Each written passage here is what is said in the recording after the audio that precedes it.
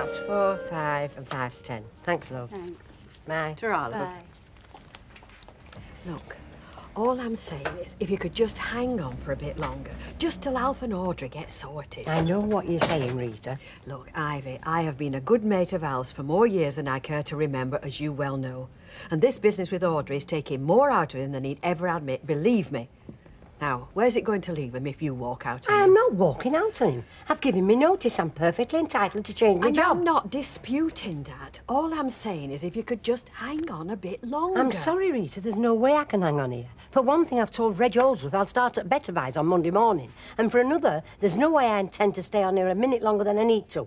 Since that trouble between Audrey and Don. We've had it up to where I have. I'm sick and tired of playing big in the Midland. Morning. Just a pint of milk, please. Oh. I don't suppose you got any sandwiches made up yet? No, but I'll take a couple of minutes. What would you like? Salmon and cucumber, couple of bomb cakes. No problem. That's what I hoped you'd say. You're a little more liberal with the salmon than your boss. Oh, well, all I can say is enjoy it while you can. Sorry? She's leaving at weekend. Right, Ivy? Right. Going to Better Buys. Oh, I see. Oh, well, I'm certainly going to miss you. Yeah, well, I'll get on with your sandwiches. Yeah, well, if you'd like to finish serving Rita first. I just have. Right. See you. Sure. Bye. Mr. Sugden, no matter how strange it may seem to you, I can assure you I had a thoroughly pleasant day out on my own.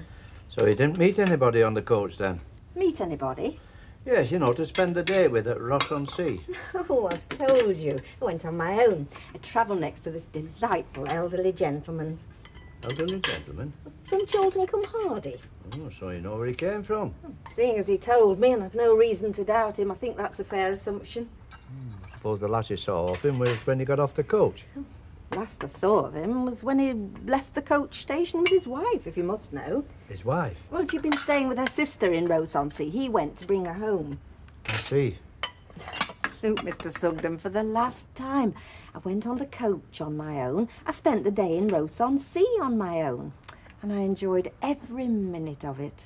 The peace, the quiet, the tranquility, the change of scene. On my own. Now, is that plain enough for you, or would you like it in writing? I was only taking an interest.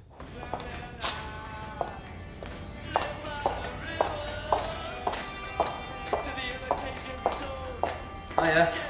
Dean? You after me? Yeah. Your place or mine? Oh, I'll have to come back to you on that one, see what Phil reckons to the idea. I thought for a minute my luck was changing. Oh, well, I reckon we could all do with a bit of that. You've not seen Phil, have you? Sorry. No idea where he's likely to be? You are joking. Dean, how long have you been with Phil? Since I left school. Why? Nothing. Come on, you must have had some reason for asking. Well, I just wondered how well you knew him. Bothered about this cash flow problem, are you? You know about that? I'm one of the first to know me. I don't get paid. You haven't been paid? Haven't been for a couple of weeks. You don't seem very bothered about it. Why should I be? He always sorts me out. Always? You mean this has happened before? It does in this business. Look, don't worry about it. Phil hasn't let us down yet, has he? He'll sort something out. He always does.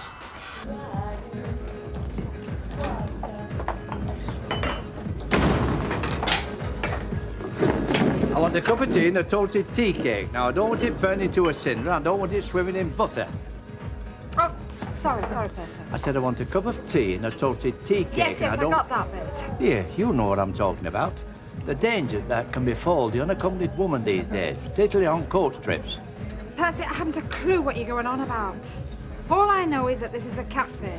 You ask me for a tea and a tea cake, I have to serve you, but I don't have to stand here listening to you prattling on about coach trips. All right, Audrey, I'll serve Mr. Sugden. Hang on a minute. Tea and a tea cake, wasn't it? Yes, and I don't want it burning to a No, cinder. I don't want it swimming in butter either, or I'll see that. If you weren't hoping for a tea break this morning, now might be as good a time as any. Hey? A tea break? Oh, yeah. Come on, ma'am. Huh? Come and take the weight off your feet for 5 minutes.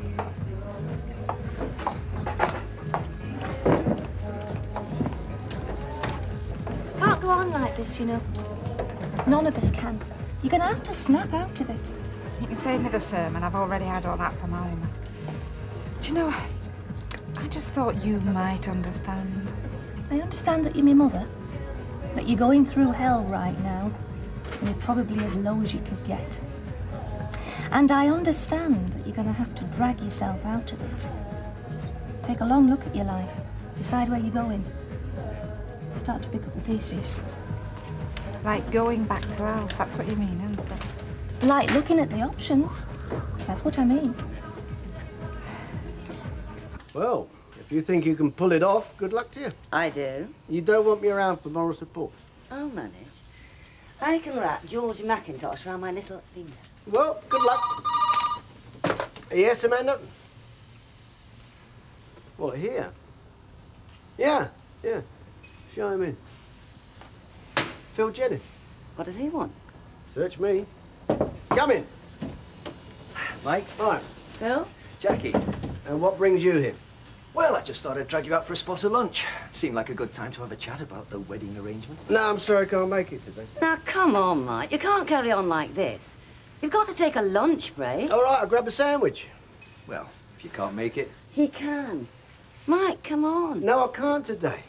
Mike, No, you know how we're fixed. OK. I've got the message.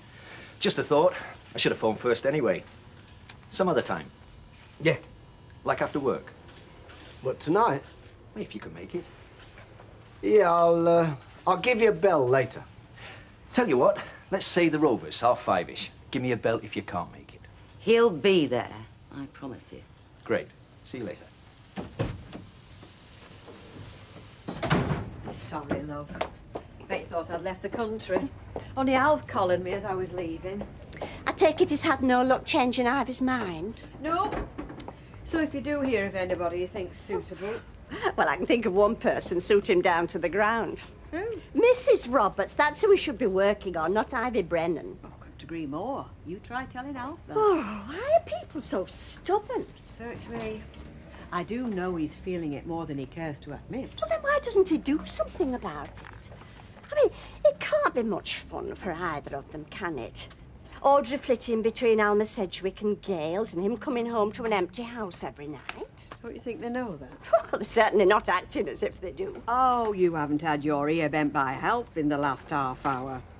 He's a very lonely man, Mavis. No one to talk to, having to face up to each day on his own. And how he feels, believe me. If anybody knows what Alf's going through, I do. And you told him that, I suppose? Yeah, of course I did. I see. What do you see? Well, I just hope he doesn't take it the wrong way, that's all. I mean, I can understand you being sympathetic and wanting to be there when he needs to talk to you, because you're old friends and he trusts you. But don't forget, he's always had a soft spot for you, and, well, given an inch, I think I've said more than enough already. I think you have. Oh, thanks, Betty. Well, I don't know about you, but I've been on my feet all morning. OK, hint taken. There's a table over there. Hang on a minute. Oh, you can't leave us in suspense. What did happen at Ross-on-Sea? Nothing. Nothing? But you just said that it were a day to remember. I thought you'd been swept off your feet by a lifeguard at least. So does Mr. Sugden. And as it happens, you're both wrong. It was quiet, friendly, peaceful, and there wasn't a Mr. Sugden anywhere to be seen. And that in itself was a tonic, believe me. Yes, Don, love. Orange juice, please, Betty. Love, just Right. a small one. I haven't got long. OK. There we are. That's 43p, please. Hello. I've just heard What's that? about your Ivy thinking of leaving Alf. Not just thinking about it. She's going to Better Buys. It's definite. Oh, yes, that's next week. Can't come soon enough for me, believe me. Well, Alf won't agree with you, will he? I mean, he hasn't got a clue which way to turn. Well, that's his problem, isn't it? There we are, Mrs. Turner. Thank you. Taralo. Hello, cabin. Yes, just a minute. Rita, it's for you. I think it's Mr. Roberts. Alf? How what? Oh, well, hang on a minute, Alf. I mean, if me listening to you has made you feel better, then I'm very pleased for you, but don't make out I'm a plaster saint. Yes. Yes, I think we do understand each other. Right, Alf. Yeah, I think I've got the message. But I wouldn't agree I was the only woman that ever understood you. Lunch? No, Alf. No, I'm sorry, I can't manage lunch today. No, Alf, not today. Yeah, Some other time, maybe. See you, Alf. We're only trying to help the fella. I never said a word. I'll put kettle on.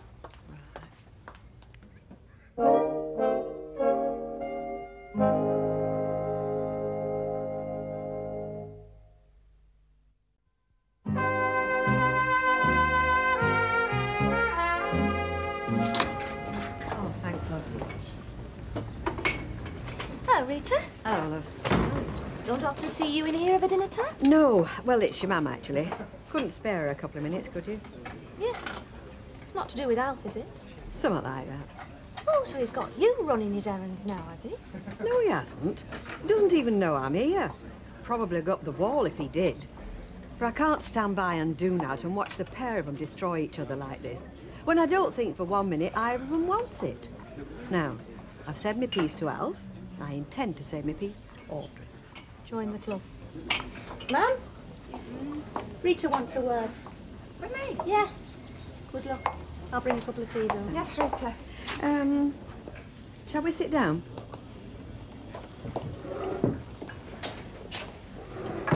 What's up?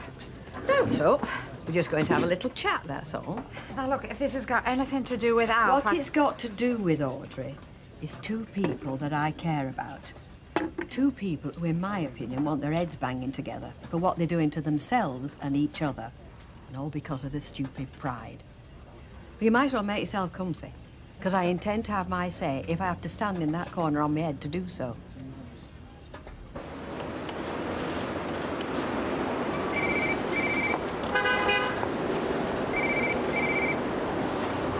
Jackie Ingram. Jackie, Ralph Thompson. Ralph, how are you? Oh, I'm very well, thanks. You? Can't complain. There's been 1 or 2 changes here, of course, since you left us. Yes, I've had my ear to the ground. So, you know about me and Mike at the wedding? Yes, I did hear. I see. Well, I take it you didn't call to congratulate me. Jackie, I need to talk to you. Fine, I'm in my office all afternoon. In private. Look, Ralph, if you've got any thoughts about trying to talk me out of marrying Mike, then... This is strictly business, I promise you. And at this stage, strictly between you and me. Look, could you meet me after work, say about 6? Well, look, if you'll just give me an idea what this is about. I'll tell you when I see you.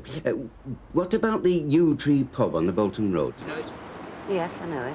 Right, well, I'll be there at 6. Can you make it? Well, I suppose so, but... I'll see you there, then. And, not a word to anyone else. Including Mike, I take it? Especially him. Bye, Jackie.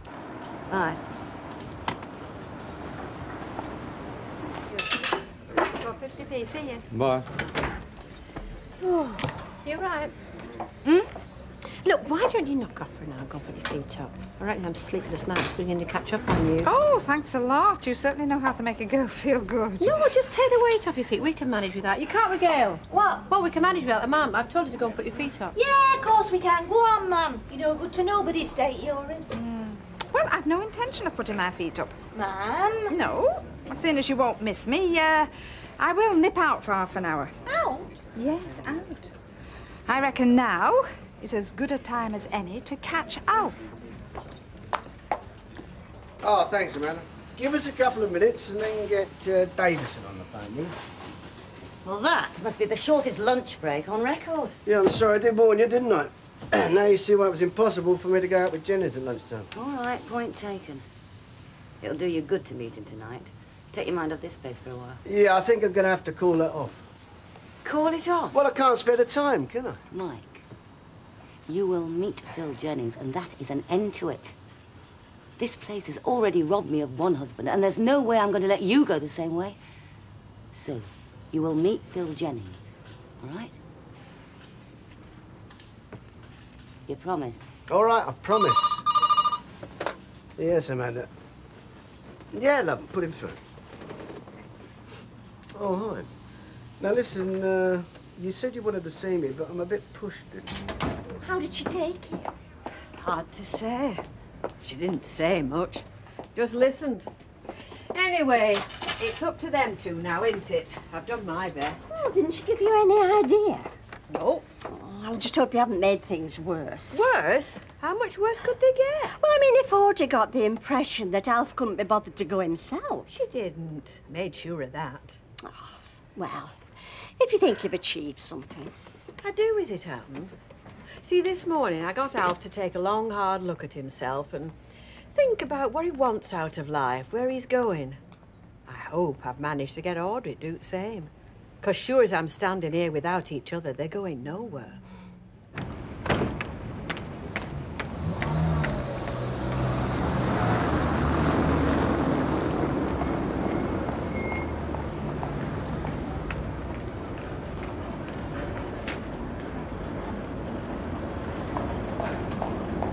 Is age catching up on me, or have we been pulled out today? I thought it had been a bit on the quiet side, you see. And one of you catches up with us all eventually. You know. Do you fancy going halves on a necklace cake? I want 12 if you do. Price is the charge in here? You must be joking. To hell with expense. Hello, Mum. Hi. What's the matter? What did he say? Well, he didn't say anything, did he? Because I never got round to seeing him. What, he wasn't there? Oh, yeah, he was there, all right. Well, at least as far as I know. So was Ivy. Well, no way I could face him, Gail. Not with Ivy there. Sit down. I'll get you a cup of tea. If you say you've got no plans for going for a day out again, I believe you, of course I do. Very pleased to hear it. I don't want you to think for 1 minute that I'm prying into your personal business. So you've said, Mr. Sugden, a dozen times. Now, can we just drop the subject, please? All I'm saying, I think it's most unwise for an unattached lady like yourself to go off unaccompanied the way you did. Mr. Sugden, I can assure you I am quite capable of looking after myself. I know you don't want to feel you're being a nuisance or putting undue demands on my time, because you're a very considerate person. But I wouldn't consider it an imposition in the least if you asked me to accompany you next time you go. I'm not planning on going anywhere. Is that clear? For now, maybe, but there's bound to come a time in the future. Mr. Sugden, if it'll make you any happier, I'll bear your offer in mind if and when I next contemplate taking a day trip. Right, now we've got that sorted out, perhaps we could drop the subject because we seem to have done nothing else but talk about your day out since you got back. Thought you wanted to talk to me about the wedding. I need a favour, Mike, a big favour. I need to get my hands on some readies. I've got this deal all set up. Low risk, high return, but I've got to move fast. Hang on. You want a loan from me? Just for a few days, no more. I'll see you right, you know that. But you can't be short of a few bob, surely. Can't get my hands on it, can I? It's all tied up. By the time I unlock it, I'll have missed the boat. Yeah, but why me? Because you're a mate. You know how I operate. And if anyone can get his hands on £6 grand, you can. Oh, blimey, £6 grand? Don't want much, do you? Come on, I'd do the same for you. You know I would. Hey, it isn't a problem, is it? You can get your hands on that kind of bread. Look, I just need to know I've got it. Phil, mate, I couldn't possibly think of it at the moment. I'm up to my eyes at work, then there's the wedding, the honeymoon. What are you saying to me, Mike? I'm saying if you want to talk about a loan, fine. But leave it till after the wedding, all right? And that's your best offer? It's my only offer. Your shout. Thank you.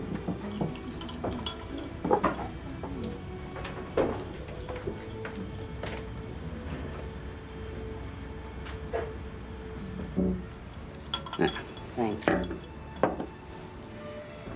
you know, I don't think I've ever been here before.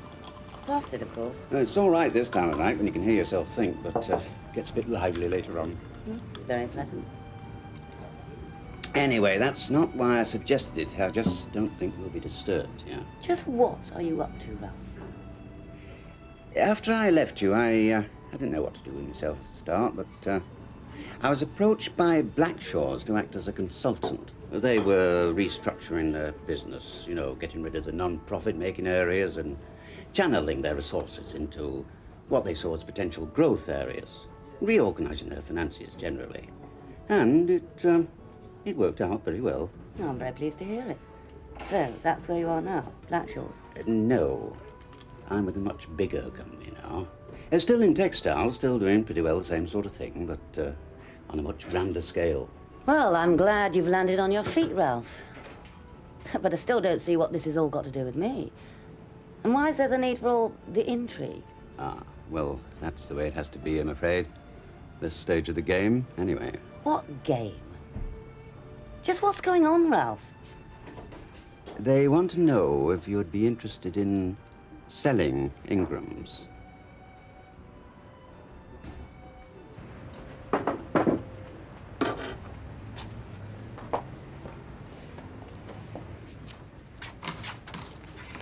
You should be home now. Yeah, I think I'll leave it till tomorrow. Look, love, I know it's not easy for you, but it can't be any harder than lifting up that phone. I mean, you were prepared to go around the shop and see him this afternoon, weren't you? Well, I'm not sure now. What? Not sure of what? Oh, everything. Alfie, myself. When I went round this afternoon, all I could think about was Alfie and me. I mean, I really wanted to talk to him. And I really believed he wanted to talk to me and all. But then I spotted Ivy. The one who sparked everything off. The one who stood by him when I walked out. So you saw Ivy? Well, that doesn't change anything, does it? I mean, it's about you and Alf, not Ivy. Look, come on. There's the telephone. No, I don't know. I just don't know. But you want to talk to him. I know you do. I don't know if I want to take that chance. Well, what chance? Well, maybe he doesn't want to talk to me. I mean, maybe he doesn't even want me back. I couldn't bear it if that happened, not after everything else. I just think if I could leave it till the morning, maybe I'll feel differently, you know? I just don't think I could stand another rejection. Not from Alpha. Love, come on. Say you understand, please. Oh, I reckon we both had enough for one day. We're shut! We're shut! Oh, honestly, some people. Don't you understand? Plain English, we're shut! Me, Ivy, let me in for God's sake. Oh, Ivy! Oh. Is Audrey about? Yeah, Audrey. What's that? There's nothing wrong, is there? Yes, there is. What do you want? It's Alf. Alf, what about him? He's collapsed in the shop and they've rushed him to hospital. They want you to go around and see him, so I said I'd come and tell you. Take it easy. What? You're not going to be fit to get married tomorrow at this rate. What about Atkinson's? Now, I know we gave them the kiss-off, but they're always good for a bit of business. Now, what say I make a diplomatic mission, eh? Well, can't it wait till after the wedding? What, and come back off honeymoon and find that we haven't got a business? No, Jackie, we've got to move fast, get new orders. Otherwise, Ingram's will be history. I'm just worried. You've only had a few hours sleep. Well, don't be. I'm always good at putting on a show. I will be charm itself at the wedding, especially to your relatives and friends, because who knows, the way things are going, we could end up living with one of them. See ya. Morning, Percy. If you're still tired after you've had a good night's sleep, you want to see a doctor. That's what my dad always said. Oh, give over, Percy. I'm doing 2 shifts behind that bar. I'm not used to the evenings, you see. Well, tell me you don't want to do it. You're too old to be pushed around. Hey, less of that. I'll have you know I volunteered, just because I get bored around the house, you see, with these light nights. Anyway, who bit your backside? Ah, you're right now, you know, there's no substitute for companionship. Have you and Emily had a row? No. I'm not speaking. I think that's my business, don't you? Hey, I'd cross over the street if you don't want your ankles biting. Oh. Have you been in the corner shop? Not today, lovey, no way. Well, I've just been told that Alf's been taken ill. Oh, no, nothing serious, I hope. Well, it was one of my customers, and she said he had to go to hospital. Did I hear you say Alf had been rushed in? You're very selective about what's your business, Percy. And I didn't say rushed. Do you think Audrey knows? I mean, the last I heard, they weren't even speaking. On the recent performance, it's probably her that's put him there. Ooh. Are these all right? And to be honest, there wasn't a lot to choose from. Yeah, fine. Oh, it's no wonder men don't wear pyjamas. Actually, they've got him in one of them white hospital gowns. They can hardly get it round him. So what did they say exactly? Oh, they were a bit vague. Mammy collapsed. Something must have caused it. Oh, go on. What? Well, you'll not be the only one. Audrey caused it. She drove him into the ground till he could stand them all. I never said that. I just wanted to know that he was all right. Now, what did the doctor say? They said it was nervous exhaustion. Look, why don't you go up and get ready, eh? I'll finish this. You know, I only moved out to make a point, Gil. I just wanted it. Oh, dear. I really do love him, you know. No, well, let's call it finished and say no more about it, eh? It's just that we're both as stubborn as each other. I know, but 50-50, I'm only holding my hand up to half of it. Ma'am, nobody's blaming. No.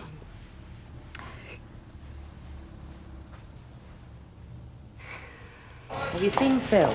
Not since early on. Oh, so he has shown his face then? Nipped in, grabbed the file and shot off. A red one? Think so. Oh, well, he might have told me. I've been looking for that fault in the file. I was panicking because I thought I'd lost it. I'm organising a telepathy course for Phil Jennings' employees. Yeah, put my name down, will you? Snag is, payday'd never be the same. How do you work that out? But if he could actually tell when he was going to settle his debts, it'd take all the fun out of it. Anyway, I'm going home. If you do see Phil, will you tell him I've taken this lot with me so they won't go walking? Will do. Catch you later. Any luck? Atkinson placed an order. But that's marvellous. It is if all you're worried about is keeping a chicken fed. Oh, Mike. You look worn out. Why don't you No, I try don't know. Someone says recession, and they all start bailing out. I just don't understand it. Oh, they're all whispering out there. Lynn's just asked me when they'd be starting the Mellors order. And what did you tell her? Just box clever. Said she should be concentrated on the current order. Well, I don't see any reason why they can't be told. What, that Mellors have gone bust? Yeah, they're going to find out sooner or later. We're worried. Let them worry. Might get a good day's work out of them. Look, I know this isn't the best time, but... Oh, Jackie, not at the moment. No, please. listen, they've underbooked the reception. We'll tell them to get it sorted out. We booked the small room. They say there isn't the space. I couldn't care less. I'll have mine on the lawn. All this faffing, tell them to either get it sorted out or we'll cancel the meal. We can't. The only important thing is that we make that appointment, right? Oh, stop it. I dislike all this faffing as much as you do. I am sick of shouting down the phone.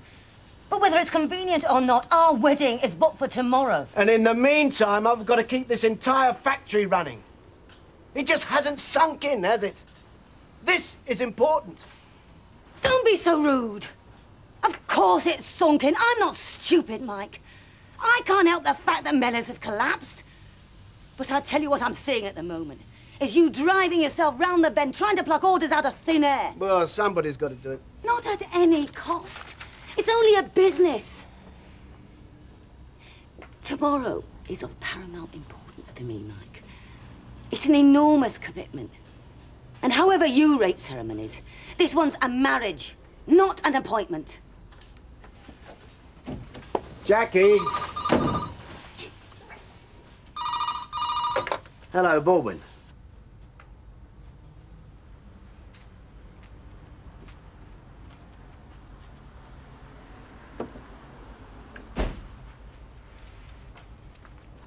Oh, you're back.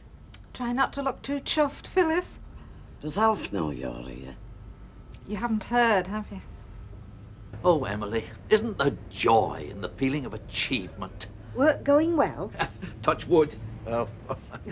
Yes, I've just clinched a deal we've been after for months. Well, Congratulations. light industry. A fragile creature 1 minute, a towering giant the next.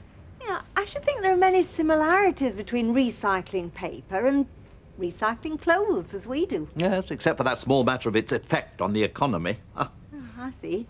So what I do, socially ineffectual. Oh, no, as long as it keeps you ladies happy. No, for me, I need a greater challenge, more frequent change. I like life to come up with a few surprises. Well, actually, Derek, you're not so incredibly different from anyone else. Except perhaps that some of us have learned not to rely on touch wood for our self-improvement. It invariably lets you down. Oh, I'm sorry to have kept you waiting. I had the change anyway, so that's 80, 92, and 1, 2, 3 makes 5. Thank you. Thanks. Bye. Yes, bye, Emily. She's rather truculent, I must say.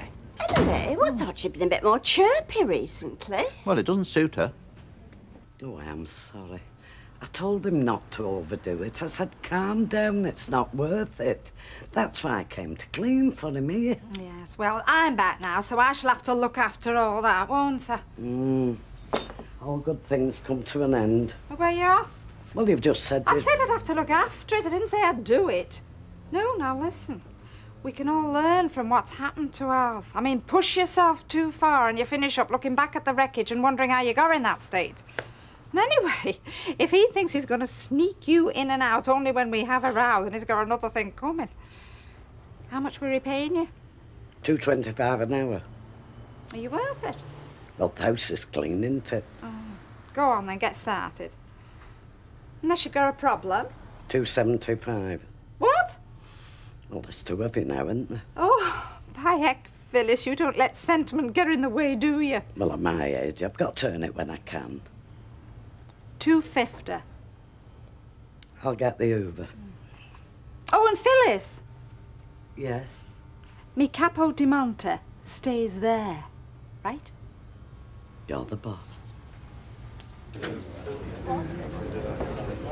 Hiya, Betty. You're serving me. Has Deirdre been in? Not today, lovey, no. Oh, right, thanks. Catch you later. OK, Duck. You've not cheered up since this morning, then? Can I pick your brains, Mrs. Turpin? Yeah, go on, then. Have you noticed anything strange about Mrs. Bishop? Oh, not to make note of, no, love. I've swilled the yard, I've cleaned my bedroom, I've done the windows. Never a thank you. I can't do right for doing wrong. Have you thought about making yourself just a little bit scarce? Scarce? Yeah, like going for a walk or something. What good will that do? Well, you see, it can get very claustrophobic, two people under one roof, especially with you not working. I mean, perhaps she feels like, oh, she needs a little bit of a breather. I can't see it myself. No. Well, it's worth giving it a stab, isn't it? See if it clears the air a bit. Nah, it's greed, you know. Pure greed. I'm told he works more hours than a light bulb. And for what? Money? Power? Must be worth the bother, Tilly. Well, it will be when he's married this textile widow, this... Yeah, Jackie Ingram. Hey, that's this week sometime, Well, isn't yes, it? that's my point, isn't it? Wealth by association. No pride in that unless you've crawled out from underneath the stone. I mean, it's like your aristocracy, isn't it, eh? Genetic bank books like we inherit divvy from the co-op. And what have you done to earn it, eh? Yeah, well, he's not on my Christmas card list, but I'll give him this. He's a clever bloke, he's Bobby. Clever? Oh, you know what they say. If they're clever enough to earn it, they're daft enough to want to. Now, Jane, please don't. Could you fill that up to the top, Alec, please? So, won't see you now until the big day. What about tonight? Mike's stag do. Oh, of course, I forgot. The ritual hammering of the groom before he ties the knot. I know the macho ceremonies. It's only a laugh. Hey, you want a preview of the speech? Best man's eulogy to a dying breed. Not if it's full of that sort of rubbish. Oh, go on then. It's a toss-up between that and your outgoings. I was up half the night doing this. It's a pleasure and an honour. Groans from the crowd. Oh. To be asked to stand as best man to a bloke who spent his entire life convincing us he's the best man. It must have choked you, Mike. Oh, well, thank you for that. Because what you're looking at here is a shadow of his former self. This is a bloke who's taken longer than average to learn economics. Economics in business, that 2 overdrafts do not make a bank balance. Economics in his social life. Mike's eventually sussed that one woman is more than enough. And my guess is there are women all over Weatherfield who are glad he got good at sums, especially the new Mrs. Baldwin. Phil, you can't. That's tasteless. Why not? They all know his background. He's had women all over the place. Just cross it out, please. I like that bit. It's only a laugh. If you don't cross it out, I'm not coming. Hey, it's only a joke. Something you want to tell me, Deirdre? No.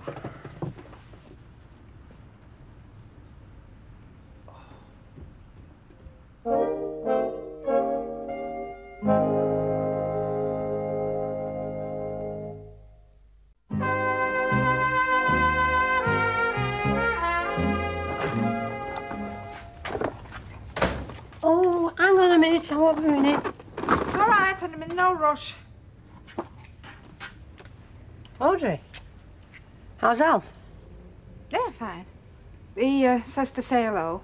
Oh, thank you very much. Well, I can't stand round here, can I? Because there's work to be done, isn't there, Ivy?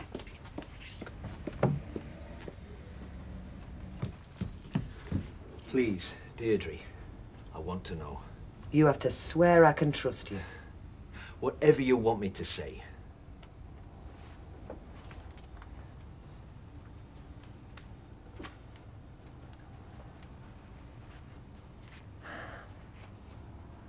It's, 8 years since Mike Baldwin charmed me.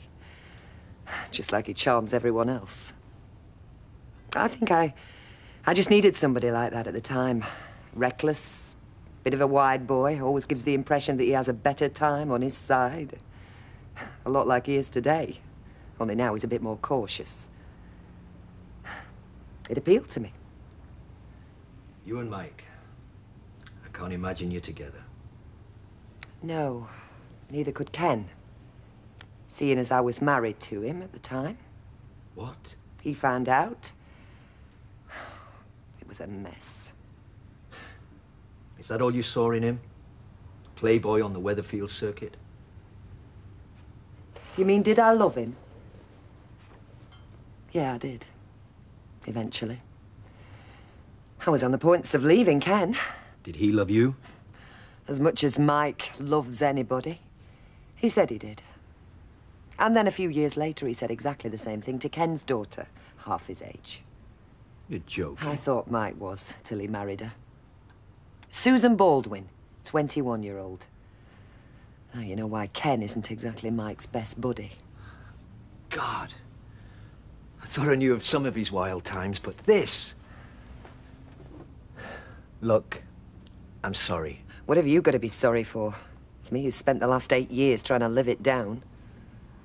About the speech. Thank you. I mean it, Phil. Nobody else knows about this. Just 4 of us. My word. So, that's what you call a snack, is it? I work hard. Well, I work hard and all, but I wouldn't get that down me. You can't burn calories off in your job. No, you'll get that down your front if you come out with anything else like that. Alma? No, I'm fine. I'm fine. No, you covered for me this morning, so why don't you slip off now, eh? I know how you're feeling. I can manage. No, Gail, you do not know how I'm feeling. You know, it's driving me around the rotten bend. I mean, every time anybody comes in here, they either break their neck, not to mention Mike Baldwin, or else you just come out with it and say, how are you feeling? What the hell are they looking at me for? He's the one that's getting married. Why don't they phone him? I'm sorry. You know, I made a career out of forgetting that man, and he's still carving his initials on me. Now, we should just get on now and get it over with, and maybe people would just leave me alone. No more digs, I promise. Thank you. Flat cap over there wants a bacon sarnie. Come on. Hasn't it gone cold? Right, Mavis, what can I do for you? It's a nutty cluster for Rita and a cream horn for me, please. And how are you feeling?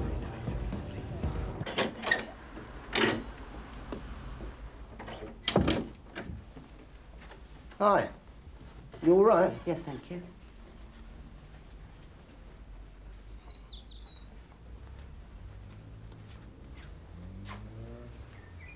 Did you get the reception sorted out?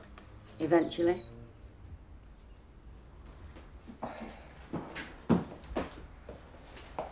I'm sorry, love. I want tomorrow to happen more than anything. I love you.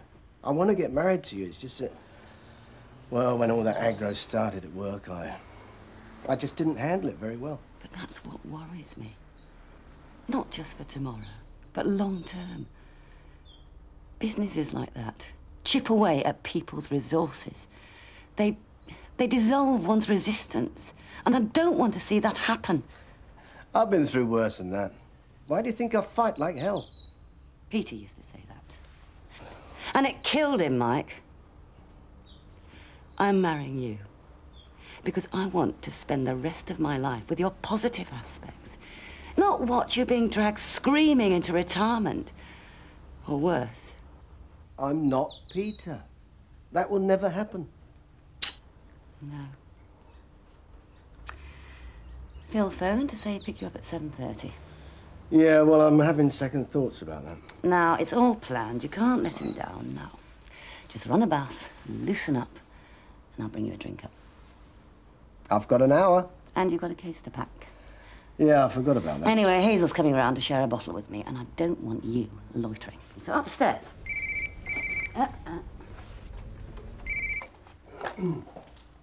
Hello? Hello, yes. No, I'm, well, can you make it about 8:30ish? Fine. I'll see you then. Bye.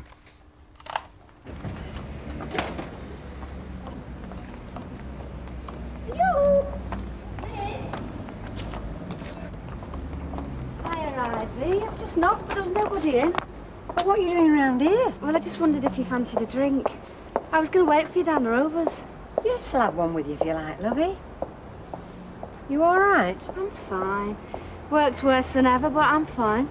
Why, what's up? Well, you never guess what Baldwin's done now. Mr. Sugden, where have you been? Oh, all over the place. You know, it's years since we've been over Crown Point. Crown Point? That's miles away. Ah, it's a good walk. On foot? Oh, yes. And I do beg your pardon, Mrs. Bishop. I lost track of time, I really did. But it's that feeling, you know. A good stroll, nobody to talk to, only yourself. I feel better for it, I can tell you. Good. Oh, that's nice. Well, I don't know how warm this is. Oh, it'll be lovely, Mrs. Bishop. Your cooking always is. Hi, Betty. Hold on.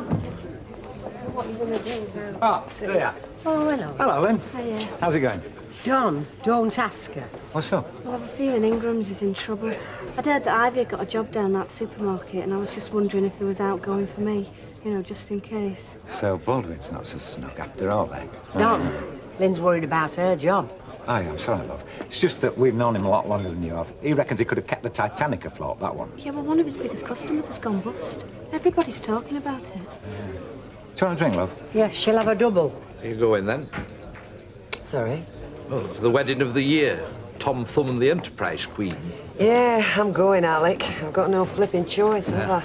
I'll have a white wine, please. Yeah, sure. Sure, you talk, you make it sound like a funeral. Hi, Dean. Are you having one? Pint of lager, please. Pint of lager as well, Alec. Phil reckons it's going to be a good day. They said they were having a small wedding, but they're definitely spending money on it. So, you've been needing time off work to get over it, then? No, Dean. I tend to be able to pace myself at civil ceremonies. It's Phil I'm worried about. You've been good for him, you know. He's quieted down a lot since he met you. Is that a compliment? Of course it is. But I reckon you're just what he needed. He gets a bit wild now and again. Oh, that counsellor image. He started behaving. You make it sound as if I'd be a good social worker. Yeah, well, at least you lasted longer than any of the others. Cheers. You get to the top, and all you can hear is your own breath and the sound of birds. Loads of birds. It's a different world. Mr. Sugden, there's You know, something I'd I like... think it's good to be on your own from time to time. I really do. And you needed your space when you went to Ross-on-Sea. Yes, but I... You got mine today. And it's very healthy, don't you think? I'd like to speak, if I may. Yes. My day trip to Ross-on-Sea wasn't just for breathing space. I went to look the place over. I see. It's very nice. It's somewhere I think I want to live. I've decided to sell this house and move.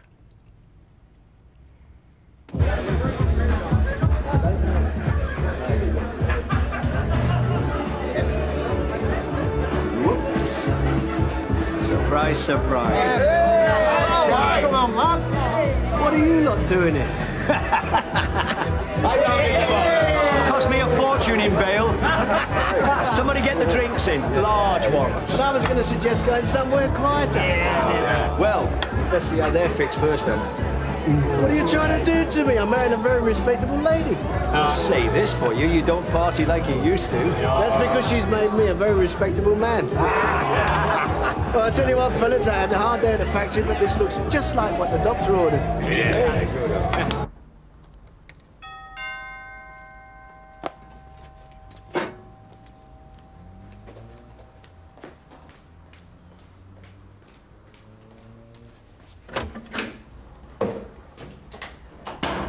Hello, Ralph. Come in. Hello, Jackie. Nice to see you.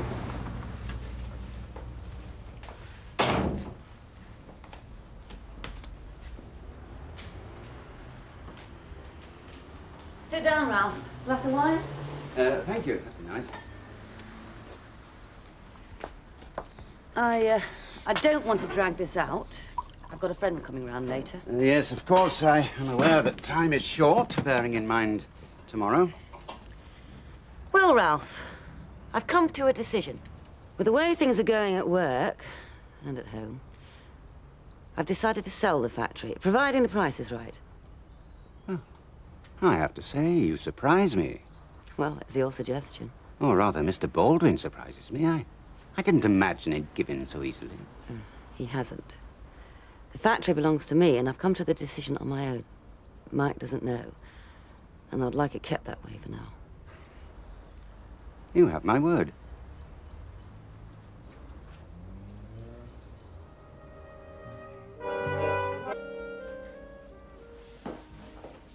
Right then, I'm off. Good.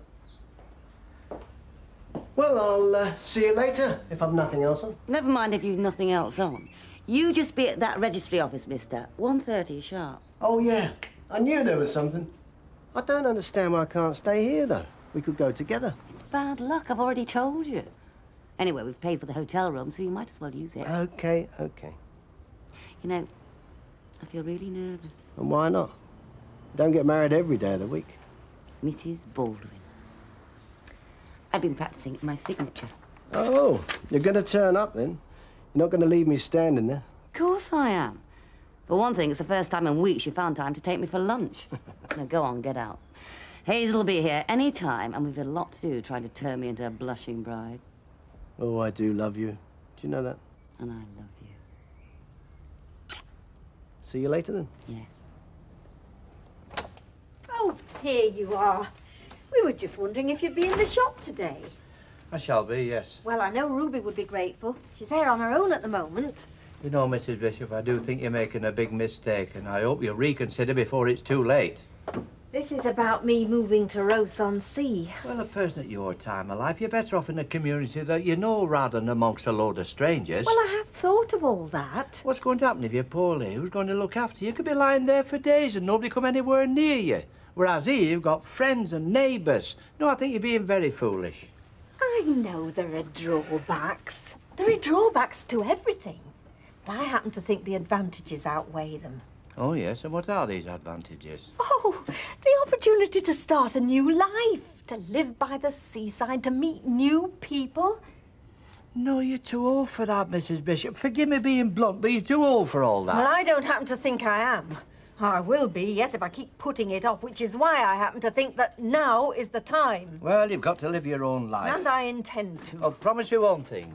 You'll think about it, and you won't do anything rash. I've already done a great deal of thinking, Mr. Sugden.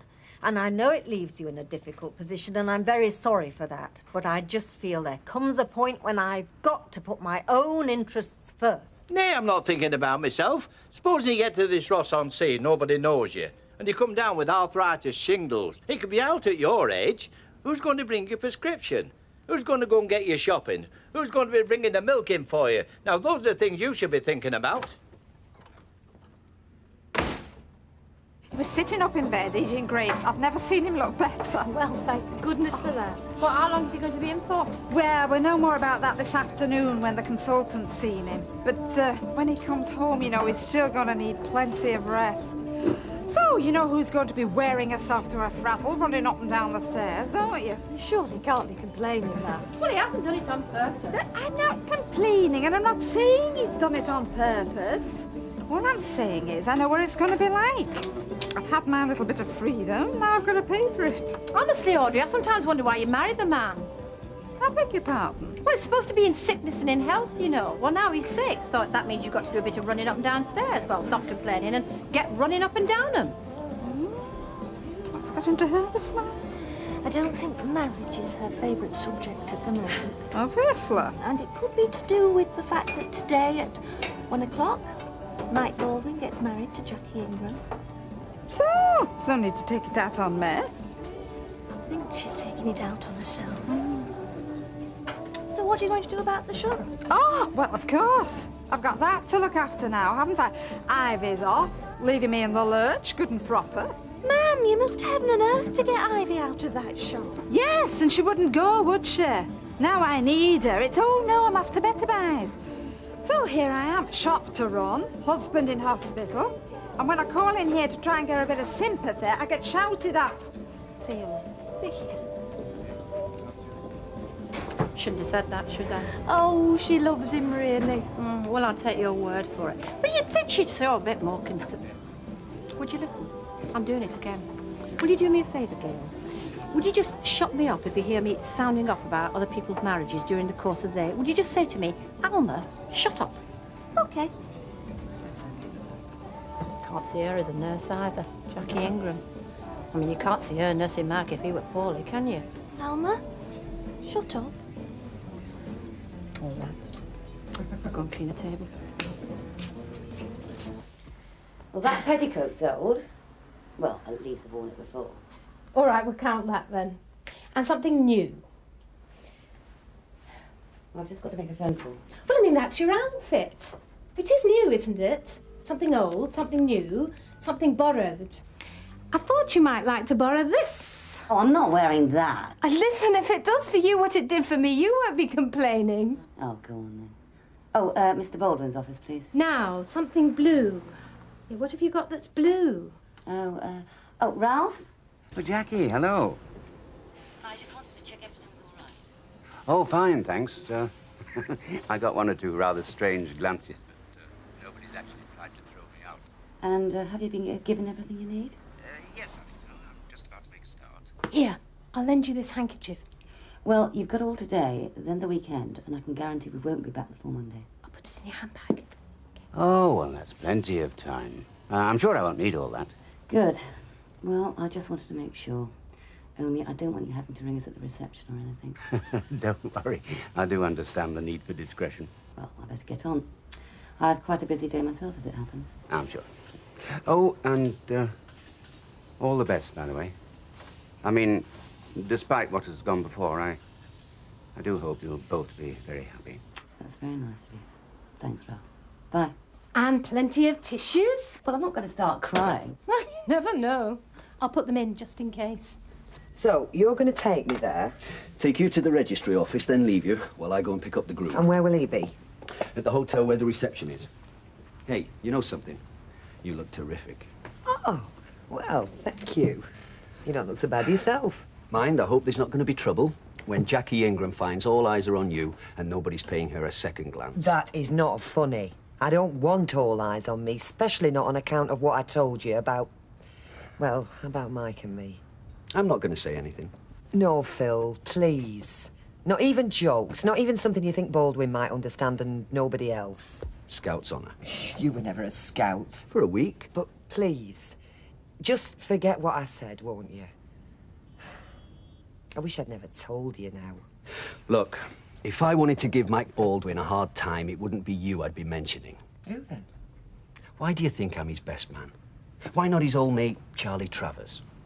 Because he got Charlie to pretend to be a buyers for Ingram's when the widow woman was bent on selling it.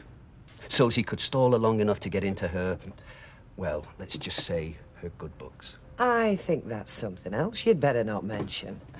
Be a bit of fun, though, wouldn't it? Certainly liven up the proceedings. If we don't sell the property, then you pay us nothing, not 1 penny. But if we do, and I'm sure we will, then you pay us just 1.5% of the selling price. Oh, I see. Tell me, are you looking for a quick sale, or is that not important? Well, a quick sale would be nice, though I don't have any specific date when I have to be out. You've already found another property, have you? Well, not one in particular. I'm planning on moving out of the area, you see, so... Oh, Mr. Sugden, this is, Mr. Simpson. Mr. Simpson. He's an estate agent come to view the house. How do you do? Hello. So, would you mind if, while we're going round, we have a quick look in your room? It's your house, Mrs. Bishop, and my room will stand inspection any hour of day and night. Yes, I'm sure it will, yes. Well, then. Thank you. Sorry, but do I understand that gentleman is a lodger, or... Yes, he is a sort of lodger, yes. And is this a formal tenancy? Does he have a rent book? Oh, no, nothing like that. It's always been a very informal arrangement. Only it can lead to complications otherwise. On second thoughts, I think I'll take myself out and leave you alone. Oh, there's really no need. No, I think it'd be better all round. No, I'm sure there'll be no complications. At least, not the kind you have in mind. Well, seeing I'm in Al's place, I suppose I should make a little speech, shouldn't I? Like, how grateful we are for all your hard work, how you're going to be missed. Oh, I don't think that'd be necessary, Audrey. Oh, well, that's a relief, because I think I'd find it a bit difficult under the circumstances. Not sure I know what you mean by that. Well, Ivy, all this fuss in this shop has turned my fit and healthy husband into a nervous wreck in hospital. I'm not to blame for Al's state of health. I did my best to lift the weight off him while I worked here. I'm not the one that put him in hospital. Really? Now, I did hope to leave here with no ill feeling between us, Audrey, but I'm telling you, I won't stand for any more talk like that, and I trust I shan't hear any more. All right, Ivy. Look, I don't want to argue. I've got enough to cope with. A home to run and a business all on my own. It'd be a miracle if I'm not in hospital myself by the end of the week. Well, I'm sorry I can't be more help, but I have got a job to go to, and that's that. Yes, all right. I understand that.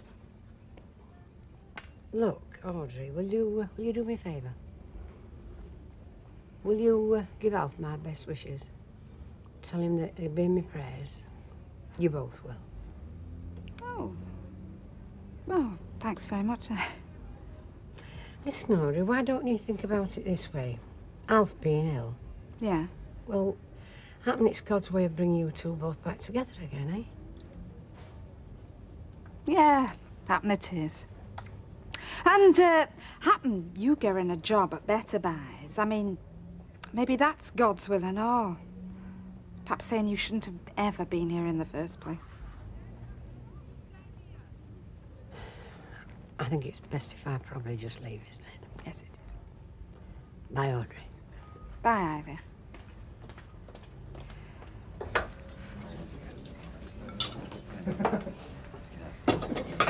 They'll be on their way now. Stop thinking about it. Actually, I'll be glad when it's over. When I know they're married and it's all over. You know, some folks say you're better off without him. Well, I don't care what they say. I know I'm not. But I just have to learn to live with it. Just stop thinking there's a chance that he might come back. Well, another 10 minutes, it'll all be signed and sealed. Good, I'm glad. But you know what? I feel sorry for him. I do. Because he'd been happy with me, I know he would. So it's his own fault. He's getting what he deserved. And it serves him flaming well right. Have you got the ring? Yeah. Though I was tempted to hock it, seeing as I'm still needing to raise a few bob. Still, this is probably not the best time, is it? I'll call round next week, like we said. Have a word with you then. Not promising anything. Times are hard. Hey, come on, Mike. What? I come to you for a little favour and you start telling me about hard times. How do you expect me to make a speech telling all your guests what a wonderful fella you are? Well, you just have to tell them the truth, won't you? Yeah. Yeah, I might just do that.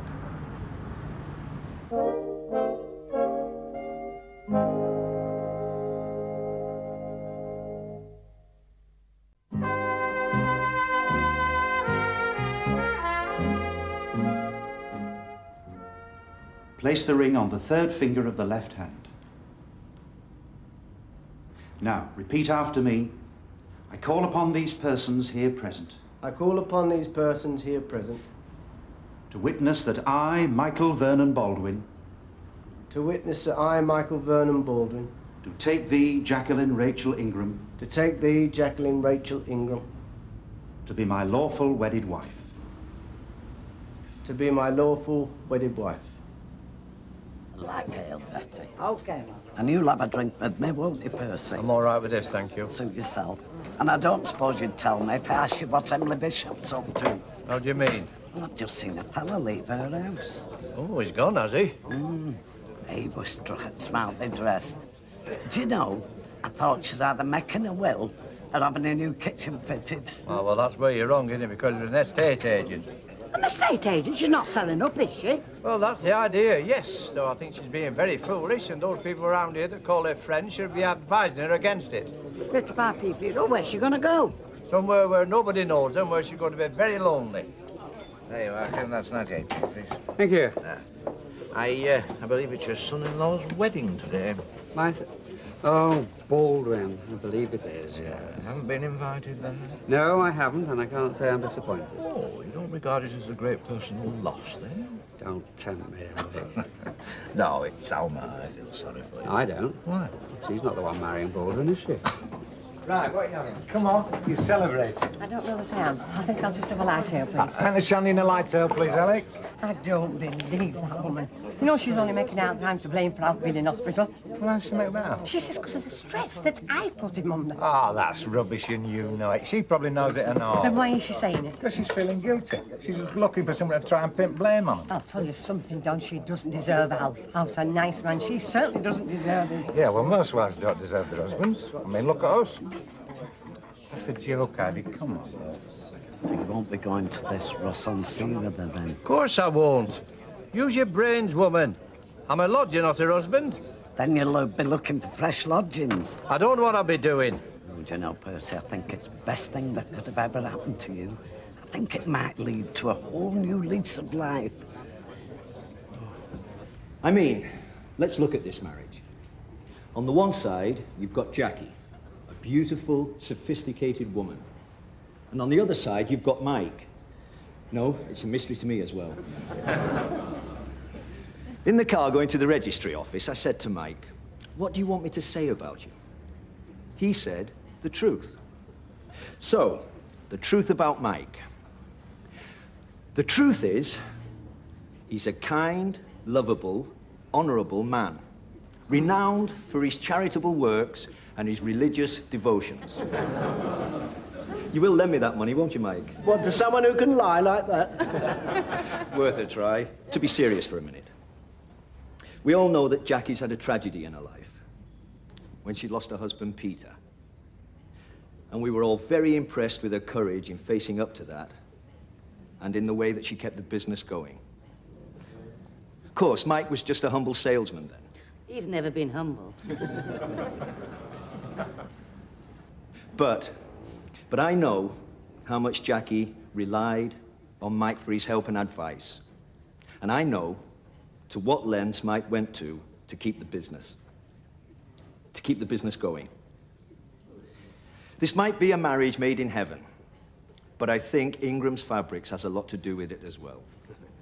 So, could I ask you now, ladies and gentlemen, to raise your glasses and join me in a toast to the happy couple. Happy couple.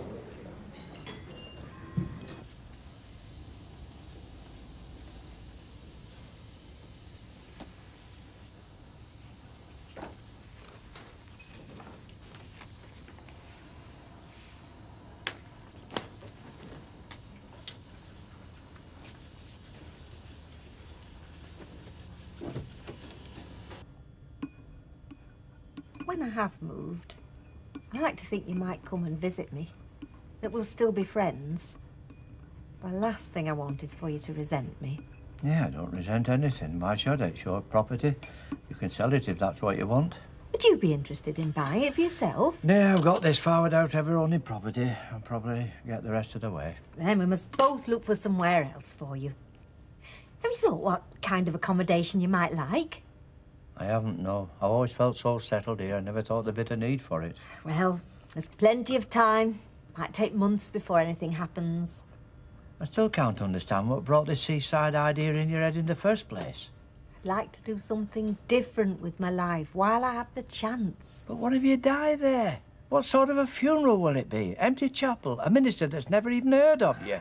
Mrs. Sugden, I am trying to be reasonable. I'd like to help you find somewhere else, but that kind of talk doesn't help. It really doesn't. Well, it's probably best if we don't talk about it at all. Fine. I shall get on with my work then. Why folks can't be satisfied with what they got, I'll never understand. Well, if that's what she wants to do, good for her. She's not taking him with her. He'd be left high and dry, poor old fella. I'm sure he'll find somebody to take him in. There's me. I'd have him tomorrow. But you know what a stubborn old man he can be. If he gets something in his mind, nothing will budge it. Gail. Then you'll just have to pick your moment and make him an offer he can't refuse. Oh, I'll do that, all right.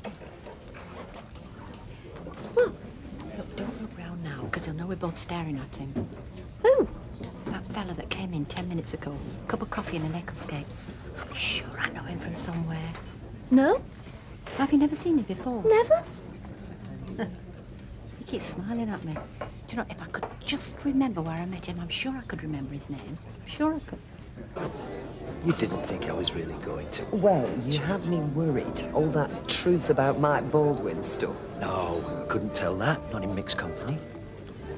Well, I must admit, when I heard she was going to see a solicitor about a pre-marriage contract, I thought, aye, this is where I really get stitched up. We did our best. Trouble was, she didn't want you really stitched up. I'm not complaining. I think it's a fair one. Well, it's only there for if the worst comes to the worst, which I'm sure it never will. No, it won't. So you can go back to the office and tear up that contract, because it'll never be used. I must admit, you've made her look happier than I'd ever thought possible. Yeah, and she's going to stay that way. I'll see to that. Well, I just want to thank you both for coming and for the speech and, oh, just everything. Oh, it's a pleasure, love. What time are you setting off? Well, as soon as I can drag him away, because we've only got the weekend. We did have more ambitious plans, but Mike didn't want to leave the business. Yeah, sounds like Mike. Oh, I know. But don't worry. I didn't marry him so he could spend the rest of his life behind a desk. He'll have your work cut out stopping him. Actually, I have a little plan to take care of that. Oh, excuse me. Oh, Hazel, love. Still got that garter on? Yes, I have. Oh, good. Now, listen, you don't know where that driver's got to, do you? Oh, I think he's in reception. Why? Do you want him? Well, I don't want to be late starting off. Don't worry, I can check. You know, if I've got to be honest, I didn't really want to come here today, but I'm glad I did. I really am. I think you make a smashing couple. Do you know what? Hearing you say that means more to me than hearing anybody else in here say that. I hope you'll be very happy. You intend to be. Now it's your turn. You find yourself a bit of happiness, okay? Mike? Uh-huh. Could I just have a quick word? Yes, I'll Bella. leave you to it. Only, I haven't given you your wedding present yet, have I? My wedding present? But you've given me everything, everything. After I married Peter, I watched him over the years work himself to death to keep that factory going. Well, I am not going to let the same thing happen to you. I'm very pleased to hear that. So, I arranged this morning for Ralph Dobson to go into the factory. Dobson? Yes, he's working as a consultant now, representing a group of companies who want to buy England. I've arranged for him to go into the factory and draw up a valuation. Hang on a minute, hang on. What is all this? We're going to sell it. We're going to sell the factory. We're going to get rid of all the hassle, and we're going to stop you working every hour that God sends and driving yourself into an early grave. It'll give us enough money to live on for as long as we like. We can take a year off, 2 years off, till we decide to start another business. Well, why didn't you tell me? I'm telling you now. No, why didn't you tell me before? I mean, why didn't you talk to me about this? Because I wanted it to be my present to you on our wedding day. Car's ready whenever you want it. Oh, thanks, Hazel. I wouldn't hang about if it were me. So is Dobson in there now? Yes. What's he got access to? Well, everything. I mean, he needed... I don't believe this. Dobson, of all people, and you just handed everything over to him. The order books, the accounts. Oh, please. Don't let's argue now. Not today of all days.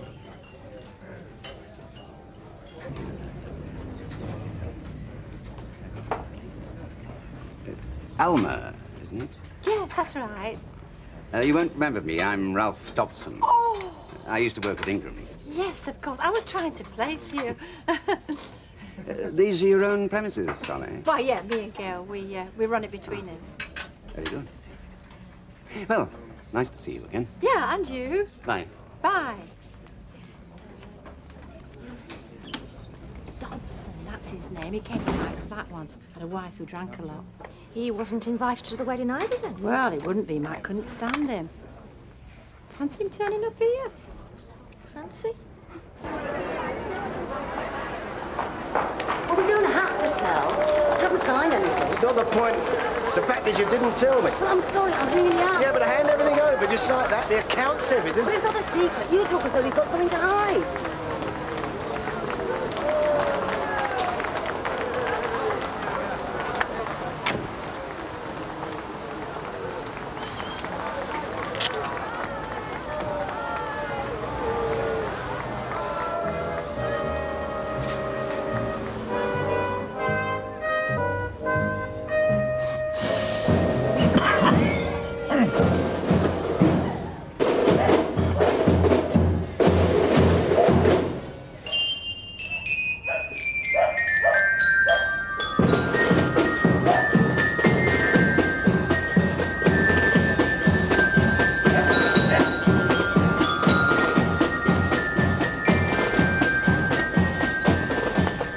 Morning, Kenneth. Goodness me, you've got enough work for a day, haven't you, reading that lot? Yeah, it's supposed to be a day of rest. Makes you turn carrying it all home, doesn't it? You lower the tone, you know that, don't you? No, I don't. I am relaxing on my patio. No, you're not. You're idling about, same as usual. Yes, and do you know why? Well, I'll tell you. If I was a petty man, Ivy, this would get to me. What's that then, Jacko? Because I'm not trusted, Don. All the years I've worked at that place, and I am not trusted. How do you mean? Because they've gone to Troffer for the day, or somewhere like that. Who do they leave the key with? Jacko, who lives a couple of doors away? No, because he's not trusted. Betty, flaming Turpin, lives a bus drive away. Now, see, I'm all ready to go. Can't run out till she gets here. Well, you look as if it's really getting you down, Jacko. It is, Don, it is. Hey, listen, don't forget you're coming to us tonight. I'd like you to look decent, OK? Looking forward to it, Ivy. Tell you what, Don, I'd run away with that missus of yours for some of her Yorkshire pudding. I did. Oh, my goodness me, you look busy. Well, I was hoping to make the place look presentable. You have to give yourself half a chance. Listen, Emily, I don't care if you never sell the place. You'll do for me as a neighbour. Aye, and that's despite your lodger. Hang on a minute. Do you want to go out for a day, Chester Zoo? I don't know, do we? I'm asking you. Yeah, well, who else is asking me? Gail and Martin have just decided. Sounds good fun, that. Yep, my Lord and Master says yeah. Well, it's going to take us a bit to get ready. Well, yeah, if you like. Well, if you think she'll want to come, ask her. No, we've got no objections to it. All right, Gail, we'll see you in about an hour. All right, then. Bye. Object to who? Ivy's not coming, is she? No, she's going to ask Alma if she wants to come. That's all right, then.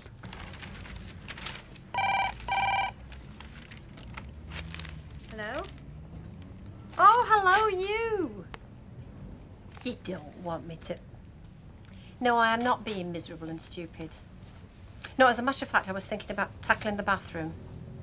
Yet I was lying there soaking, you know, thinking of cutting my wrists, the way you do on a Saturday night, and I thought, oh, if they come to find me, it'll all look so shabby. No, it's amazing how awful your bathroom gets, isn't it, before you notice? No, it's disgusting. Anyway, that's what I'm doing. And then I'm going to do some correspondence. Yeah, my poison pen letters. Well, maybe I'm joking. Yeah, maybe. Anyway, listen, tar for thinking about me, and have a nice day. Bye.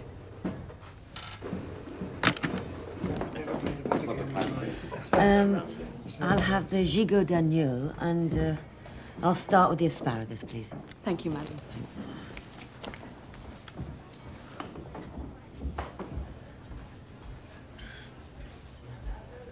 Will your husband be joining us for luncheon, madam? Oh, quite possibly. How long does it take to get round your golf course? Depends on how good a player you are. It takes me quite some time. Would you care to accept a glass of Buck's Fizz with our compliments? Oh, that's very good. Thank you. Always a nice way to start. Thank you. And perhaps we'll see you on your anniversary.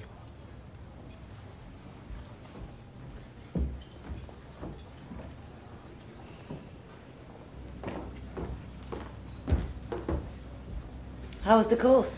Oh, it'll do. They stopped serving in here, or what? They sent some Buck's Fizz.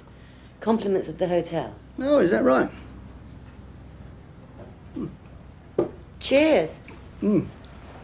Here's to us.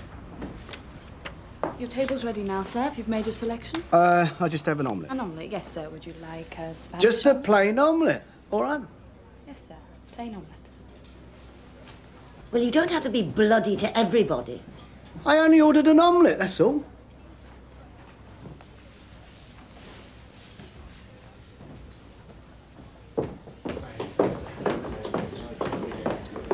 I've suggested selling up, that's all. Yeah, but you were the same when we got engaged. Suddenly there was all this talk about lawyers and agreements. A sort of kiss and kick in the teeth. Then we get married, you do it all over again. Kiss and kick in the teeth. We can live very comfortably without having to lift a finger. That's a kick in the teeth. You don't understand what I'm... You seem to do it every time you're about to make a big commitment to me. I don't know if it's subconscious or what, but you see what I mean? You do it every time, every time. It's not that. And it's a shame. Because when you make me feel terrific, I feel, well, terrific. And suddenly you turn around and make me feel like I thought it was something I was doing for you. And I thought I was doing something for you, running that factory. For you! If you hadn't, we'd have had nothing to sell. And I'm grateful. Well, I thought you might admire me a bit for doing it, because that's what I do best. But oh no, the day we get married, you say, well, never mind about all that, because I'm making you redundant. Redundant? Oh, that's ridiculous. The day you don't ask your chief executive's advice about selling the factory, you've already made him redundant. Oh, ridiculous. This is ridiculous.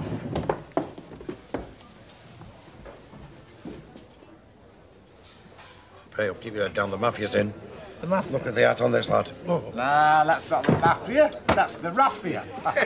A glass of lemonade, please. Where did you get that hat? I mean, what do you think of it? I mean, it's You're like a bunch of daft kids. Right. Would you like fizzy lemonade or ordinary lemonade? You mean ordinary lemonade? Ordinary lemonade is fizzy. Not when it's been sucking an half-empty bottle for a fortnight. I suppose you think this is a Panama hat, do you? Yeah, I suppose I do, yeah. Well, it'd be right, because it is. And do you know how to tell a genuine Panama? Oh, I don't bother. Well, you can roll it up till it's about the thickness of a pencil, but you have to water it. Water it and mulch it. Yes, well, Panama genuine ones, you know, they're made underwater. Give up. They stand up to the waist in water and they weave it. It's like grass stalks. The more pliable you see underwater, it's the same when they make rush matting and things like that. Yes, yes, Percy, it's best to you. But this is made out of the palm leaves, you know. Palm leaves? Yes. Aye. Can I have a couple of bottles of pop, please, Bessie? Yeah, that, Doc. Aye, going to the zoo. Oh, but further. You've arrived. We've got some funny animals in here, I tell you. Well, I can't stand here educating you lot. I've got to get back and make the gravy. Now, Mrs. Bishop's got plenty of virtues, but gravy making's not one of them. I didn't think it would be for 1 minute. See ya. Sure. You know, it's amazing, that fella. He's got to lay the law down about everything under the sun, including Panama hats. Well, it's his way of making conversation. Oh, is that what it is? He's trying to be nice, and I'm sure he is, really. Well, pay him to, won't it? Who's going to have him when she chucks him out? Not chucking him out. Of course, she's getting shots of him, even if she has to go to Timbuktu to do it. She was thinking the land had no side of Ross, is what she was saying. Betty, who else is going to put up with that lot? Oh, well, don't be too hard on All him. right, Betty. You've got a big house to rattle around in. You check in a lodger. Yeah. Oh, I'm a little bit set in my ways, you see. Yeah, of course, yeah. Yes, and I need a room in case our garden comes up. They're gone. They're gone. Anyway, I'd burn the place down sooner. He's on his honeymoon then, eh? Oh, sorry. You're a friend of mine. Yeah. Baldwin. Oh, so I'm told. I remember the time that you gave him a thumping in here. I thought good on you then. I think the same now. It's not a thing I'm proud of. Yeah, well, one thing's for sure, we won't see much more of him now that he's married himself off to a flipping fortune. With all due respect, Don, I'd rather not even think about it. Hey, was that? It was, wasn't it? Oh, big mouth. Yeah, big mouth.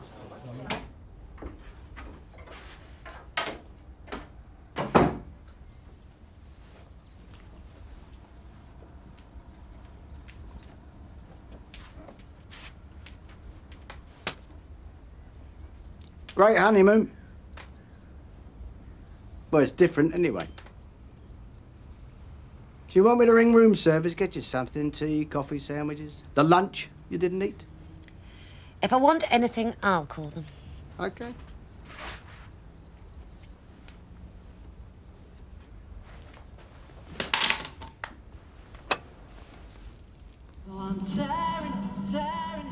Wherever you find slag like this.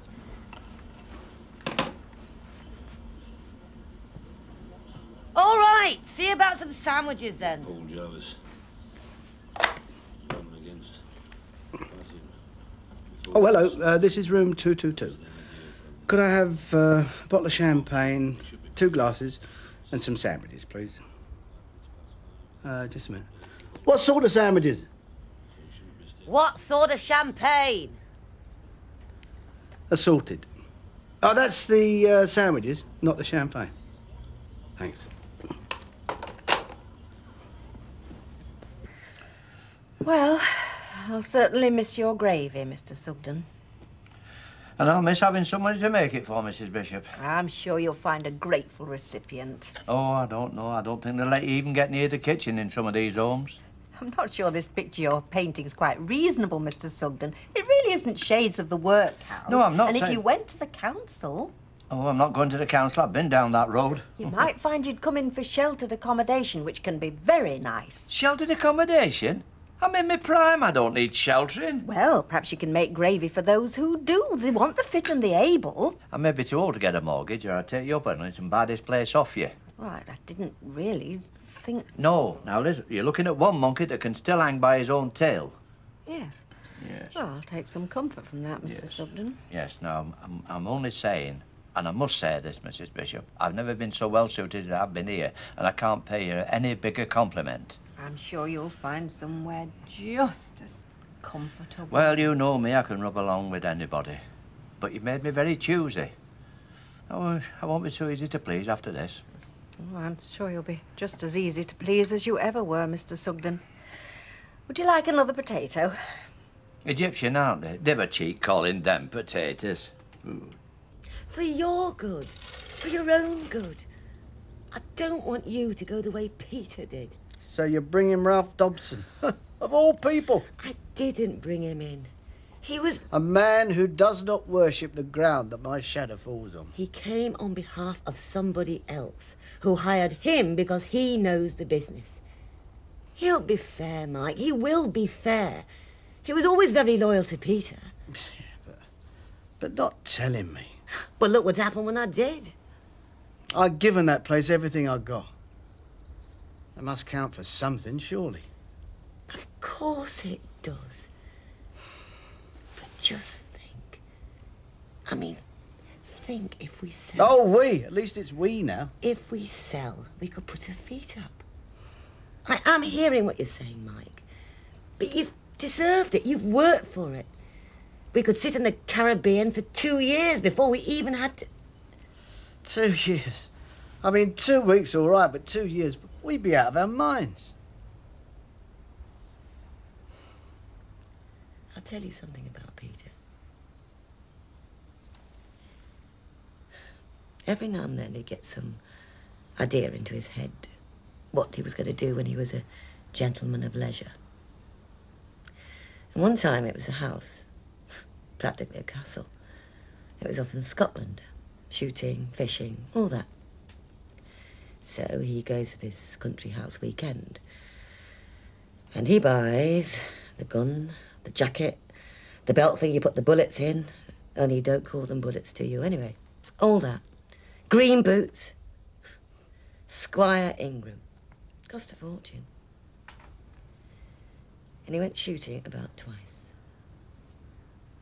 Worked himself to death instead.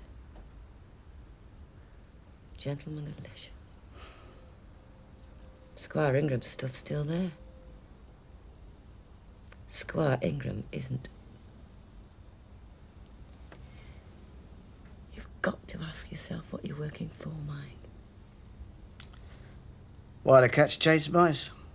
Nature of the animal, innit?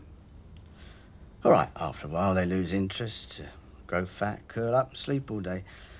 But only after they got old. After certain things have been taken away from them. I don't know. We've knocked the shine off this honeymoon, haven't we? Tell you what, we'll book it again later, some other time. And tomorrow, I'm going into that office, and I'm going to show Dobson off the premises.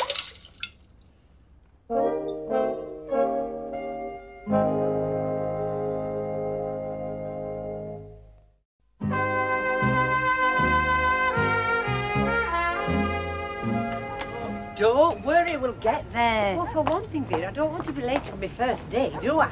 But you won't be late. Hey, do you remember when all we had to do was trip across the cobbles, kid? The Baldwin sweatshop. Oh, happy days. I never thought I'd hear anybody say out like that about Baldwin. Yeah, well, I know you're a slave driver, but we had a few laughs, didn't we?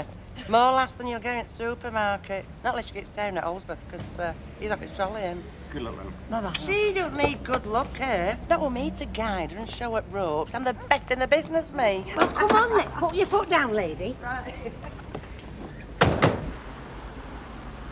Well, if you're sure. Yeah. If that's what you want. Yeah. Yeah, I think it's better. I don't want you to stand there with egg on your face, do I? But just remember, he's doing a job. It isn't personal. Yeah. I shouldn't have lost my rag, but anyway, see you tonight.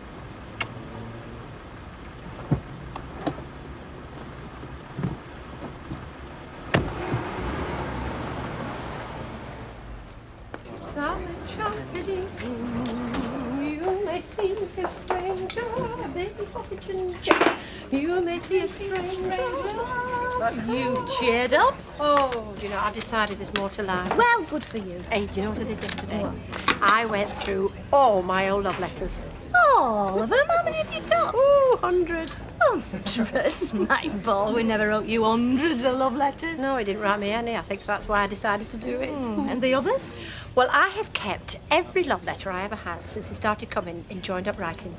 You kid? No, serious. Well, nearly joined up. His contribution was 3 postcards from Spain and a note he left on the fridge, which was quite affectionate, so I kept it for lack of aught else. Excuse me, can you do me a favour? Try us. Oh, could you put that in the window for me, please? Selling your bike? No, it's accommodation wanted. I think I'll put one up in the cabin as well. I don't think you need be as quick as all that, Percy. You might not sell straight away. Never can tell. I don't want to be stuck. Oh, I don't think you'll be stuck, Percy. Oh, I'd sooner be in a position to choose rather than have to beg. Oh, listen, I'm sure you won't have to be. Accommodation wanted. Respectable lodgings required by retired gentlemen of the old school. Excellent cook, quiet, companionable and in good health. Makes you sound like a Labrador. You want to be put good with kids and don't buy. Oh, no, I wouldn't say that, because you do buy, don't you, Percy? Does it read all right? I'm sure it does. I'll stick it up when I find the sellotape. Ideally, I don't want to move out to Coronation Street, but you just can't walk up to the doors and knock, can you? Not really. No, it's best to let them know and they can approach me. Oh, you've picked somebody out as acceptable then, have you, Percy? Well, there are one or two. We'll just have to see, won't we? Hey, but you can describe me to anybody who wants to know, can't you? Oh, well, I'm not sure I can do you justice, Percy, but I'll do my best and I'll put it up anyway. Right, yeah. Give it here. Give it here. Oh, I say, I've just seen your Eric. He looks a lot better since he went on that diet. No, give it here. Give it here. Do you want me to put it up? No, not a word about it. No, I might be thinking better of it. Thinking better of Percy being a bachelor? No, Mrs. Pierce, I get more confirmed in my views every day that passes. Now, I can't stop. I'll see you again about that business. Not a word, eh? Oh, he's a driven man, that one. A driven man. Cup of tea and a custard, Bob.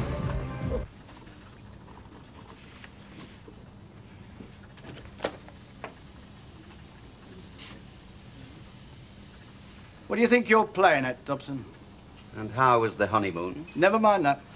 I thought you'd at least make a long weekend out of it. I want an answer. I think you know what I'm doing. Oh, yeah, I know, all right. But unfortunately, Jackie doesn't. She knows exactly. Oh, no. She thinks you're putting forward a financial summary, a site inventory for a prospective sale. Which is? Which isn't half the case, is it? Which is the whole of it. Get out of my chair. Certainly. I don't know, you do all this, you don't even talk to the chief executive. You use his office, you work your way round his wife, and that's going to take a bit of work explaining that. I don't have to explain anything. Mrs. Ingram is Mrs. Baldwin. Well, anyway, she holds the shares. I don't want to see you anywhere near this business now or ever. Do you understand?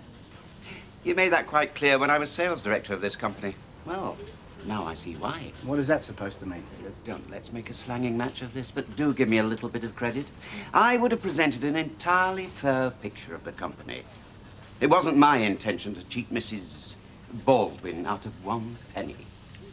You tell your employers the control of this company will stay in other hands. Yes, well, my employers had hoped to buy control with a mixture of cash and shares. Confetti had never occurred to them. Out! With pleasure. Mrs. Ingram may have learned to love your backstreet style, but I haven't. However, we'll probably have to meet again. Soon.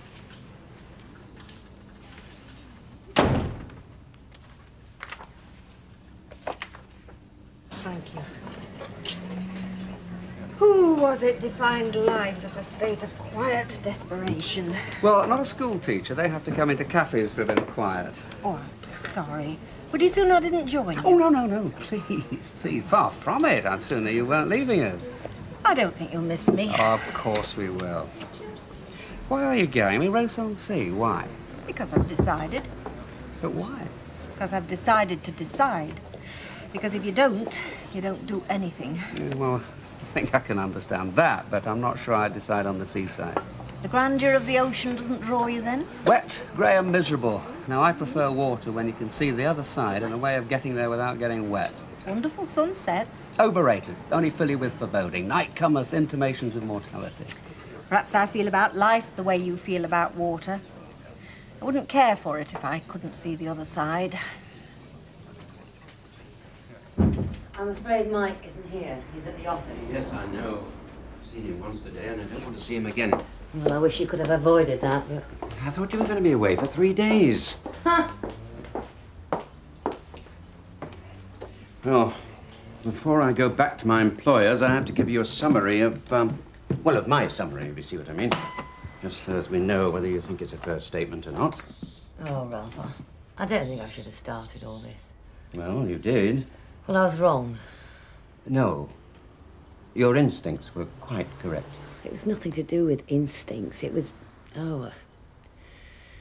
Anyway, it's caused a lot of trouble. I don't think I can entertain the idea of selling. Well, Not it's the your way- decision. Oh, Jackie, you look awful. Look, I wish I could say I felt happy for you, but he's on the make, Jackie. He's just on the make. I used to call you Ralph. You used to call me Mrs. Ingram. Now you're calling me Jackie. Friends call you Jackie, and oh, you'll need a friend. Ralph, I need a friend who can talk to my husband and make him see sense. And that certainly isn't you. Well, I'll just leave this with you. It's just a rough draft. 1 or 2 bits and pieces. You can phone me back on them. Well, I'm not sure I'm going to now. Frankly, even if you don't intend selling, I think you ought to take a look. There are 1 or 2 things that surprise me. Since I left, the firm seems to have acquired a subsidiary called Alcazar Holdings. Yes, I know. It's something about being able to transfer money without paying tax on it. A tax dodge. Well, a way of avoiding the liability. So that's what he told you. Have you any idea what the assets of Alcazar Holdings are? Not a lot. Is it important? He never pretended it was worth much in itself. The assets are a 5-year head lease on a property in Rosamond Street, Weatherfield, which in turn is sublet for, well, peanuts, frankly. Yes, but there's nothing wrong with that, is there?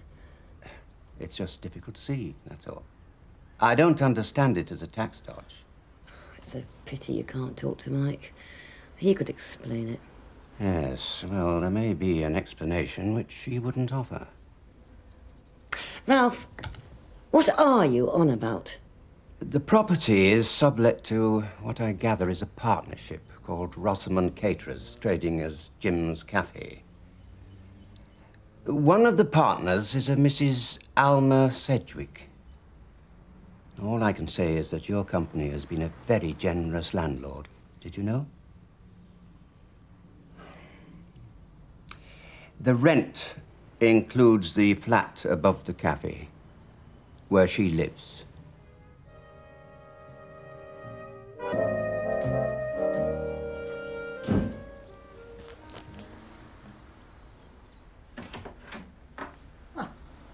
Sorry I'm late. Blame it on your mate Dobson. Had to clear up the mess he left. If you mean you put the Alcazar stuff in the shredder, you were wasting your time. What? Ralph, he came round. You fed me some tale about it being a beneficial tax dodge, but it seems you omitted to say just who the beneficiary was. He doesn't miss a chance to put the poison in, does he? He didn't have to. The facts speak for themselves.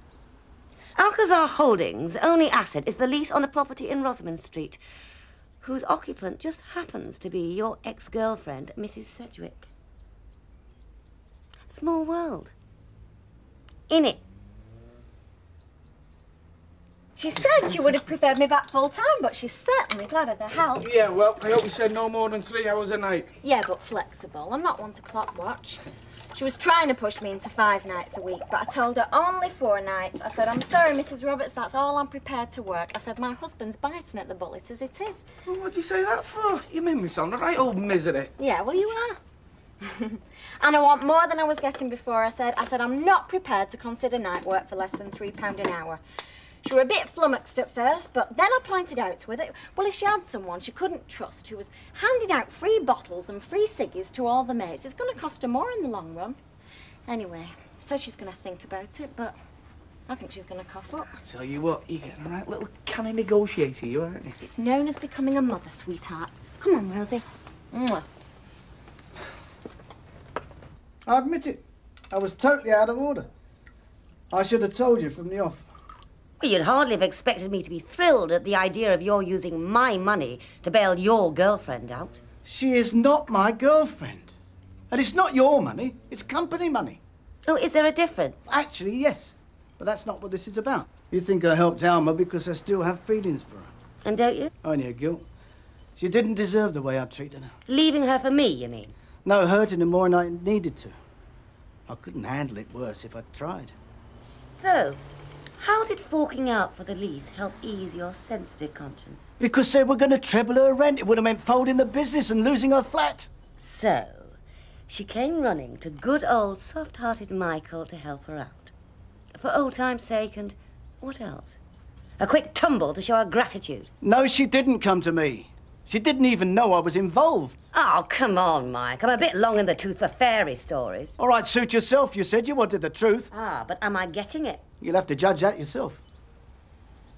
I bumped into a partner, Gail, right, a couple of months ago. They just heard about the rent increase, and she told me what a mess they were in. And I thought, well, this is one way of squaring it a bit. But I asked Gail not to tell Alma, and she found out by accident. Well, you still had no right to use my money. Correction, the company's money, to subsidise her. I wasn't squandering the assets. It was a valid business deal. We didn't lose on it. You still don't understand, do you, Mike? We've just started a new life together. How do you think I feel, knowing you're still looking over your shoulder at the past? Oh, come on, we're not kids. We've both got histories. You talk about Peter, where you went, what you did together. I can't pretend I like it, but I can't pretend it never happened. He was part of your life, like Alma was part of my life. It's finished, but it can't be completely wiped out. Would you want it to be? No, Maeve, I'll have the 10. How Vera fetches them from work. She gets staff discount, you see. I suppose you wouldn't like me to sell you a couple loose. Do you do that? No, go on, I'll have the packet. Now, are you sure? I don't want you to think we're ripping you off. No, I can't start my day without a cough and a drag. It's like asking a car engine to start without petrol. You want to give up that poison and start the day with a good breakfast instead. Quite right. No, there's no pleasure in just cooking for yourself, but I dare say I shall have to get used to it. Yeah, you're a gem, Mavis. I was saying, I just want to have a word with you. Sorry, Purse, lad, I must dash. Our Vera's got the fat sizzling now. You did say have a good breakfast. That's right, ignore me like the rest of them. I don't think he was, Mr. Sugden. I could hear his tummy rumbling from here. No, I know his sort. It's no more than I'd expect. It's those people you regarded as family when they turned their backs on you. That's when it hurts. Now, Emily hasn't turned her back on you, Mr. Sugden. She's entitled to do what she wants with her own house. It's been more than just a roof over my head as number 3. It's the only real home I've had in the last 20-odd years. Well, I wouldn't start packing just yet. Houses don't sell that quickly nowadays. Oh, she's got some people coming round this afternoon, as it so happens. It'd just be my luck if they wanted to move in within the fortnight. You don't know anybody who wants to lodge you, do you? No, I'm afraid I don't. I don't think we've got anything on the cards. And, well, Ken Barlow seems happily ensconced in Alf Roberts' flat. Ah, it's just all right for one, is that little flat. I bet you were very pleased, weren't you, when you moved into that nice big house of yours, you and Mr. Wilton? How many bedrooms have you got? 3. Well, it's 2.5, really, because one's just a box. And, well, Derek uses the other one as a sort of study. Never seen a man with so much paperwork. Hey, look at neckline on this. You'll be showing your belly button. It is a bit on the décolleté side, isn't it? Yeah. Well, it's just what I'm looking for. I think I'll try it on. Aren't you working today? I'm on late shift, you know. I don't have to be in well 10. Only there's this special holiday weekend coming up. You know, this holiday camp we went to a couple of summers back. Well, you'll certainly get your old man going in that. Oh, I don't want to get him going. No, it's Lester. It's what you might call an admirer of mine. A theatrical. Oh, aye. He could have been another Desert Connery if he'd had breaks. Speaking of comic turns, how's Percy? Any more amenable to the idea yet, is he? gets worse. I don't know why I should feel under such an obligation to him, but I do. Because he manipulates you, that's why. Emotional blackmail. You take no notice, Chuck. You sell your house for the best price you can get, and good luck to you. Well, so long as they're decent folk, we don't know rubbish moving into the street. Ta-da! Hey! Hey, what do you think? I feel so stupid. I've only been married 5 minutes, and already I'm running to you with my problems. Oh, come on, Jax. I mean, how many times have I come running to you with mine over the years? Yeah, but you and Greg always manage to get things sorted. Well, I mean, there's no trick to it. We compromise. Yeah, but don't you ever feel you're shortchanging yourself? Look, if turning the occasional blind eye is the price you have to pay for a marriage that survives, it's worth it. Well, how the hell can I turn a blind eye to something like this? You're worried he still cares for this woman. Well, he swears he doesn't. Yeah, but you don't believe him. I want to believe him. He says it was guilt. Well, men are very pragmatic. I mean, I don't suppose he attaches the emotional overtones to the deal that we do. Yeah. The thing is, what's the next step? I don't know if I ever can trust him again. Well, I mean, you've got to find out if he was telling the truth. If he was, well, you may find it possible to forgive and forget. And if he wasn't? If he's still been seeing her? Yes. Well, then it's goodbye, Michael, and thanks for the memory. But either way, it seems to me you've got to know. Cheers, Jack. I hope this isn't in lieu of wages. Dean, lad, haven't I said I'll see you right? Several times. I've yet to see a result. How long have you been with me now? A couple of years. Have I ever dropped you in it? I've had to wait on the odd occasion. Yeah, but haven't I always come through in the end? Plus, a little bit extra for your patience. This is no different. It's gone on a lot longer, Phil. Only my landlord, see, he's got this funny idea I should pay him rent. Look, I'll level with you. Well, I wish you would. OK, I've been a bit strapped lately. Cash flow problem. Nobody's immune. But I'm seeing a guy later owes me a couple of big favours. Now, if he puts his autograph on a cheque, PJ Leisure's back in business. Trust me. I'll just go and get those mixers for you. I'm asking for any yet. Yes, but I knew you was going to do, you see. Don't call me Gypsy Rose Duckworth for nothing. Jack? Sorry, Percy. Busy down the cellar, that's better. That's right. Fob me off. Take no notice of him. Nobody else does. No, but he's not the only one these days, is he? When you're getting old and past it, nobody wants to know. You'll appreciate that problem, won't you, Mrs. Turpin? Hey. Shall I tell you something I'm ashamed of? Go on. I could torment you with it when I'm feeling mean. Well, it's about your mum. You're glad to see the back of her. No, do you know, I thought I was going to be, and she's absolutely right to go back to our flat like that, but, well, at least while she was here, she was company. Is that awful? No, Alma. I know what it's like to be lonely. Well, I mean, it's not too bad in the winter. I'm quite happy curled up in front of telly with a glass of wine and a walnut whip, but, oh, these long summer evenings. I mean, who goes to country pubs on their own? You'll find somebody one of these days. Every pan has its lid.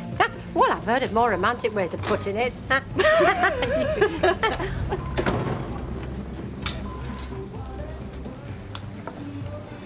Hello, Alma. Mrs. Baldwin, to what do we owe the pleasure? Do you think we could have a word? In private?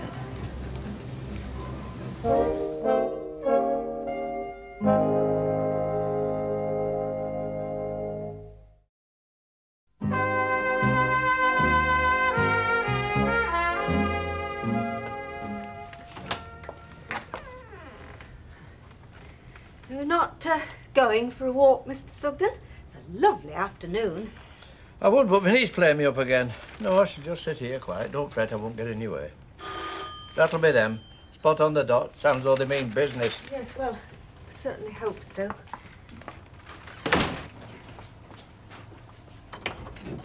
Oh, Mr. and Mrs. Wallace? Mrs. Bishop, I presume. We found the street all right, as per directions. No trouble at all, had we, Mum? No. Well, we are very convenient. Central, yet quite tucked away. We don't get a lot of traffic. Now, where would you like to start? Oh, at the top and work down to the bottom. How does that sound? Nice, cosy little lobby. We always say you can tell a great deal about a house from the lobby, don't we, Mum? It either says, keep out or come in. And yours says, come in. Thank you very much. I knew nothing about it. As far as I was concerned, some outfit called Alcazar Holdings had bought the lease. I hadn't a clue who they were. Well, that's what he says.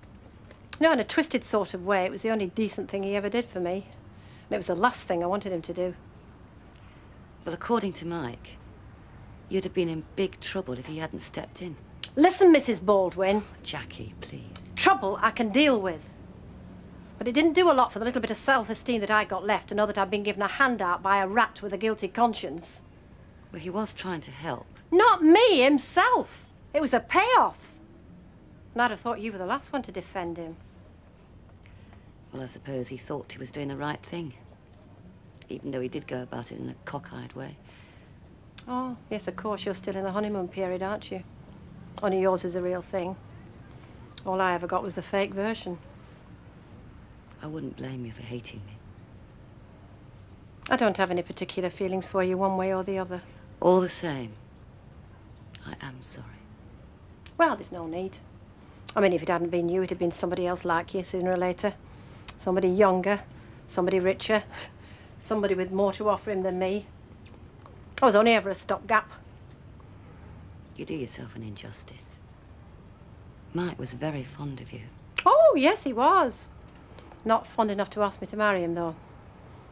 That was a question he saved till a better bet came along. And if I sound like a right bitter old cow, I make no apologies. I don't have to put a face on for you. I don't think you're bitter. No, you're right. I'm coming through it now. And I'm stronger for it, really. But don't expect me to say thanks.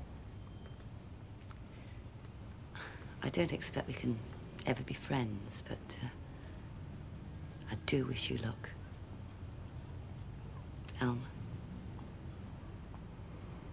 I think it's me that should be wishing you luck, Mrs. Baldwin. You're the one who's going to need it. Oh, very homely. Very tasteful, isn't it, Mother? Well, a second bedroom could do with being a bit bigger, mind, and the bathroom suite's not exactly to her taste, but... Oh, excuse me. What on earth? Oh, not to worry, not to worry. Everything's under control, about a bit of mopping up. I'm sorry about the noise. Sugden's the name. Wallace. Oh, yeah. This is my mum. Oh, hello, Mum. Yeah, so, well, it's a nice little property, isn't it? Oh, yes. Well, you know, when property gets to this age, you expect a few hiccups, don't you, with the plumbing? It's like when we're knocking on a bit, innit, eh? Things start to go wrong with us, don't they, eh?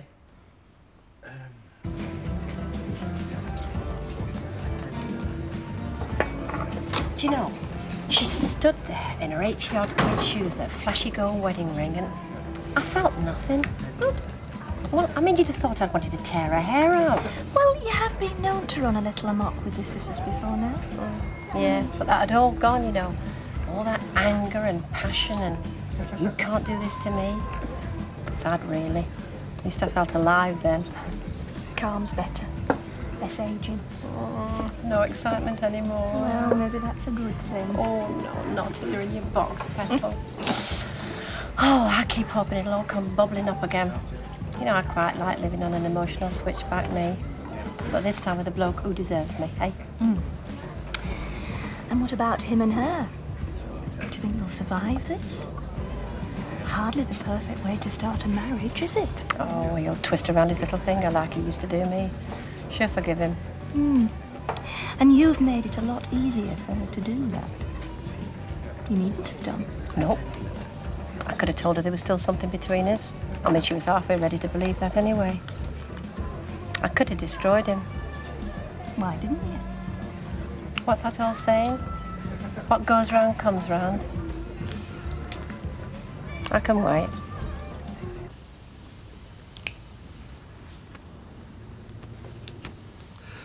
So, how was it?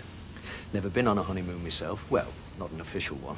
Are they all they cracked up to be? Depends if you're with the right woman. Oh, well, you certainly were. Stylish little filly, if ever I saw one. You did well there. You haven't done so bad yourself. Deirdre's another lady with a bit of class. Yeah, great girl. Heard you had a high regard for her. Listen, you know that bit of business we discussed a couple of days ago? No. Remind me. Well, you said to see you after the nuptials. Look, We're only talking 6 grand. Small change to a bloke like you. Glad you think so. That'd been bank manager, would they? Oh, come on, Mike. You've just married into money. You must be rolling in it. Doesn't work like that, Sunshine.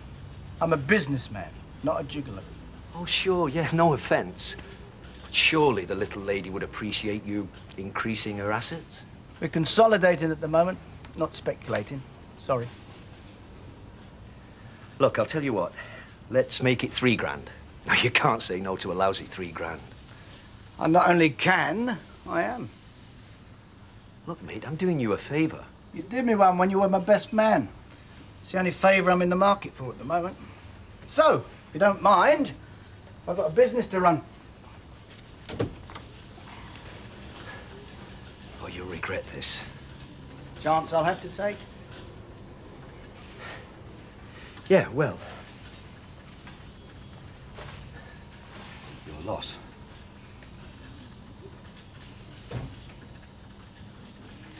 It was Teeley's that blocked it up. Mr. Sugden, that whole embarrassing incident was down to nothing more than your sheer bloody-mindedness. Mrs. Bishop, in all the years I've known you, I've never heard you use bad language. Only because I've shown quite remarkable restraint.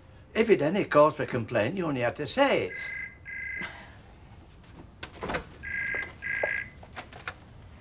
$5417. It is. I see. No, that's all right. I understand. Yes. Yes, I'm sure you will. Goodbye. Mr. and Mrs. Wallace have decided they're not interested after all. Oh, dear.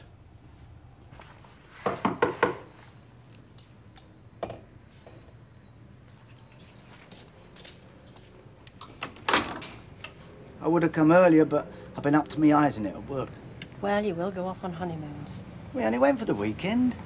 You can cram quite a lot into a weekend, I seem to remember. I just wanted to tell you that Jackie knows about the lease. I don't think there'll be any trouble, but I wanted to warn you, just in case. Well, that's very sweet of you, but I already know. Dobson. Well, as it happens, no. Well, he did come round here snooping, and I half guessed what he was up to, but he didn't tell me, she did. Came round in person. I was honoured. Oh, my God. No, it's all right, it's all right. Neither of us is bored. Look, no scratch marks. Actually, we were both remarkably civilised. Alma, please. What did you tell her? The truth, Mike. I mean, isn't that what you wanted me to tell her?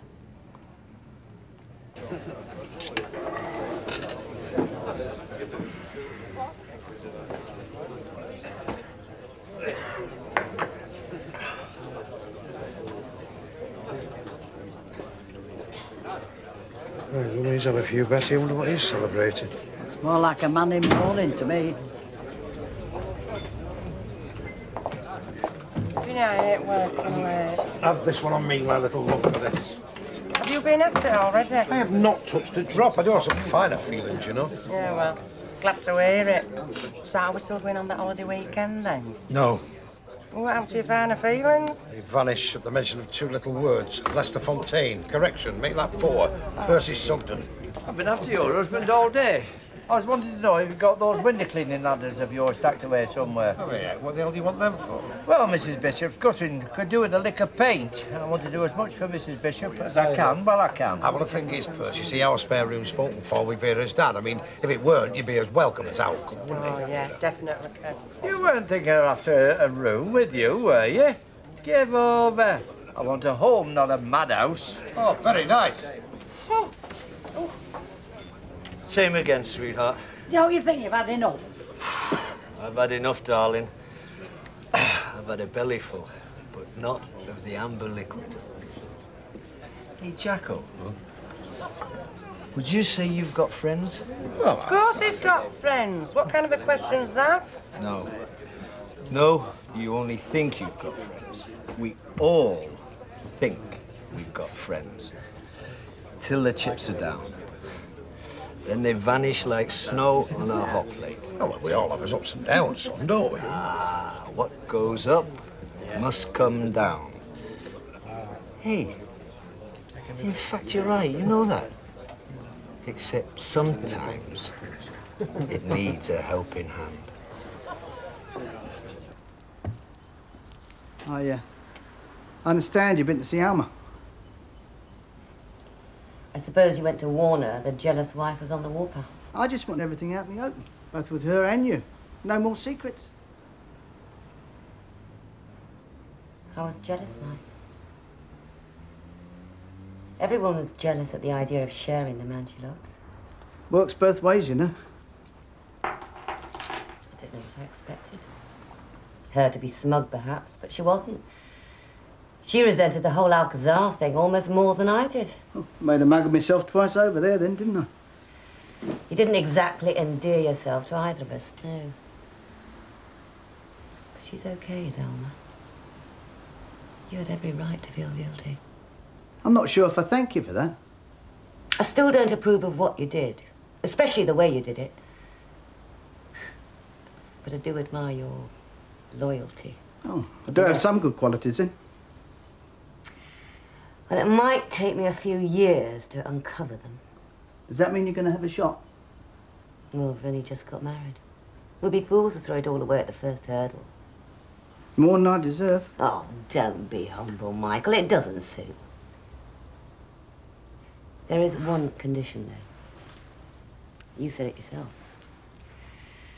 No more secrets, no more lies. Cross my heart. I'm serious, Mike. Promise me it's all out in the open now. There's nothing else. Nothing.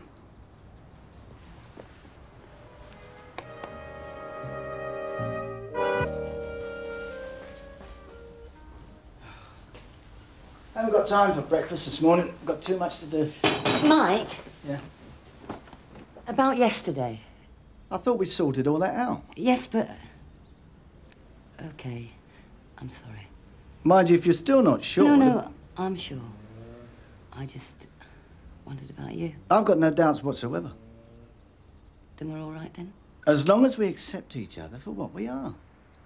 And the factory? We keep it, if I can save it. And if you can't? Then we just have to think again. You won't be beaten, will you? Not in my nature. I want this marriage to work, Mike. I love you. So, trust me.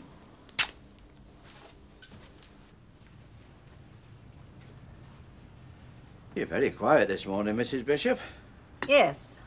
Well, I've nothing much to say to you after yesterday, Mr. Sugden. You really don't think I'd deliberately stoop to sabotage, do you? I think a more positive approach to my change in circumstances wouldn't go amiss, Mr. Sugden. Yes, well, I think you're aware of what I think about your proposed change in circumstances, Mrs. Bishop. Only too well, Mr. Sugden. But I can assure you I wouldn't do anything to interfere with your decision. Good. Anything interesting? Just property details from the estate agents in Ross-on-Sea, Mr. Sugden. Oh, well, you can choose your house, Mrs. Bishop, but you can't choose your neighbours. Yes. I'll be back for 11. Got a lady coming round to view. So I'd be grateful if you could find something to do somewhere else about that time. I see. Good. I'm glad you do.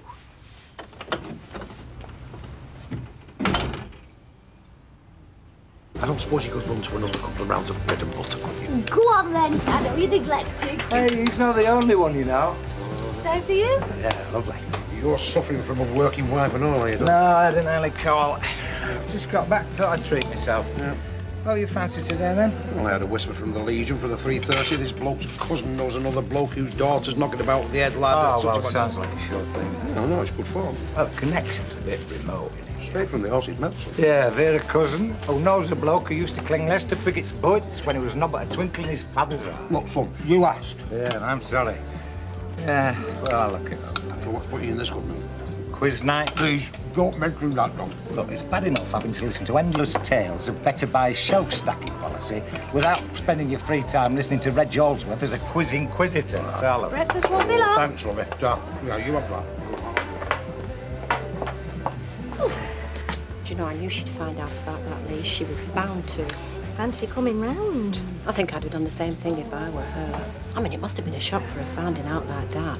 I mean, especially when they'd only been married for a few days. You know, you could have really put the boot in if you'd have wanted to. Yeah, but I don't bear her any ill will. I mean, life's too short. He has messed you about, though, hasn't he? Yeah. I hope he doesn't do the same thing to her. Oh, Better? I don't know yet. Glutton for punishment, eh? Oh. Say when. When? Mike! I was just administering some vital comfort to this young lady's tired shoulders. Well, perhaps you better have a go at mine then, because I'm the one that's going to be carrying the can when those orders that she's supposed to be typing are late. Close the door, will you? Sure. And in future, I'd like you to keep your relationship with my secretary strictly to business. The shoulders were aching. I was doing her a favour. Well, do us all a favour and keep your hands to yourself in future, will you? This is a factory, not a massage parlour. Wife been giving you a hard time, has she? What's that? It's just a joke. I haven't got time for jokes, so say what you've game to say and then go, will you? Amanda, get me Wrightson's, Mr. Fozzard. Hey, Mike, what is this? This is me, Phil. Your best man, remember? I remember. Well, mates don't treat each other like this. Phil, I know why you're here and it's got nothing to do with mates. You had to twist my arm over that £3 again, aren't you? I'm not after £3. Oh? No, a monkey, that's all. Oh, just a monkey. 500 quid, Mike. What's 500 quid to a man like you? It's a lot of money, Phil. Money that I have to account for. It'd be a loan. Look, Phil, I'm a very busy man. Do you mind? What are you saying to me, Mike? I'm saying when a man like you is desperate for 500 quid, I'd be a monkey to lend it to him, wouldn't I? You'd get it back. Oh, yeah? Yeah, I promise. Not good enough. Yeah? Oh, ask him to hold on a minute, will you? You see how it is?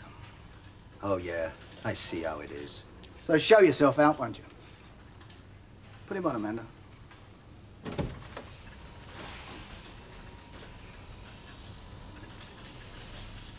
Oh, hello, Mr. Fozzard. Mike Baldwin. Sorry to keep you. Yeah? Yeah, sure. Hang on a minute, I'll just jot it down.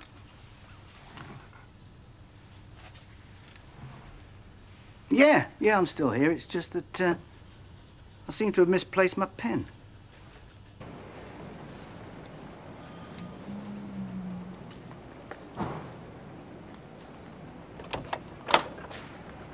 Yes? Oh, hello. My name's Dorothy Cudlip. I was sent here by the estate agent to look over the house. I believe I'm expected. Yes, but that wasn't till 11 o'clock, as I understood. Oh, I know. I do apologise for being a bit early, but I miscalculated on the journey time. And I thought it was silly walking up and down the street when it was obvious someone was in. Oh, it's all right. Quite all right, Mrs. Cudlip. Cudlip. Very nice name. No, well, come on in. Make yourself at home. Very nice name, yes. Here, keep it. Oh, she decided to turn up then. I mean, it's only 10:30. We don't mind hanging fire. Hey, if you don't like the work, you know what you can do. Yeah, well, I might just take you up on that when you pay me what you owe me. You'll get it. You've always got it before, haven't you? Yeah, well, I've commitments as well as you know. Well, if you don't button it, I'll be telling all those lovely ladies and their offsprings exactly where they can find you. Now, you're sure you've seen everything you want, Mrs. Cudlip? You wouldn't like to have a look under the kitchen sink or anything like that, would you? Oh, no, I'm not bothered about details like that. My son's a plumber. He can soon fix out a need. I see. And what about the slates I mentioned? Well, I'm sure you can have them fixed before I come in. Oh, so you've decided you want it then, have you? Just what I've been looking for. Good. I think you made a very wise choice, Mrs. Cudlip. There's nothing like Coronation Street if you like a bit of life. Bit of life? Oh, my goodness me, yes. You know, they've got the pub 2 doors down here, and then there's Jim McDonald's motorbike shop at the end of the street. And the mini market, of course. Now, that's home till 10 o'clock at night, usually, so if you've run short of anything, it's all right, go and get it. It does attract the kids' mind, but you don't look the sort of person who'd be worried about a bit of noise. Noise? Aye, motorbikes mainly. But it is a man's living, and he does have 2 teenage lads to support. Do you like young people, Mrs. Goodlip? Well, I wouldn't say I didn't like Only there's young Tracy next door. I'm sure you'll be hearing her choice of music. And her mother's a single parent, but you do have to make allowances, don't you? Single parent? Yes, personally, I like to hear young people having a good time. I mean, what's a bit of music coming through the wall if they're enjoying themselves? Yes, well, I think I've seen all I need now. You wouldn't like to have a look at the backyard, and then you could have a walk down the passage and go and have a look at Jack Duck with pigeons? No, thank you. Oh, hello. Oh, you must be Mrs. Cudlip. I'm Emily Bishop. Oh, I'm afraid I can't stop, Mrs. Bishop. Your husband's already shown me around. Not quite what I had in mind, but thank you very much. Oh, Mrs. Cudlip.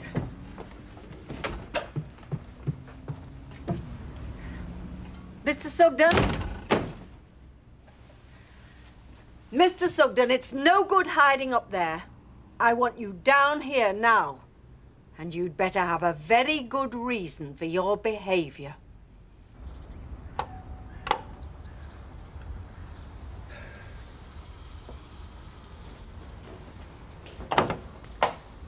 Phil. Your very best man. Well, if it's Mike you want, he's at the factory. No, it wasn't Mike I came to see. It was you. Oh. Well, you better come in then. Thanks.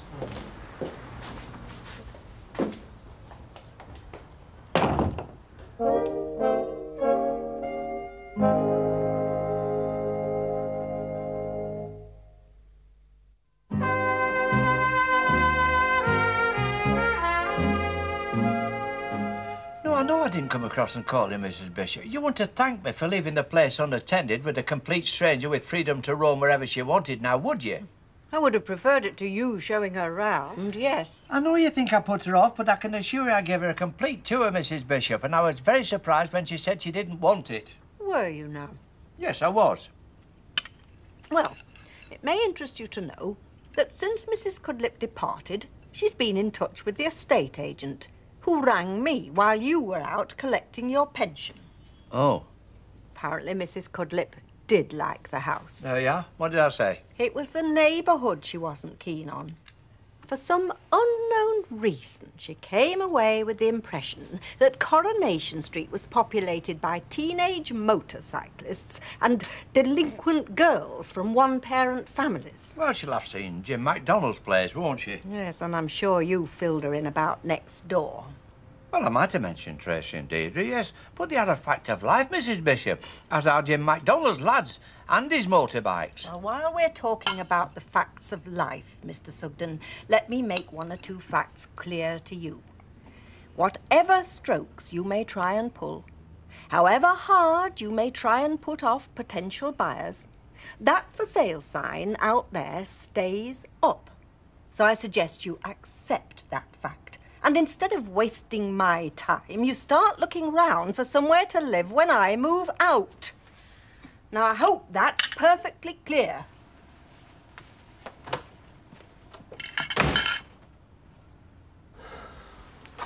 Oh, thanks. You're not having one? A bit early for me. Well, here's to married life. So, how is it then?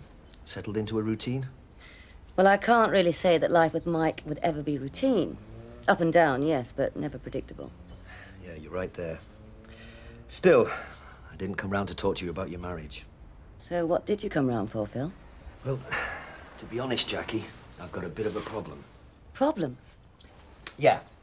Cash flow, you know what it's like. I've got creditors out there that owe me thousands, but the VAT man's picked the wrong time to call. I only need 500, Jackie, just to tide me over for the next few days. I'm not trying to avoid this, Phil, but I think it's Mike you should be talking to, not me.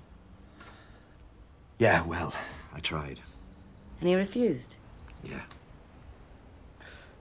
Well, I'm sorry, but I'm afraid that's it then. Mike runs the company. What? You can't make a decision without his approval? I won't make a decision without consulting him. Wow. It didn't take him long to sort you out, did it? I beg your pardon. Oh, I've got to take my hat off to him, you know.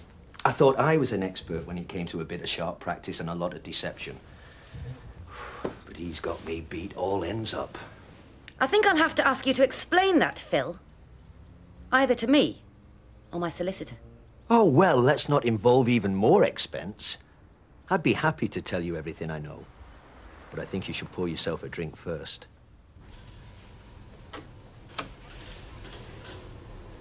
I thought you might like a coffee, Mr. Baldwin. Thanks. Any news from Wrightson's? Not yet. What are they playing at? Is it something important? Very. Been all week setting this one up. It'll be the deal of the decade as far as Ingrams are concerned. I see. About this morning, Mr. Baldwin, I'm sorry. Oh, that's all right. Forget it. Been a bit on edge myself lately. But if I was you, I'd steer clear of that one. It'd charm the leaves off the trees. Yes, Mr. Baldwin. So if he calls again, tell him I'm busy and get rid of him, eh? Yes. Unless, of course, he's come to return the pen that he nicked off me this morning. Oh, yeah. Can't turn your back on our Mr. Jennings, I'm afraid. Get that, will you? Ingrams. Yes, would you hold the line, please? Mr. Fozzard, Wrightson's. Mike Baldwin, Mr. Fozzard, hello. Yeah? Yeah? Well, that is good news. Yes, yeah. I'm very grateful, and I'm sure you won't regret it. Yes. Yes, just a minute. Let's see now. Now then, how about, Monday? Today? Well, yeah, of course I can. About half an hour? Yeah. Yes, I'll be there. And thank you very much, Mr. Foster. We've done it. We pulled it off, darling. My God, we've done it! Oh!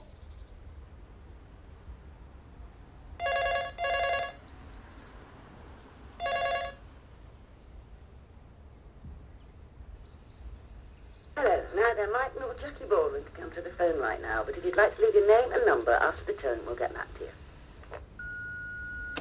You're not in! God! You're not in, and I've got the best news we've had for years. Anyway, listen. I've done it. I've cracked Wrightson's. 3-year deal, sole suppliers, absolute guaranteed price. Our troubles are over. So, get the bubbly in the fridge and change it to something sexy, because when I get home, boy, are we going to celebrate. Oh, I've got to go round there now and clinch it, then I'll be back. Just hope you are. See you, darling. Can't wait. Mwah.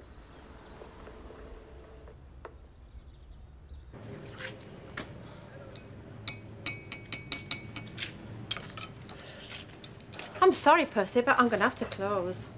I was aware that you closed at 6 o'clock. True. Right, then, there's another 5 minutes, and that's by your own clock. I take it you've got no objection if I turn the sign over? None at all, no. Thank you. Anybody would think you've got nowhere to go. Well, you'll not be far off at the truth at that. Oh, Emily, I'll not sell up and leave you in it. She's not the type. That's a lot you know. Come on, Percy, cheer up. She'll have your tea ready when you get home. Maybe, and maybe not. Hey, you really are worried, aren't you? Whether I'm worried or not, that's my business. Well, come on, I mean, there's nobody here. You can tell me. I've nothing to tell you or anybody else. Well, you get somewhere, really, you will. I mean, the council are bound to find you a place. No, right, well, if it isn't Coronation Street, well, it won't be a million miles away. You can always come back and see us. It's not a place, Mrs. Sedgwick. Coronation Street's more than bricks and mortar to me, or I thought it was. And then you don't know, do you? You don't know how wrong you can be. It's 6 o'clock, I better be off. No, that's all right. Hey, stay and talk. I don't want to rush you off. Talking won't help anything, Mrs. Sedgwick, but thanks just the same. I'll bid you good night.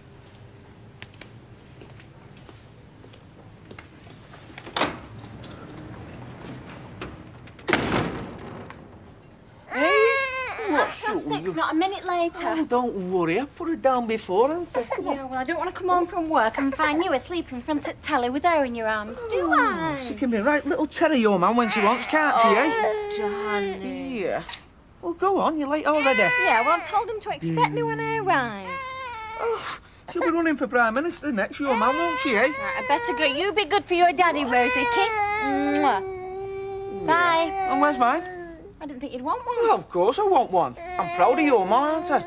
£3 an hour. Mwah. See you later. Wait, bye-bye. Bye. Bye, Mummy.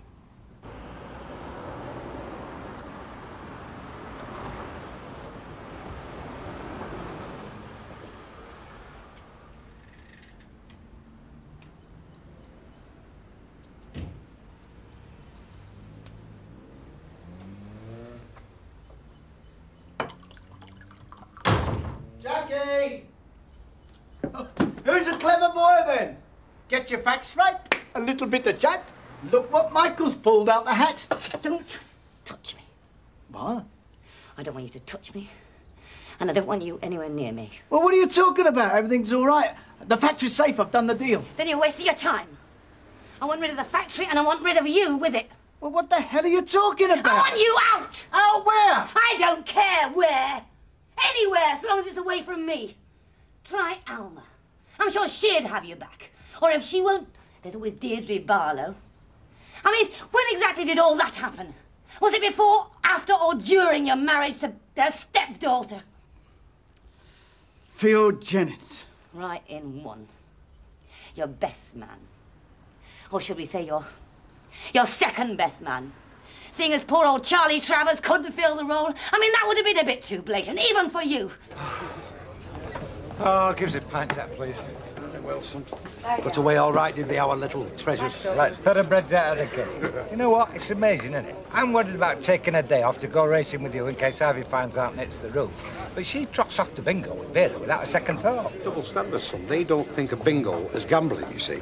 Yeah, get that down here, do you the world a good. That, on me. On you? Had a little tickle.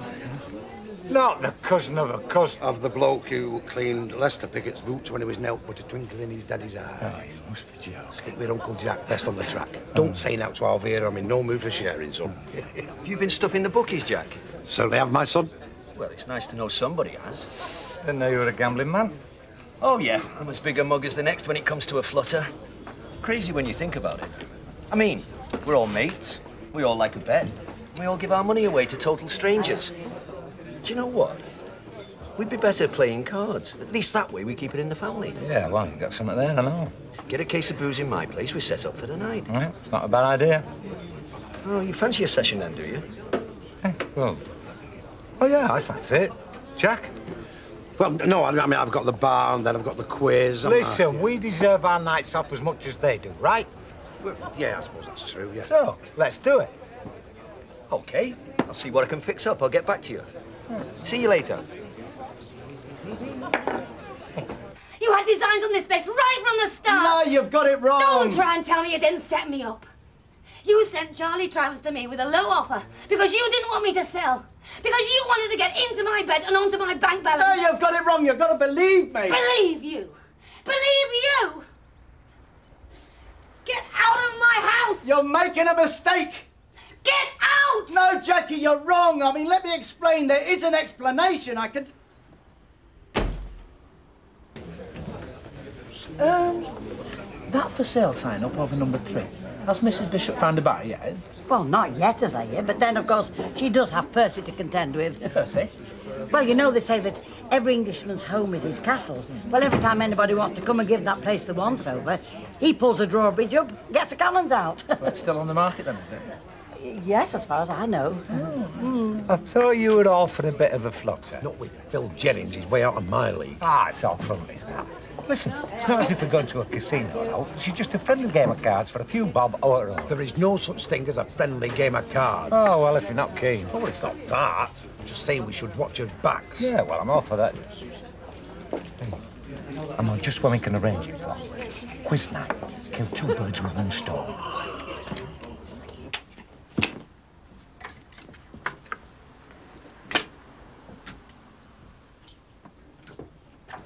What are you doing?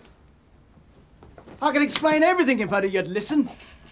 Well, you're just wasting your time, because I'm not going anywhere. Certainly not on the word of some small backstreet little crook. At least listen to my side of things! Don't you touch me! Don't you ever dare touch me again! Now, you've got to listen. I've got this deal going. It's a very good deal. Now, don't screw it on some domestic little argument. We may never have a deal as good as this ever again! Get out of my house! I'm not going anywhere! Get out of my house! Oh, come on, Jackie. I mean it! Not even loaded, is it?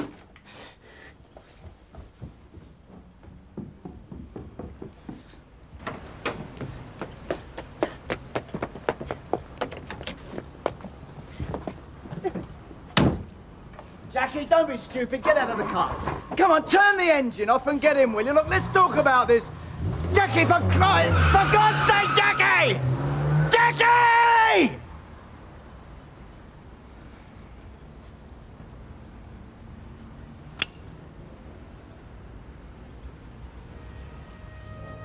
I can confide in you, love, because you love her almost as much as I do, but... Well, the fact is, I seem to have lost Jackie. Yeah. Yeah, crazy, isn't it? I was wondering if she'd found her way round to your place. Oh. No, no. Nothing serious, just a tiff, that's all. I underestimated the lady's spirit. Got a lot to learn, yeah, I know. Look, Hazel, if you see her before I do, tell her I'm already into sackcloth and ashes, all right? Yeah. Punishing me, yeah. Yeah, all right, Hazel, look, I'll let you know the minute she turns up, all right? Yeah, OK, take it easy.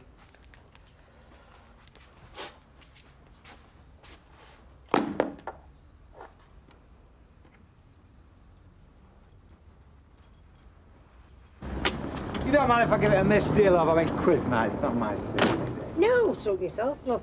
I'll have to show Willie, won't I? Can't have my new workmates thinking I'm unsociable. You do right, love. No, I'll take Jack for a jar or two, like I said. Okay. Yeah, it's his night off tonight. Hey, Don. Over the road, about 7-ish. Sorry.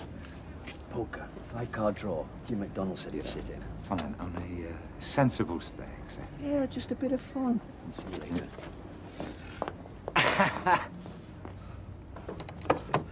Right, then. Don't forget, when I get home tonight, I want to see the Better Buy trophy on the mantelpiece. Who's on your team? Vera. Oh, and Marjorie. You like Marjorie? Yeah, well, make sure Vera does her share of the answering, eh? Yes, and make sure that Jack does his share of the playing, eh? Phil, things are bad. I know they are. I just want you to tell me how bad. Well, business account teetering on the edge, but looking healthier since I transferred some personal capital. And what about the promotions, my end? In abeyance until I clinch the Travis Road deal, which hopefully should be today. Just one minor snag. Go on. Embarrassing this, but, well, I can't get my car till I pay the repair bill. And having moved so much from my current account, I'm a bit iffy about chancing a cheque. Embarrassed you might be. Iffy you never were. How much? Oh, I don't know, 500. Don't ever buy a foreign car. Oh, fat chance. But Phil, I haven't got anything like that. Of course you haven't. Feel a bit of a louse for mentioning it. It's just that prospective buyers tend to reduce their offer if they see the seller arrive on a push bike. Anyway, you enjoy your day and stop fretting. That's an order. Well, I've just been paid the last of my council expenses and some cash I was putting away for a holiday. Hey, don't skin yourself. I'll manage. Look, there's 200 there. Take that and write a cheque for the balance. You need your car, Phil. Well, that'd do it, if you're sure. Look, you'll have it back at the weekend, I promise, with interest. Just see these people and get this deal pulled off. I will. They won't know what's hit them. Cheers. See you later. She'll be missed. I know that. Oh, Emily Bishop? Why? Who'll miss her? Folk in this street. Good-hearted is Emily. She spends no in here, does she? That lodger of hers sucks as though he has trouble swallowing. Phone, Alec. It's your Sandra. Here we are. Oh, cheers. Well, these are paid for. Listen, you play your cards right and I might even find a bed for the night for you. Don't be coarse. I think it's you who'll have to pay your cards right, mate. That's if you want to shit and you're back tomorrow. Listen, I know your man's got a wad in his belt, but there's no way I'm going to get into his league, Des. Says you. Is it bad news? It's Joyce. Sandra's mum. She's collapsed and died this morning. Oh, dear. No low alcohols, Alec. I've just served the last. Right. I'll get some in a minute. Sup with him? That phone call. Alec's first wife's passed away sudden. Oh, I'm sorry. I didn't realise. Did he see much of her? Well, he's not seen her for 20-odd years more. She remarried again to a footballer called Shaw. They lived in Whitby. Well, these things happen. It won't affect Alec too much, will it? These things always affect Alec, love. They make him aware of his own mortality. And the Grim Reaper's got a palm he can't grease. He'll try, bless him. He'll try. No, Don and Jack could just make weight, surely. That's why I invited you along, a fellow entrepreneur. So you reckon by tonight you might be the owner of a few clapped-out motorbikes then, eh? Hey, hang on, Jim. You might have to make space for a few slot machines. Meanwhile, the non-participant fixes the odds. What's that supposed to mean? Well, the bookie, sitting safely on the fence while braver souls compete. I might just surprise you and turn up unexpected.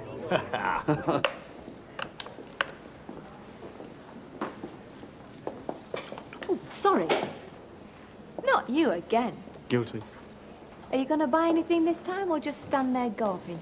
I could go through the motions, I suppose. Conceal my true intentions in a cloud of aromatic camouflage.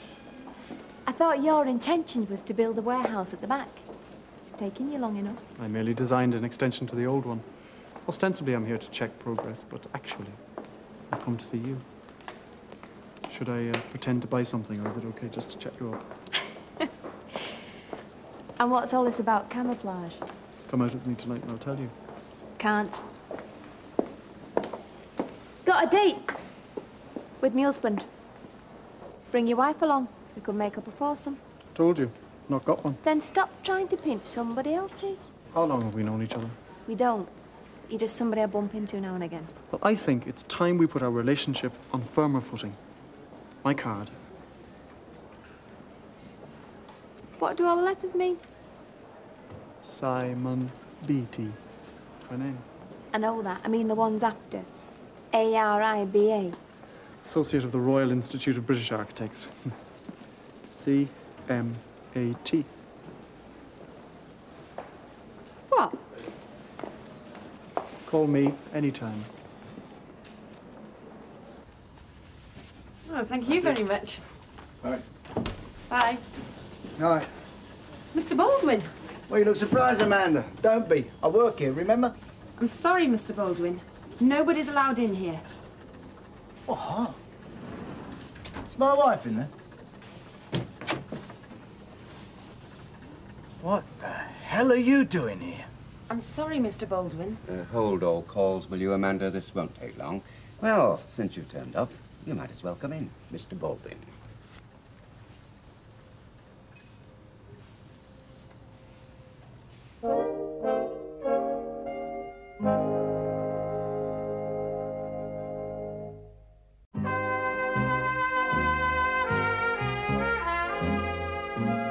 I was appointed to manage this company, and I'll carry on managing it until I hear different. You're not listening, are you? But then listening was never your strong point, was it? Mrs. Baldwin has put me in sole charge. It's all official, all legally binding. Where is she? Don't waste time. I said, where is she? Marital strife is beyond my brief, I'm afraid. I'm simply here to administer the takeover. Takeover? Oh, yes. Things have moved on apace since you lost your grubby little grip on the company finances. She's selling and you're finished. So now, if you'll be good enough to vacate my chair, I do have work to do. Your chair? Until I hear it from Jackie, this is still my office. This has been cleared, by the way, the desk. Your stuff's in those bin bags over there. Mrs. Baldwin's instructions. Don't get ambitious, Dobson. You've neither got the guts or the stamina to beat me. It's over. Don't you understand? All that remains now is the manner of your going. And I suggest a dignified departure. Oh, do you? Well, the alternative is for security to pitch you out into the street. It's your decision, of course. I think we owe you one last decision before you go. Don't celebrate, Dobson. I'll be back. Oh, Mr. Baldwin, you will collect your bin bags, won't you?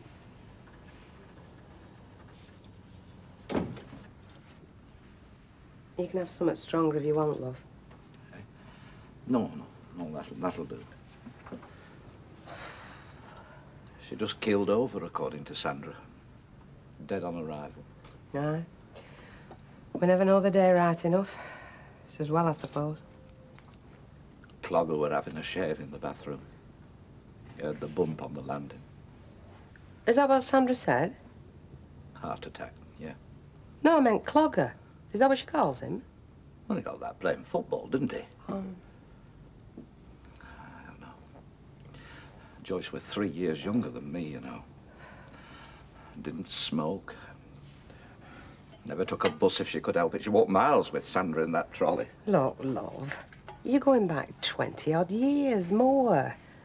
Who knows what happened to her after you split up? Life takes its toll whether we like it or not. Aye, what sort of life have I had? Late nights, smoky clubs. Furthest I walked down that cellar when Duck was not here. When's funeral? She didn't say. I mean, I'd have a check-up, but what would that tell me? 6 months, Mr. Gilroy? Perhaps not even that. How did she sound? Sandra? Yeah. Oh, she's a good kid, is Sandra, yeah. Stoic, like her dad. No, it's catch-22, isn't it? Does she expect you to go, do you think, Sandra? You know, to the funeral? I mean, is it better to be told or kept in the dark?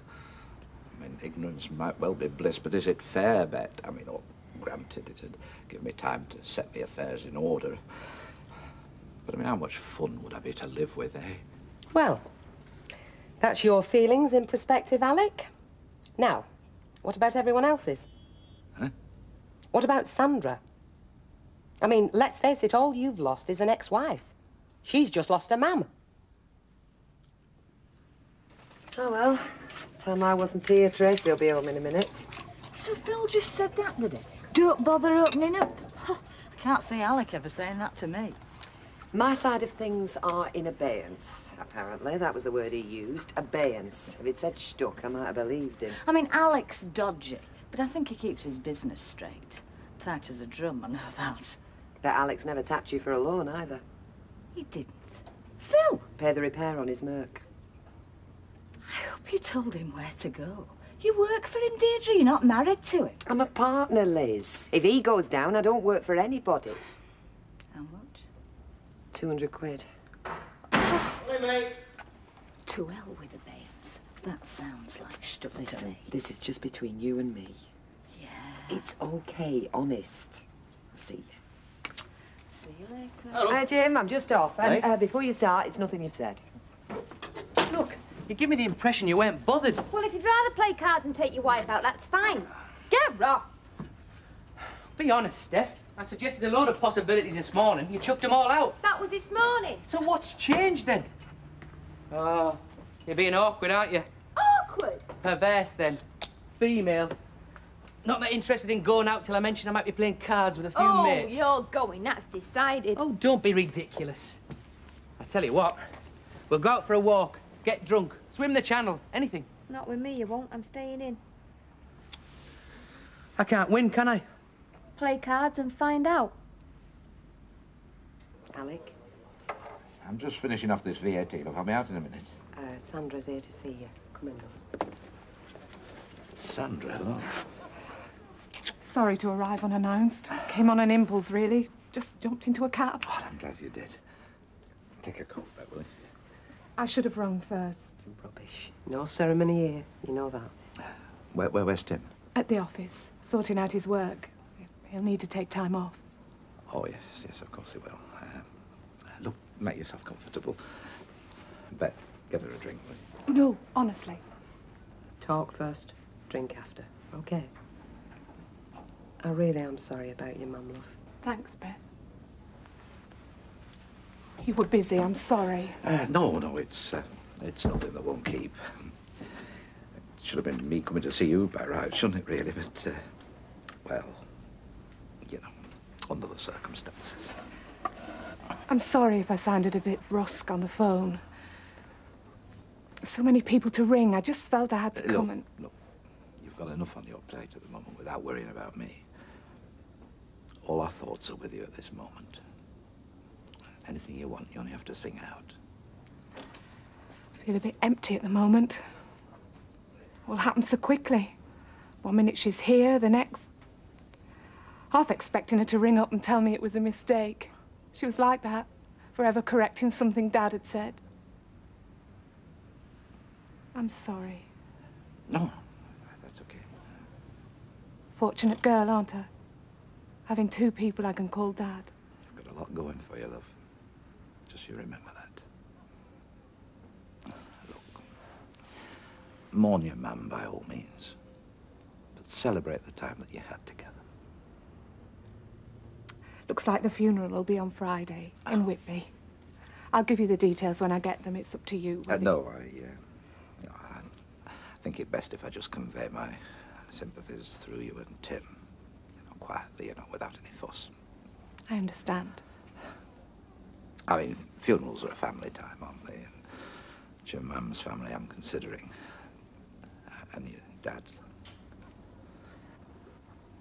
Look, what must you think of me? Have you eaten? Look, I'll get Bet to make you a sandwich. No, please. She wasn't ill or anything. So quick. No warning. No goodbye. She's gone, Dad. She's gone. I know, love. I know. Shh. Here's the lad, here's the lad. This cloak and dagger stuff's really getting me down, so this. Hey, don't go round Alf in case Audrey gets suspicious. Oh, come on, Jim. You know it seems like for gossiping. Well, your man wouldn't even let me in the Rovers. I've been down Rosamond Street with this lot, you know. I'm just thinking about you. You don't want the missus knowing what you're up to, do you? Why not? Do you not worry about this, lad? I do. Oh, shut up and give us a can. There you go, son. OK, if you high rollers will take your seats, we can play some cards.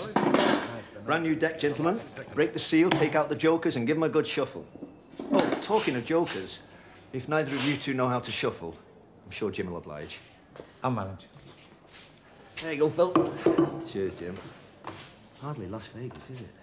Oh, I don't know. It'll do. Makes a pleasant change. I meant the opposition. A taxi man and a pigeon fancier. Still, I think the big stuff's down to you and me. Hey, wait a minute, fella. You think I'm... Hey, up! Good. You haven't started without me, then. I'd have bet money you wouldn't have shown up. Make my living out of mugs like you, Phil. Well, the quicker we get started, the quicker we sort out the men from the boys. All right. What's the stakes? Right, I-card bills, right? So, Des, you here with a wife's blessing, or are you working undercover like these two? What's the stakes? Seal of approval, Jim. Got her tucked away with a telly and a box of chocolates. Come on, have you lot finished gassing? What's the stakes? You know what they say, Des? Lucky in love. That's a fallacy, mate. Take it from a bookie. Because your funniest home videos. And next time, the star of the show.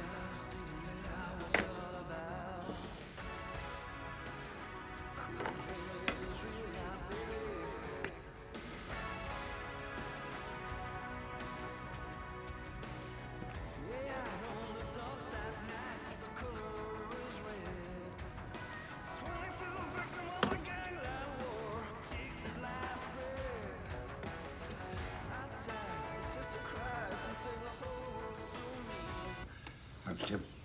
Here, gentlemen. Everybody happy? Down you, Jacko. My God. I'll chance 50p. Oh, come on, this is kindergarten stuff. I'll be a devil. I'll go a pound. Yeah, very funny, yeah. Pound's all it's worth. Pound to you, mate. Devastating. You play cards like this and your wife still complains? You don't know the half of it. He once played and lost. Shut up, Jack. I'm full. Pint. Well?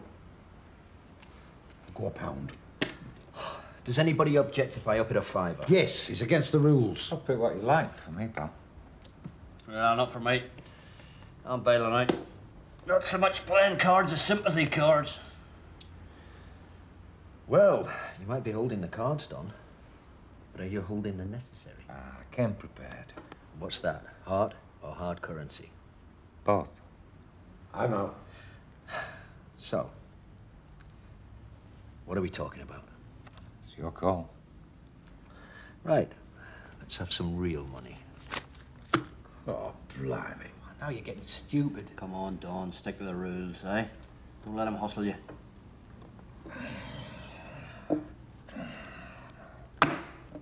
I can match that.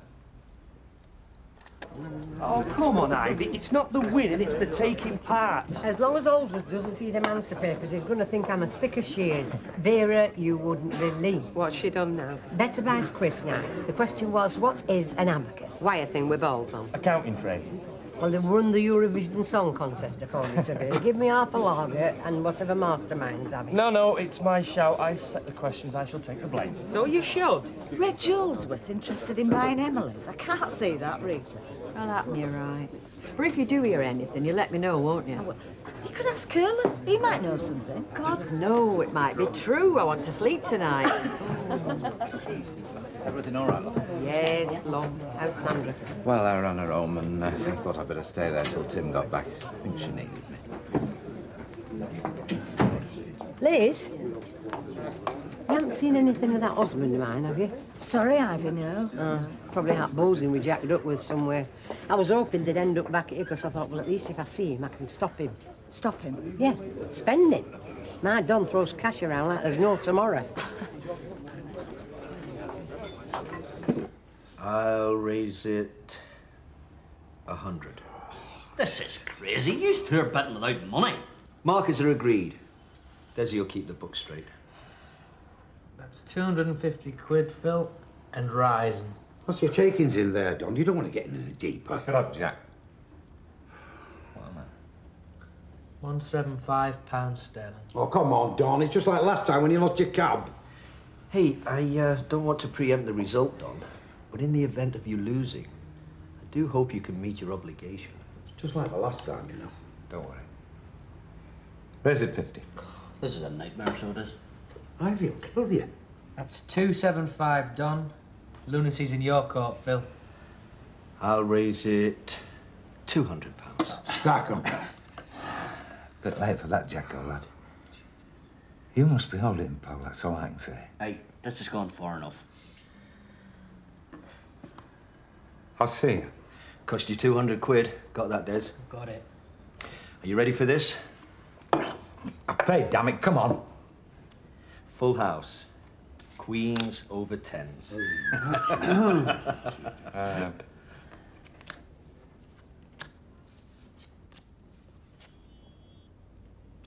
Fourth count. I win. What? No, I'd feelings, pal, eh? No, I'll write you a check. No, no offence, but I'd like to keep it informal. Cash, when you're ready. Whatever. It'll have to be tomorrow, though. Fine. How much? Philip Jennings owes Donald Brennan 450 smackers. You so-and-so. Hey, drop in the ocean to you, Phil, though, eh? Well, some you win, Jim. Now I need a drink. Oh, dear. You had me worried there. Aye, me too, Don, boy. Crazy punters in my time, but you take the biscuit. Broken it, lads, eh?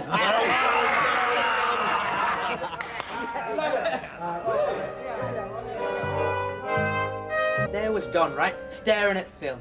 Phil, as cool as you like, staring right back at Don. Madly exciting, I'm sure. It was. There was a huge pot in the middle for the last hand. I don't know why you lot don't just get a snakes and ladders board, then you could really enjoy yourselves. Honestly, Des, this is kid stuff. Yeah, well, I don't call 650 quid kid stuff. Oh, come on. I'm telling you, that's what Don Brennan won off Phil Jennings. Oh, yeah. Yeah, it was like a big deal at Dodge City there last night. And how much did you win? I finished about straight on the night. Might have been slightly down. Just about sums you up, does that? Slightly down. Well, I still think it's a very childish way for grown men to spend their time. But that's exactly what you find irresistible about me, isn't it? My immaturity. That adorable little boy quality in me. Oh, is that what it is? You want me to run into work, love? No, I'll go with Vera, same as usual. That's if she's out of bed. Hey, by the way, where did you and Jack get to last night? Only Curly took me to Rovers after quiz. Yeah, well, we felt like a bit of a change. Well, Jack more than me, really. He spends all his time there. He wants to be someone else on his nights off. Oh, would he take you at Legion? No, not last night, love. No, we had a drink here and there, you know. Oh, I see, another pub crawl. Well, it's done you a bit of good. You've something to say for yourself this morning. Can't get a word out of you most days, you grumpy old beggar. Grumpy? Me? Mr. Sunshine? That's what they call me, you know. Get off, bit of a fibber. Hey, Ivy, look. Let's have a night out tonight. Somewhere a bit different. What do you say? You're right. If sure that's offering and you that's paying. I am, and it is. So, let's go and celebrate. Right. What are we celebrating? Well, being alive. You being you, me being me, us being us. You daft devil. Yeah, it was beautiful. The way Don took the money off your man. It was beautiful. How much did he win? You ready for this? 650 quid. You're kidding me. No. You're not, are you? You're telling me that Phil Jennings walks around with that kind of money in his pockets? No wonder Deirdre likes him. Well, he didn't have all the cash, but he had 200 quid. You had to give Don his marker for the rest. I bet you it doesn't pay up. I bet you anything Don never sees the rest of that win. You see, love, Phil Jennings is a rogue, there's no question about that. But he can't afford to be a welcher, not the way he makes his living. You know? He'll have to pay up and look pleasant. Otherwise he's finished as a punter in all the clubs in town. And what were you doing all the time this money's changing hands? I was doing the same as Jack Duckworth and Des Barnes, love. I was staring at the pot with my eyes popping out. I take it you lost money on this game? There you go. You see, you always expect me to lose, Liz, don't you? I know you lost. Because if you'd have won, you'd have told me by now what a clever boy you are. So come on, how much? 30 quid? £30? Do you know how many hours I have to work behind that Rover's bar to earn £30? Yeah, all right, love, all right. Well, just make sure you tell the boys, right? Then they can see what a mug's game it is. Well, it wasn't a mug's game for Don Brennan now, was it, eh? He wasn't the mug I had in mind. I'll tell you one thing, Alec. You and your Sandra, it'll bring you closer, will this? How do you make that out? Well, it's bound to, isn't it? I mean, now her mum's died, you're all she's got left. Oh, well, I'd like to think you were right. But I don't know. No, you see, before, when her mum were alive, I always got the feeling that she had to be a bit cautious of being over-pally with you. Just in case, you know, her mum started moaning at her for being over-friendly. Oh, all right, well, there's something in that, of course. Because she brainwashed Sandra about me, you know. Yeah. Always dinning it into her how I wasn't much cop as a husband, as a father, as a man. That's not how your Sandra sees you. No. No, I don't think she does. Not anymore. Mind you, it's right, I wasn't much cop. I could have tried harder. With her mother, I mean. Oh, I mean, come on. Don't say that. If you'd have stayed married to her, where would I be now? Come on, love, cheer up. There's not a blind bit of use wishing things had turned out different. No, you're right. I always am. It's just, you know, that when somebody's been part of your life and they die, you know, somebody your own age group, makes you feel depressed. The way I look at it, just be glad you're here to feel anything. Don't get depressed about being depressed. Try and enjoy it. Thanks very much. Ta-da. Ah, the very person. Oh, yeah? You're not thinking of putting the rent up or chucking us out or anything, I hope? Don't put ideas in my head. No, of course I'm not. Listen, has Curly said anything to you about Reg Holsworth being interested in number 3, Emily Bishop's house? Only I heard a very nasty rumour that he was thinking of putting an offer in for it. Yeah, come to think of it, Curly did say something about this the other night. Yeah, he did. He said Reg was talking about it. Hellfire. Why is it such bad news? I don't want Reg Holsworth living across from me. I mean, can you imagine waving at me last thing at night as he's drawing bedroom curtains? Oh, we might not even draw them. Oh, knowing him, that's a possibility. And I don't fancy seeing him first thing in the morning either. No. Grinning at me over at milk bottles, trying to look sophisticated like an old coward in a red silk dressing gown. Oh, he's got a red silk dressing gown, has he? Oh, I don't know, I'm just guessing. I have no knowledge of his slumber wear. I'll bet he does have a red silk dressing gown, then. Well, if he has, I don't want to see him in it. You're doing very well in this job, Mrs. Brennan. In fact, you're an asset to the store. I'm going to drop in and see Alf and compliment him on the wonderful staff training school he's running for us. Oh, hey, not that, you look mad. Yeah, you're probably right. I better keep my gob shut. I know it sounds daft, but every night on me we're all mad. Good morning. Morning. Morning. Morning. Could I have a word, Mr. Watt, if it's convenient? Yes, Mr. Holsworth.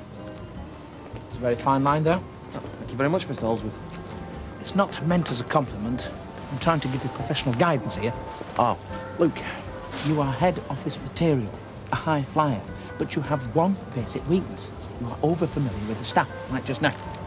Well, we are a friendly store, Mr. Holdsworth. Yes, I know that. Who do you think instituted the Better Buys Buddies Club to keep the retired staff in contact, eh?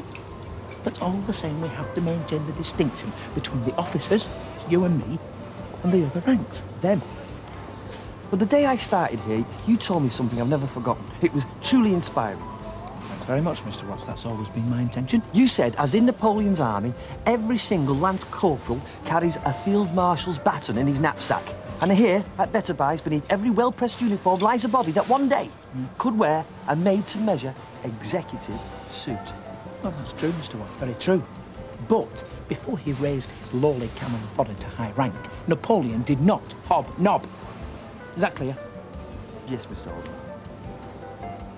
Is there any movement in the housing market in Coronation Street? Or is the for sale sign still up over number 3? Well, it still was when I came to work this morning. Is it? There's a bargain to be driven there, and I'm just the man to drive it. But excuse me, Mr. Holdsworth, that would mean you'd be living next door to Ivy Brennan and 3 doors down from Vera Duckworth. I mean, how could you separate yourself from the ranks? You'd be hobnobbing in no time. Oh, no. When I'm away from here, off duty, I'm as matey as the next man. Just depends which hat I'm wearing. I don't recall ever seeing you wear a hat. It's a figure of speech. Hello, look. It's a term of phrase. It means whether I'm in my official capacity or my civilian capacity, right? In here, we are Mr. Watts and Mr. Holdsworth. Right there, it is Reg and Nom. Judy can grasp that. Yes, Reg. Oh, Mr. Holdsworth. Just carry on, will you, Mr. Now you see. Thanks, sir. Oh, dear. What are you drinking? Oh, thanks, Rita. Have a glass of lager, please. Coming up. Thank you. Have you seen Emily? Only she's not in her house and she's not in charity shop. Oh, I think she's got one of her hospital committees this morning. You know, Friends or Hospital Comforts or one of them. Listen, Deirdre, I mean, you're next door, and I know she's a good friend of yours. Do you know if Reg Holsworth put an offer in for her house? Couldn't tell you, Rita. She certainly hasn't said anything to me. Glass of lager. Thanks, love. Well, if she does, and he has put a bid in, will you try and discourage her? Try and get her, send him on his way. I can't do that. I mean, come on. It's hard enough selling houses these days without getting choosy about who you sell them to. Well, I'm telling you, it'll ruin this neighbourhood for me if he stalls himself in that house. Well, I'm sorry, Rita, but honestly, would you take kindly to it if Emily came in the cabin and started telling you you could sell newspapers to and who you can't? Well, when you put it like that, you're right. Although I don't remember you being so reasonable when you heard Ken was moving back into the street after you'd split. All right, fair enough. I hold my hands up. But it happened, and I can live with it now. Well, I don't think I could ever reconcile myself to Reg Holsworth. Alex, you've a visitor. Sandra, look. Who's that? Well, it's Alex's daughter. She must have her mother's looks. Just as well, don't you think? I just reckon I wish I'd had Dawn's cards last night. The only time I got good cards, everyone else had rubbish and stacked them. Hey, the only time I had good cards, somebody else had better. Well, never mind you. Forget the cards. The great thing is to be a winner in the game of life, like me. You reckon? Oh, no danger. Fortune's darling, that's me. Especially when it comes to women. Unlucky at cards, lucky in love. Oh. Thank you. Thank you. Ta-ra. Bye. Hello. How long have you been stood there? A couple of minutes, a couple of hours, a couple of days. I don't know. I just like looking at you.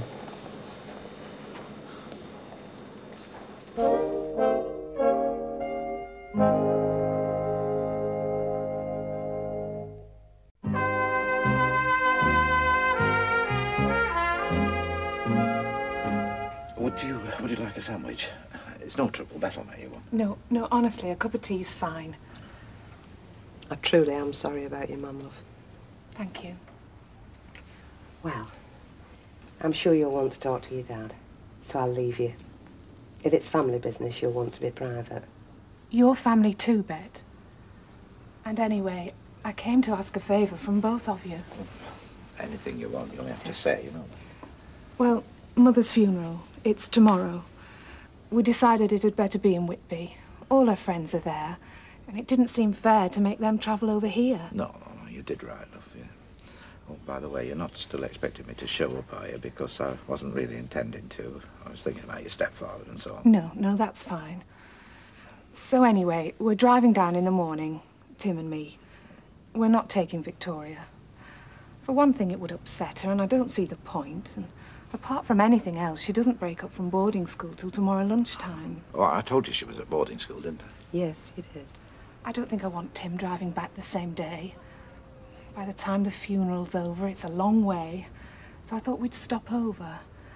And, well, I was wondering, could you meet Victoria for us at the station? Of course we can. That's no problem. Do you think you could put her up until the following day, and then Tim and I can collect her on our way home? That'd be fine. We'd be glad to, wouldn't we? Oh, Alec? it'll be our pleasure. It really will. And don't worry. I mean, we'll take good care of her. I know you will. I just don't want to impose. I know you've a lot to do. Like Alex says, it'll be our pleasure. Do you mind if I ask you a question? Go on. Why did you phone me last night? Why? Well, I was a bit bored. On my own in the house. I did it on impulse. After all, you gave me your number. Didn't you think I'd ring? No, not really. But I hoped you would. Where is he? Pardon? Jennings. Is he here? No, he isn't. Mike, what's happened? You look terrible. What's going on? We've split, Jackie and me. We're finished. Finished? What are you talking about? You've only just got married. You can't be finished. Well, we are, and it's all because of your boyfriend. What's Phil got to do Oh, with it? it's a long story. Try me. Look, come on, Mike. If you're going to come round here gunning for Phil, I think I'm entitled to know why. Now, just sit down and tell me what's happened. He's turned Jackie against me. She hates me. She thinks I've been conning her right from the start, ever since Peter died. She thinks I've been using her, and it's all because of Phil. Yeah, I know. He told me about all Yeah, that. he also told her about you and me as well. What, you mean? Yeah, that we were lovers a way back. He said that's why I wanted to give you the job at Ingram so we could pick up where we left off. You know, he's ruined me, Deirdre. He's really stitched me up. You know, if he was to walk through that door now, I'd kill him! You know what worries me? In connection with what? Well, this place, our livelihood. I mean, she's not going to like it, is she? I mean, the more she thinks about it. Are we talking about Jackie? Yeah, of course we are. I mean, she's not going to like Mike doing us a favour, is she? I mean, because of me. So? Well, now she knows next time round she's going to bang the rents up sky high. She can't do that. Yeah, but she's our landlord, isn't she? I mean, it's her firm, not Mike's. It makes no difference. We have an agreement. 5 years at the rent we're paying now. No, she'll not abide by that. She has no choice, Elma. You're worrying unnecessarily. Well, for 5 years, anyway. You won't believe me, will you? You know you're ringing. Baldwin. Maybe you'll believe it if you hear it from him. Hello, Mr. Baldwin's office, please. Sorry? No, it doesn't matter. Thank you. Mr. Baldwin is no longer employed here. Oh, What the hell does that mean? What's going on? Don't ask me. Mike's in trouble. I don't understand. Why did he tell her all these things? To get his own back. For what? You and him are supposed to be pals, aren't you? He came to me to borrow some money. I wouldn't lend it to him naturally. Be like throwing good money after bad. He's on the floor. Well, I know he's got a temporary cash flow He's problem. finished! I don't believe it. I don't care what you believe. You'll find out sooner or later. And now he wants to drag me down with him just because I wouldn't bail him out. It's spite. He broke Jackie's heart, telling her all those things about me. Don't kid yourself, Mike. And don't try and shift the blame onto Phil. All right, so he shopped you to Jackie, but he didn't invent it, did he? All he did was tell her the truth. Now, hang on a minute. It's right. Look, I'm sorry for you, Mike, for what's happened between you and Jackie. But don't try and blame it on anybody but yourself. You lied to her, you cheated her, nobody else. So you got found out. All right, that was down to Phil. But it's what you did that brought you down. And you can't face it. Hello. Oh, hello. Ah, good afternoon, Miss Freeman. Hello. Very glad to see you shopping at Better Buys. Well, you're cheaper than Alf Roberts. Well, cheap, yes, but cost and quality always goes hand in hand at Better Buys. Now, take wine. See, we're pace setters here. Ploughing a furrow ahead of the rest. Yes. Take that wine you're considering. How can I put this to you? It's a marriage of the opposites, of the earthy and of the ethereal, of heart and mind. Foot and mouth. Hey, oh, now this is my favourite because if it were possible to bottle stardust, Miss Freeman, that is how it would taste, and it's as light on the pocket as on the palate. I believe you're thinking of buying number 3 Coronation Street. Word gets round, our news travels fast. Yeah, I heard it on the grapevine. Oh, good. Which is how Mrs. Speckloff heard about it. Oh, has Rita heard? Did she make any comment at all? Well, she did, as it happens. And were it possible to bottle what she said, and if you were then to drink it, Mr. Holdsworth, I think it would take the skin off the roof of your mouth and make little jets of steam come out your ears. I'll take the stardust. So anyway, I'll be in charge of the pub tomorrow dinner while they go for his granddaughter. Hmm? You haven't taken in any of that, have you? Oh, I'm sorry, Liz. What's up? Come on, I can see something's on your mind. It's Phil. Between you and me, I'm getting worried. For one thing, Mike Baldwin's gunning for him. He was round earlier on looking for him. I won't go into the reasons why, but he reckons Phil's finished. Could he be right? Well, I know he's short of money at the moment. Mind you, he has been before. And I've had some very funny phone calls today. What kind of funny? Just people wanting to speak to him. Maybe he owes them money, I don't know. I just can't believe he's really in trouble. Why don't you ask him? Oh, I would if I knew where he was. I've tried everywhere I can think of. Don Brennan's been after him as well today. I don't know why. Can't be money in his case. As a matter of fact, it could. Look, I don't know how to say this. Jim was out last night at a card school, and Phil were there, and Don Brennan. Now, according to Jim, Phil lost a packet. 200 quid in cash. That's the money I lent him. That is my money he's lost. And another 400 quid or so he had to owe. So that's why Don Brennan's looking for him.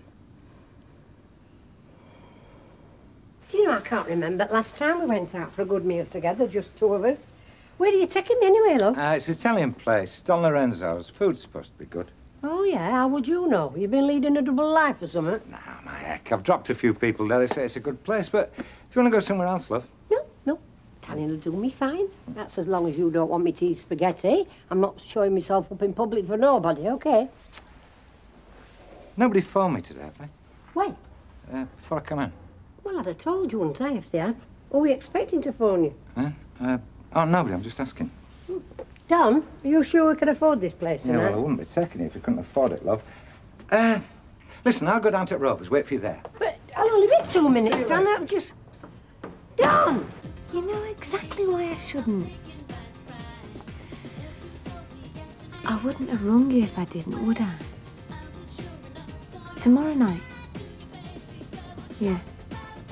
All right. Your lord and master's home. I've got to go. Hiya. Hi. Who was that? Oh, our designers are in the area. Would you like a new kitchen? I hope you told them where to shove it. Had a good day. Full of laughs. Full of magic. On my perfume counter, no chance. Good, because laughs and magic are my twin specialities. Tomorrow night I'm taking you out. We're having a rave up. No, don't thank me. Don't grovel. Feel very guilty about leaving you alone last night. It's terrible of me to deny you my wonderful company. Yes, my child. Tomorrow night, you shall go to the ball. But tonight... Hey, I've just been thinking, it'd be quite a change for young Victoria coming from a boarding school to this place. Been education for her. This is worrying me. 'Cause it won't be what you call a higher education now, will it? I know what you're working up to. You think I'm going to show you up, don't you? Swearing, making rude noises. Well, now, since you raised the matter, yes. Place and sunshine. It's not me that goes staggering into the bathroom in the middle of the night, wearing out but the top half of his pyjamas. You sort yourself out. Don't fret about me. I'll be the perfect lady when I set my stall out. Really? No idea. Do you know, that's one aspect of your personality I'm not yet loosed. Look forward to it. Oh, do you mind if I join you? Been to see Mrs. Bishop, have you? Make her an offer? No, actually, I've been giving it second thoughts. Frequently the wisest, eh, Reg? It depends on whose brain is having them, Norman. But as you said in your hintings, living next door to Mrs. Brennan, it wouldn't work, would it? Manager of the store in the same identical house as the lowly assistant. One sense of things revolts at the concept.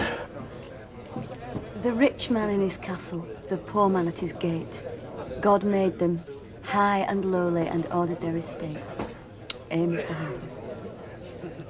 Do you know, if you don't mind me saying so, for a student you are a remarkably sensible young lady. Well, it looks to me like he's dodging you, don't I? Yeah, well, I'll find him, don't you worry. Hey, Hi, love. This one is on me. Half a lager, is it? Oh, thanks, Liz. I've had to come out the house. I got sick of racking my brains sitting there thinking about Phil. Don. No, before you ask, I haven't seen Phil and I haven't heard from him either. I was hoping you might have seen him. No, but it's not for want of looking. I gather he owes you money as well. Oh, as well? So there are others then? Yes. Yes, well, you tell him. You tell him that I want what he owes me. See, I told you I wouldn't be long, didn't I? Hello, Deirdre. Hello, right then, we're going, love. Right. I want a drink in here. Yeah, well, I want to change the scene. Come on, off we go. You tell him. Hey, I'll tell you what a smashing night last night, love, eh? We'll have to do it again. Mind you, it's going to have to be a special occasion at them sort of prices, love. We'll go on his 5th wedding anniversary. And I tell you what, this time I'll treat you. Thanks, love. Yeah, well, that was a good place. Decent food, yes. Yeah, I don't know how you would know about that, though, Don. You're only picking at yours. Disgraceful what you were leaving at them sort of prices. I had as much as I wanted. I won't mind, but you're generally a good eater, love, aren't you? I know. I'll do your bacon butter for your breakfast. No, I don't want it. Don, is your stomach off or something, love? Do you think you ought to see a doctor? I'm all right. Hey, you're not worried about nothing, Look, are you? stop fussing, will you? I'm all right. Where you going? Ow! No, I've got an early booking. Customer for airport. Well, I mean, got time for another cup of... So, where do you fancy then? When? Tonight, for our little rave up. Oh, no, I can't do tonight. I thought you fancied a night out. Well, I do, and I'm having one. Didn't I tell you? One of the girls is leaving. We're giving her a farewell do. Oh, no, you never said. So, who is it that's leaving then? Denise. Don't think you know her. Anyway, we're getting together straight after work. You can fix yourself something to eat, can't you? Sure, with all the practice I've had. Anyway, I could be late, so I'll see you when I see you. Do you know what I need? A hobby. Or a girlfriend. Could be one and the same. Don't frighten me, Des. Don't frighten me. Enjoy yourself. I'll do my best. You know me. Hello, Ivy. Is Don about? No, love, you've just missed him. Oh, no. Well, he had to go early. He had to take a fare to airport. Is that what I can do to help? No, thanks, love. It was Don I needed, really. It wasn't Phil he was taking to the airport, was it? Phil Jennings? Well, I don't know, love. He didn't say. Well, wouldn't you know that? That's the trouble. I haven't seen him for 2 days. Oh, I see. Are you sure there's nothing I can do to help you? I don't know, maybe Don said something about the other night. I have not slept a wink for thinking about it. What do you mean the other night? Well, you know, this card school. I suppose everybody knows about it. No. No, not everybody. But I think I should.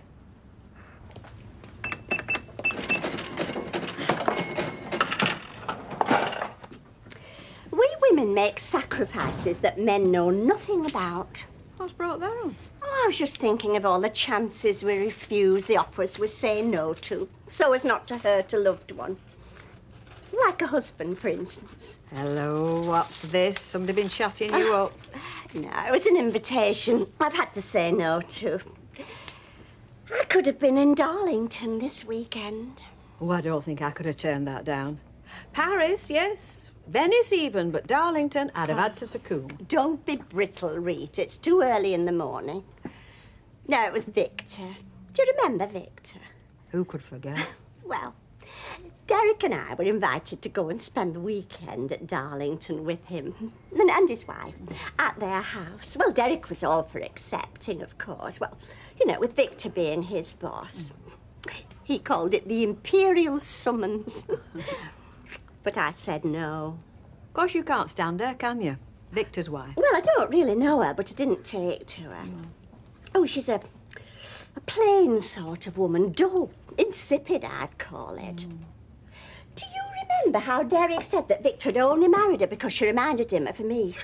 Well, that was ridiculous. I was furious. Well, you would be.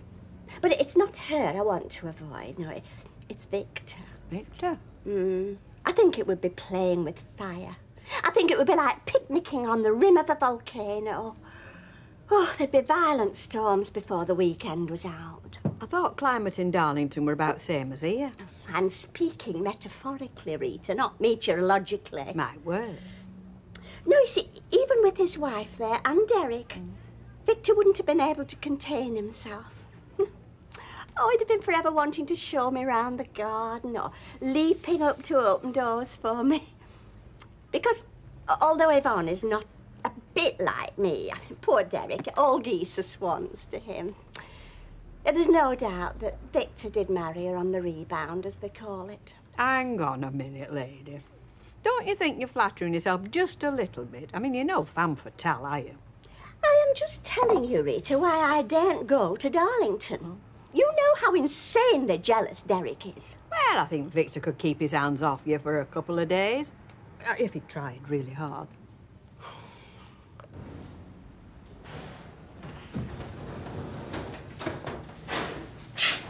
Excuse me, mate. Looking for Phil Jennings. Who? Oh, don't give me that look. I know you know him. You work for him in one of his arcades in Precinct. Do what? You learn something new every day. Look, it's all right, kid. I'm a friend of his. Didn't think you had any. Look, don't mess me about. Is he here or not? I want to talk to him. Yeah, you and a lot of other people. Does he owe you money? Well, that's between me and him. I thought so. Well, there's a queue, mate, and I'm in it and all. How do you mean? I mean, I last had wages 3 weeks ago. If he doesn't turn up here by tonight, I'll be taking what he owes me out of one of his machines. If nobody comes and takes him in the meantime. Look, you got any idea what he is? Look, if I knew, I'd be on my way, mate. You find him, you come and tell me. Because some of them people who are after him will pay a bob or two for the information. Well, anyway, I were working behind the bar last night, and who should walk in but your pal Reg? He is not my pal. Do you know he uses the Rovers like he's local these days? Well, it is a public house, Rita. Trust you stick up for him. I'm not sticking up for him. I was the one told you not to go dancing with him in the first place. Oh, all right, all right. Sorry, Liz, you were saying. Well, from what I heard, he's gone off the idea of buying Emily Bishop's house. Oh, you're sure? Yeah, as far as I can make out, if he is the manager of Better Buys, he cannot live next door to an humble worker like Ivy Brennan. Differentials must be maintained. Well, I think that's really snobbish. Yes, it is. Thank the Lord. I thought you'd be pleased. Oh, I'll see you later. Ta-ra, Bye. Yeah, I can't understand why you got so worked up at the idea of Reg Holdsworth buying Emily's house. Look, it's bad enough him keep popping into Rovers without him living across road from me. He'd have been living across the road from me as well, but I don't go on about it. Well, he's not after you, is he? I tell you, he thinks I'll give him another chance if he persists long enough. Every time I see him, he gives me that look. Oh, I haven't noticed anything. Well, I have. It's a cross between suffering and lust. Like a mongrel outside a butcher's. No, Rita, you were the one accused me of imagining men were lusting after me. Who's playing the femme fatale now? Oh, I asked for that, didn't I? Right, Tiger, I'll go and get ready. Yes, well, look sharp, because the train's at 4. We've got to be off for 3:15. It's back the time. Liz, you'll be all right, won't you? I'll be fine. Listen, if you're that bothered I can stop here, you can go and collect Victoria on your own. No, we'll go together. It'll be a little outing for you. Hey, going to the station to collect your granddaughter does not constitute an outing for me. We'll have that clearly understood. It's all right. If you're getting ready, go and get ready. Right. We thought we'd take Victoria out somewhere tonight. Oh. Yeah. It's a shame there's no zoos in the area, isn't it, really?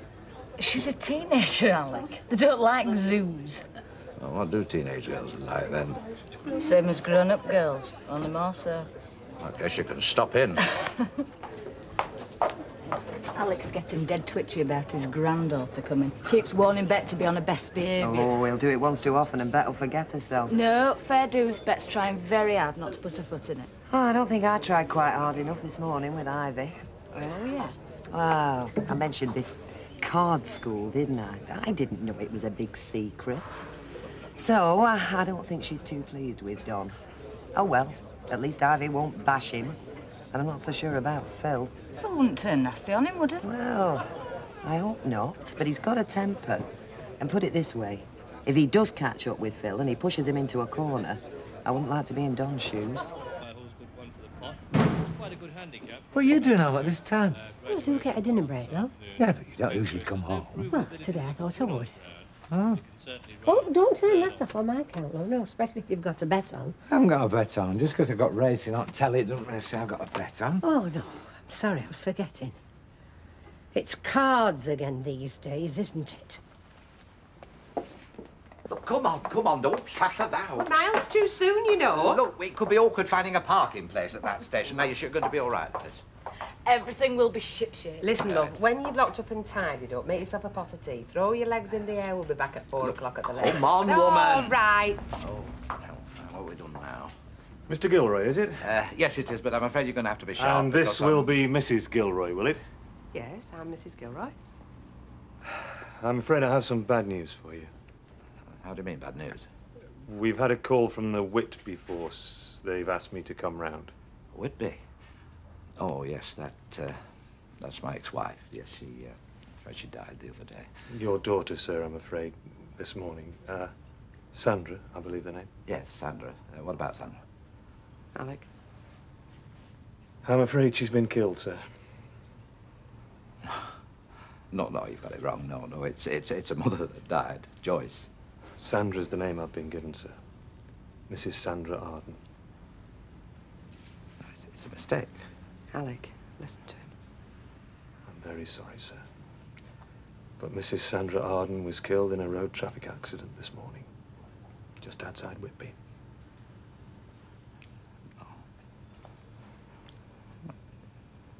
Not Sandra. It's a mistake.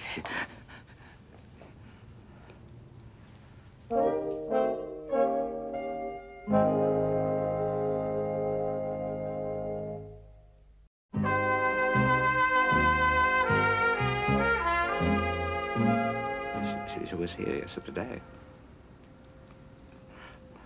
She was sitting here. From what I've been told, your daughter didn't suffer. It was all over very quickly. I wasn't a mother.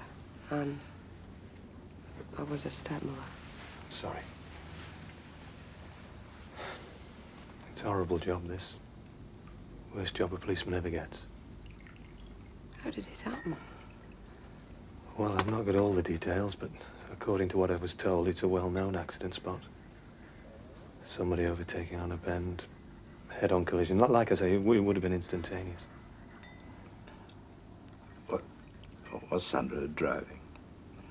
No, her husband, I believe, Mr. Timothy Arden. How is Tim? He died on the way to hospital.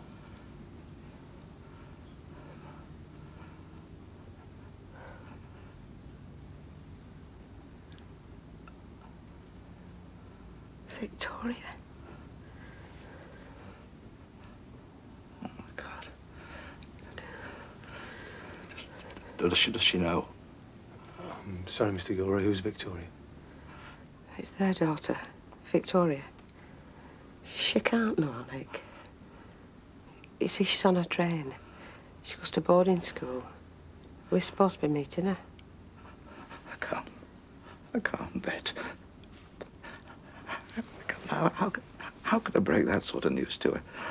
Her mum and dad are both... Alec, you don't want her to hear it from strangers. No. You promised me, Don. You swore to me that the gambling was finished. Look, I told you that I'd be careful. You said you were going to jack it in, and you were lying, reckoning you were going for a drink with Jack Durworth, and you were gambling. You were lying your head off. Look, be reasonable. I didn't tell you because I knew you'd carry on like you are doing. It was just a friendly game of cards. Friendly? You were playing for money, weren't you? And don't you kid me that you weren't. Look, don't you lecture me. You go to bingo. Now, what do you think that is? It's gambling. Yes, all right, but at least I know how much I'm going to lose. You don't, because you don't know when to stop. Look what happened when you went playing cards with Mike Baldwin. Look, for your information, I won this time. Deirdre's money. Deirdre's money, that's what you won. Money that she'd lent to her boyfriend. Ivy, you're not listening to me. If I lost, I'd hold my hand up. But I won. 650 quid. I haven't got it yet, but I will. Don't you worry. I don't care whether you win or lose. Because the minute you go gambling, I've lost. You're a fool, Don Brennan. You're a damn fool.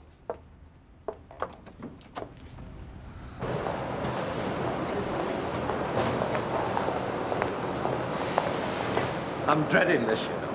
I mean, how can I tell her? You've got to be strong for her, Alec. You're all she's got now. That's her family now. You and me.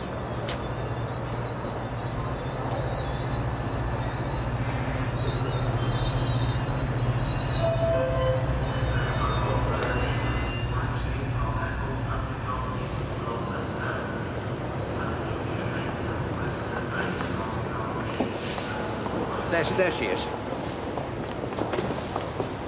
Hi, Grandad. Hi, Bet. Have a great time. I'll see you next term. See ya. Bye. What is it? What's the matter?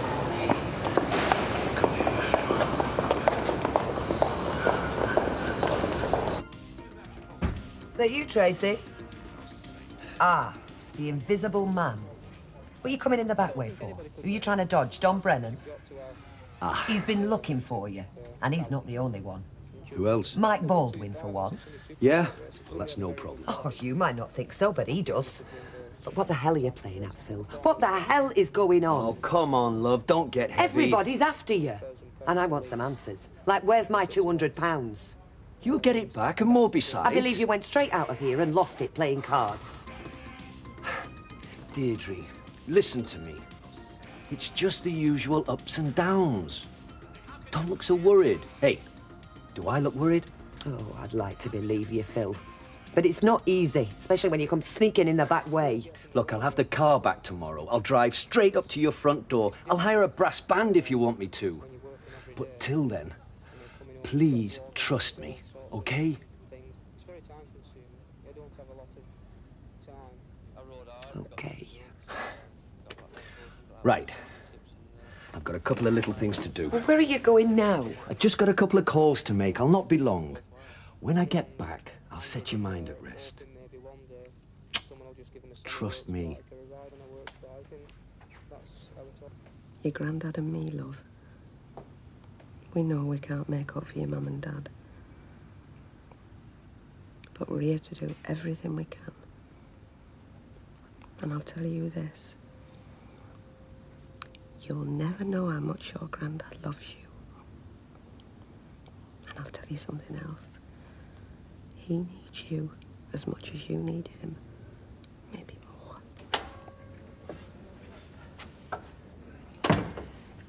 Right, I'm off to Whippy. Now? Tonight? Well, the sooner I go, the sooner I get it over with. I've been talking to the police over there. There's the formal identification to be done, so I said I'd do that. And then there's all the various, well, arrangements to be made. Grandad, are you going to Whitby to see about Mum and Dad? Yes. Yes, love, I am. Could I come with you? But I don't think that's a good idea. I think it might be a bit too much for you, love. I don't care. I want to come. Alec, I think you should let her. She feels she should, like you do. Well, all right, then. If you're sure that's what you want. Come on. You could be a big help to me, you know. How are you with a road map, eh?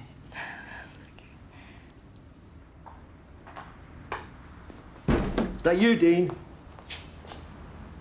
Oh, it's the lucky Donald. I've been looking all over for you. All yesterday and all today. You're an hard man to find. I'm a hard man, full stop. Yeah, all right. Well, you know what I'm here for. You owe me 450 quid. I want it right now. Well, life's full of disappointments. Now, cut the rubbish. Are you going to pay me what you owe me? I might, sometime. If you're polite and keep a civil tongue in your head. And if there's no more cheek, no more aggro, and no more pestering Deirdre. Otherwise, your name doesn't go in the barrel, chum. Don't give me that. You lost, I won. When I lose, I pay out. Well, that makes you a mug. Now, buzz off, I'm busy. Hey, I'm not frightened of you, you know. I don't think you can shut me up. I want my money. I want trouble, Bob. Hiya, Tommy. No, not so much trouble. More an irritation. Hey, look, this has got nothing to do with you. Oh, It's between me and him. While you're putting you out, teach him some manners. Hell, this guy owes me money. He's a Welsher. No kidding. Want me to smack him, Phil? Yeah, give him a little smack. Like this? Hey! Think yourself a lucky fella and keep this buttoned. Right? Looks like you owe just about everyone, Phil. Where's mine? Oh, you get yours. You've been saying that for a long time.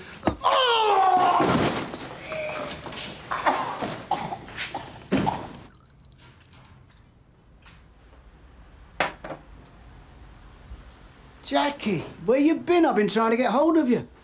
I've been phoning all over the place. Don't touch me. Don't even bother talking. There's nothing you can say I'd listen to. Jackie, you're wrong. Believe me. Believe you? I'll never believe another word you say. Not as long as I live. Oh, come on, Jackie. What's your lawyer friend doing here? He's with me. Yeah, he always is. Looks like you've got him on tap. You never get a marriage to work with a lawyer holding your hand all the time, you know. Look, let's try and keep this reasonable, shall we? Look, get rid of him, Jackie. Send him home. You and me will have a chat, eh? Sort things out. Don't throw away everything that we've had together. It's over. Finished. I want you out of here. And I want you out of my house. And I want you out of my life. So, what would you like to do? I don't mind. I meant to ask you, do you like the theatre? Last time I went was Panto when I was about 6. Well, we'll have to change that. We could eat. You hungry? Not really. Or you could come back to my place. Yeah. I think that's what I'd like to do. Evening, Don. Are you looking for Phil by any chance? Oh, you needn't worry about giving him away, Deirdre. I finally caught up with him in his workshop out road. Oh, right. Yeah, some other blokes did too. What do you mean? Well, he must have owed them money too, by the sound of it. Only they weren't nice, reasonable blokes like me. They started giving him a good hiding. They'd have given me one and all if I'd hung about. Don't you understand? You and I are through. Can't accept that. Well, you've got no choice, I'm telling you! Jackie, please, leave it. Now, look, you keep out of it. I've told you it's between a husband and wife. Well, I won't be your wife a minute longer than it takes Gordon to get me a divorce. But right now, I want you out of here! Jackie, let me, all right? Now, it would be better for everybody if this could be accomplished with as little recrimination as possible. In the first place, as Jackie has told you, we expect you to move out of the house. Tonight. Tonight? Not tonight or any other night. This is the marital home. It belongs to me as much as it belongs to her. If she wants a divorce, it'll all get sorted out in the settlement. Being awkward won't do you any good. And I think I should warn you, in the next few days, certain information will be laid before the police. Oh, yeah. Such as what? Your misappropriation of company funds. Oh, that's rubbish. That's a non-starter. You used Ingram's money, first to set up Alcazar Holdings, and subsequently to buy the lease of your girlfriend's business. Former girlfriend. It's all legal and above board. It belongs to Ingram's, not me personally. That's not how I see it, and I don't believe it's how the police will see it. Oh. Well, in that case, I'll have to get myself a lawyer then, won't I? No wonder you blokes earn such a good living. Oh, I've had enough of this. Are you going to get out of this house? Nah, not till it suits me, darling. Oh, come on, Gordon. I can't stop here. I can't bear being in the same room as him. Don't say you haven't been warned. Ah.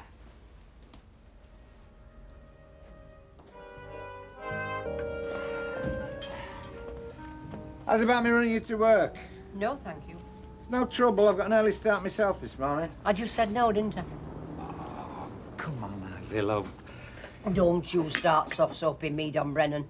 I've fallen out with you, and you know why.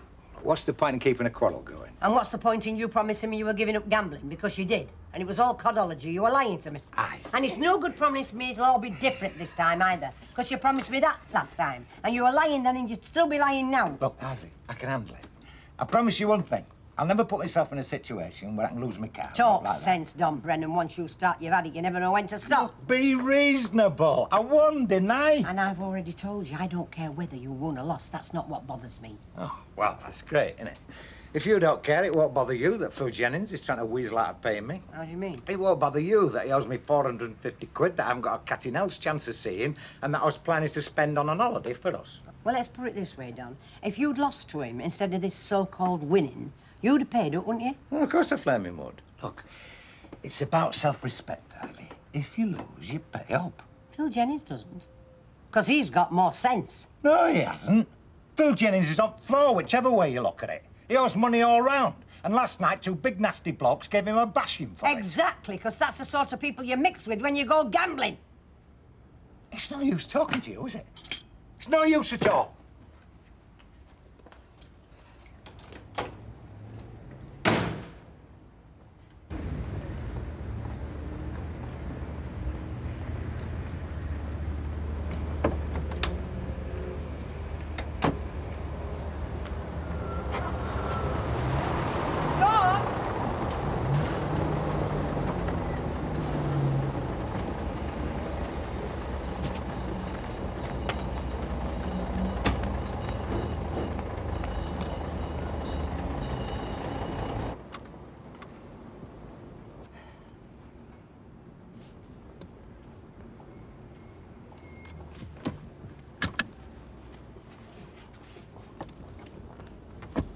Where are we?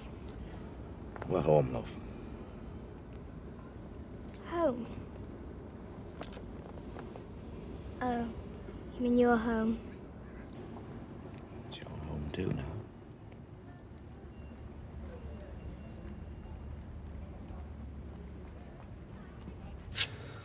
Oh, what time is it? 8:30. Oh, my head.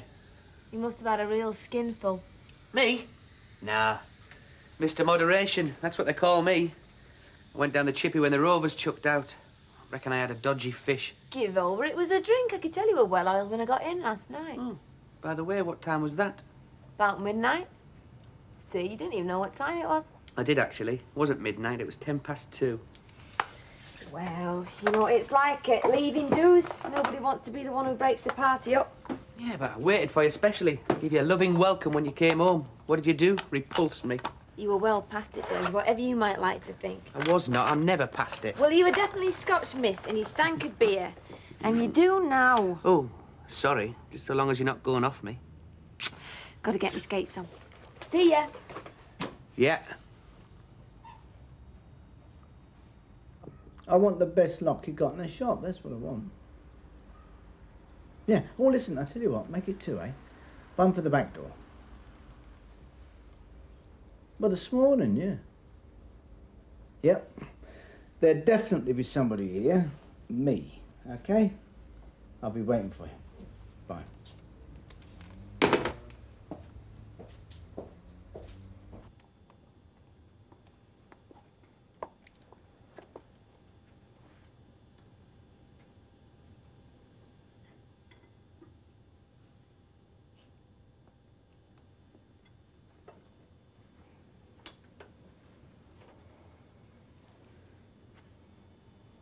I could do you something different, love. What about scrambled eggs? Do you like them? No, thanks. I mean, I do like them. I'm just not very hungry, that's all. Thanks all the same. You'll have to let us know, you know, what you like, food and that, and we'll get it in, won't we, Bet? Oh, of course we will. We want to know all your likes and dislikes. We don't want you eating stuff you don't fancy. Well, I'm not very fussy, really. At school, we just eat what they give us. If you don't mind, I think I'll get to bed. Well, it's all ready. Bottles in and everything. Yeah, that's a good idea, love. You've got a bit of catching up to do. I'll get my head down myself in a bit. You know your bedroom? It's left at top of stairs. Shout out if you want anything. Don't be shy of asking. It's very kind of you. Oh, no, love. It's not kind at all. That's what we're here for. Me and your granddad. Well, I'll go up then.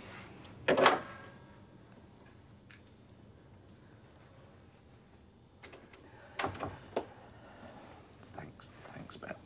Oh, for what, love? How was it, love? In Whitby? Awful. I don't know how I got through it. I don't think I could have done but for Vicky being there, not wanting to let her down. I had to identify him. Tim. And our Sandra.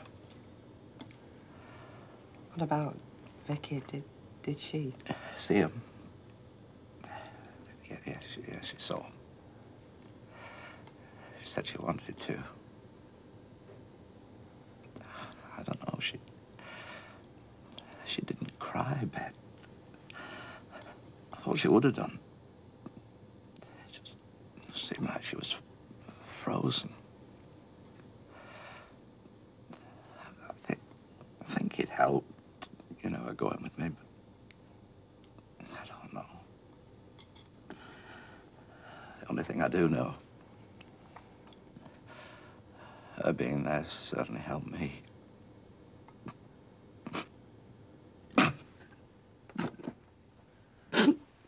Okay. Come on, love. Come on, Ally. Is that it, Mr. Sugden? Yes, thank you. Well, there is something else, but I don't like asking. Nay, Mr. Sugden, if you don't like asking for it, I can tell you now we don't stock anything like that here. It's not something I wanted to buy, and if you're going to be facetious, I shan't bother. Just say good day. Oh, don't let Rita put you off, Mr. Sugden. She doesn't mean anything by it. She's just incurably flippant, that's all. Oh, thank you. No, I still don't like asking. Oh, go on, Mr. Sugden. You ask. All right, then I will. It's why doesn't one of you talk some sense into Mrs. Bishop? I mean, you're supposed to be her friends. Well, if that's the case, why don't you talk to her before it's too late? Well, what about? About this daft idea of going and selling her house and moving to North Wales. I mean, it is daft at her age, moving to somewhere she knows nobody. She's got no roots, she's got no friends. Well, I have to say, I quite agree with you. Well, then, why don't you talk to her about it? Because it's no good me saying anything. Why not? Because she'd think I was trying to talk her out of selling her house for my own ends, that's why. Oh, which, of course, you wouldn't be. Certainly not. But, I mean, she knows you ladies have no axe to grind, so why don't you put it straight? I'm surprised you can't see it, Mrs. Wilton. Mrs. Fairclough here can see it. Well, there are considerations, Mr. Sugden. I mean, there are some things you just can't say. If she's making a stupid blunder, it's your duty to speak up. I would have thought any fool could see that. Mr. Sugden, if Emily is being stupid, then it's because she feels trapped in a corner, thanks to you. You seem to have left her no way out to get her house to herself, but sell up and go to live somewhere far away where you can't follow her. Now, just a minute. I think it's a shame when she has to sell her house to get her own privacy back, just because she can't bring herself to ask you to leave. Now, Mavis, I think No, Mr. he brought the subject up. And I'll thank you not to call me a fool when you can't see what's going on under your own nose. You've done it now, lady. I know there's nothing wrong with the old lock. You can take it away with it if you like. No good to me. Mike. Oh, hello, Deirdre. You better come in. What's going on? Have you been burgled? Same again, back door, eh, mate? No, I'm just changing the locks as a precaution. See, Jackie's lawyer's a smart boy. I wouldn't put it past him to nip in here and do the same to me while I was out. Only now, he won't find it so easy to get in. Oh, so it's got to lawyers, has it? Well, I'm sorry to hear that, Mike. Well, he's been against me from the start, trying to turn Jackie against me. But he's not as fly as he thinks he is. Mike, You see, I'm one jump ahead of him. I've done it to him before he could do it to me. See, once I get those locks changed, I can go out and he can whistle. And if he's told Jackie that I'll be easy to get rid of, she'll find she's been ill-advised. If he stays out of it, I reckon I can get Jackie to see sense. Mike, I appreciate you've got a lot on your mind at the moment, but I need your advice. I don't know who else can help me. Oh, yeah, go on. Well, it's Phil. He's in some sort of trouble, and I Look, don't expect me to lift a finger to help Jennings. He's the one that turned Jackie against me. Mike, listen. According to Don Brennan, 2 men, villains by the sound of it, cornered him in his workshop last night, you know, across the road from me. They started knocking him about. Good. Let's hope they made a proper job of it. Oh, come on, I Mike. don't care what happened to Jennings. He had it coming to him. But what should I do? I don't know where he is. They might have taken him somewhere. He might be badly hurt. Like I said, that doesn't bother me. I can't bear the thought of him in my house. Peter's house. I want him out, Gordon. Now! You're doing yourself no good getting all fired up, Jackie. I can't help it. It makes me so angry. Anger doesn't win cases, so I'll keep my temper for the both of us, OK? Just let me ask you one thing to get it out of the way. Are you quite sure you want a divorce? Of course I'm sure. And it's not so very long ago you and Mike were going to live happily ever after. I suppose you'll throw that at me from now till doomsday. Look, you were right. I was wrong. Mike's no good. I'm finished with him. And if I think about it from now till Christmas, I'll still feel that. All right, just so long as you are sure. The point is, we can get you a divorce more easily and more cheaply if he's prepared to be reasonable. If he decides to fight, it'll take a lot longer. Do whatever deal you have to, Gordon. But just get him out of my house. I'll go and see him, sound him out. Today. They were dead beat when they got back from Whitby. Anyway, Vicky's fast asleep now. And Alex lying down trying to get half an hour. Not doing so well at it. Has Victoria got any blood relations? I mean, is there anybody on her dad's side? Doesn't seem to be. No, only Alec. Well, what are you going to do with the girl? Is she going to live here with you? Yeah, I just don't know, love. We're going to get this funeral over with first and then think about everything else after that. There you go, Kev. And how's that wife of yours going on? Seeing to the baby all day and then working in that shop at night? I look after Rosie and all, you know. No, but she has hell of a day of it, hasn't she? I mean, it's not too much for her, is it? Well, why don't you ask her? Hey, there's no need to bite me head off. Yeah, well, I pull my weight as well, you know. I tell you, you won't be seeing me in here in the evenings anymore, will you? No, I'll be in the house, looking after Rosie, straight from work. And before you say anything, I'm not grumbling, no. I just don't want you going around saying I'm one of these idle husbands who lets his wife do it all. Sorry I spoke.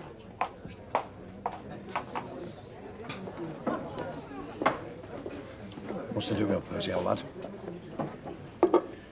Listen, I want to put a straight question to you and I want a straight answer. Right. Go on then. Go on. Concerning Mrs. Bishop. Now, in your opinion, is she selling her house and moving to North Wales because... Sure, you. Certainly, yes. And I wouldn't get a straight answer off you. Tell you something, pal. If we got short of Alvira, I'd sell our house as well. In fact, I'd give it away.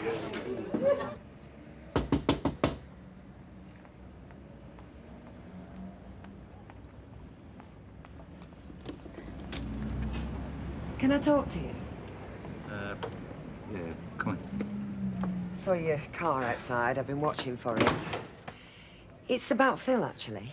Have you seen him this morning? I haven't seen him since last night. How is he? Well, that's what I'd like to know. You know last night in the Rovers when he said he was over in his workshop? Well, I went over there. No sign of him. Nobody about. Any damage? Damage? Not that I could see. any blood. Look, Don, be straight with me. You know when you said these blokes were knocking him about, were you having me on or what? No, what's that Ellis like? He owed them. They were bashing him. Bashing him? What, you just walked out and left him to it, did you? Yeah. Yeah, that's right, I did. Shall I tell you why? Because he told them to bash me. Have you got that? Your nice boyfriend told two fellas to give me a beating because I was pestering him about what he owed me. But instead, they started on him. So, don't expect me to stick my neck out for him, Deirdre. Don't expect me to feel sorry for him. Well, you might at least have tried. He deserved everything he got. Now, if you don't mind, I'm trying to get a quick bite before I get back up road so that I can earn the money that your friend Phil cheated me out of.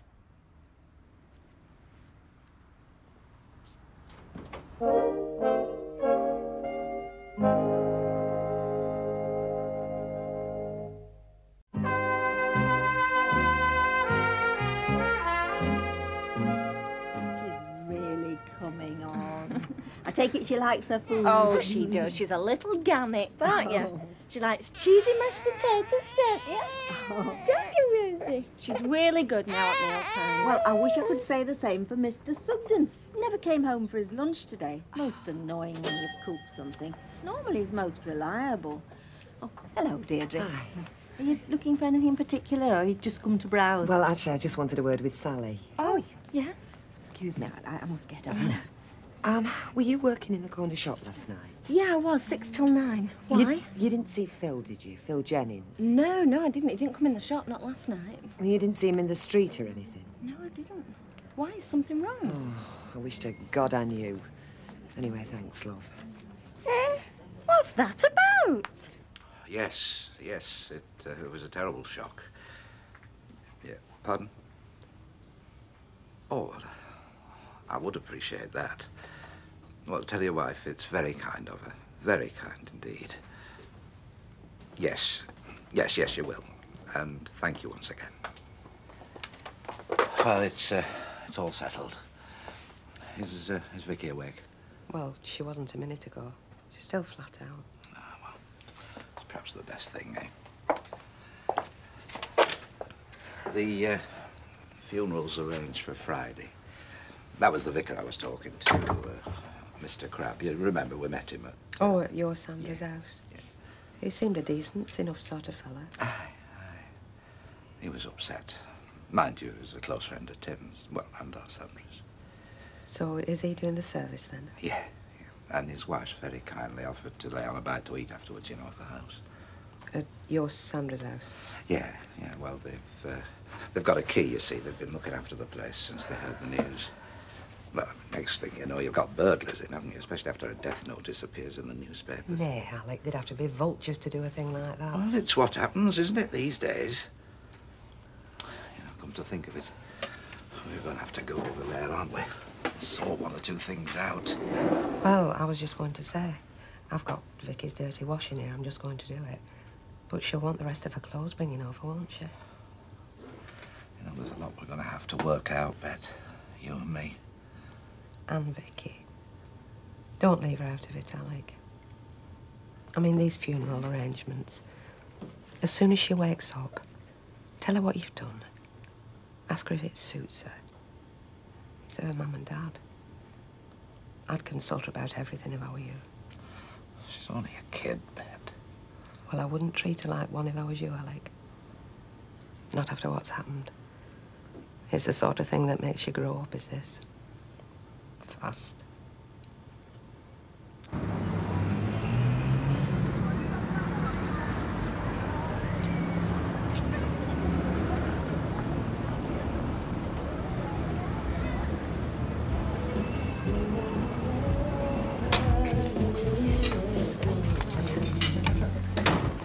Hey, you're quite a stranger.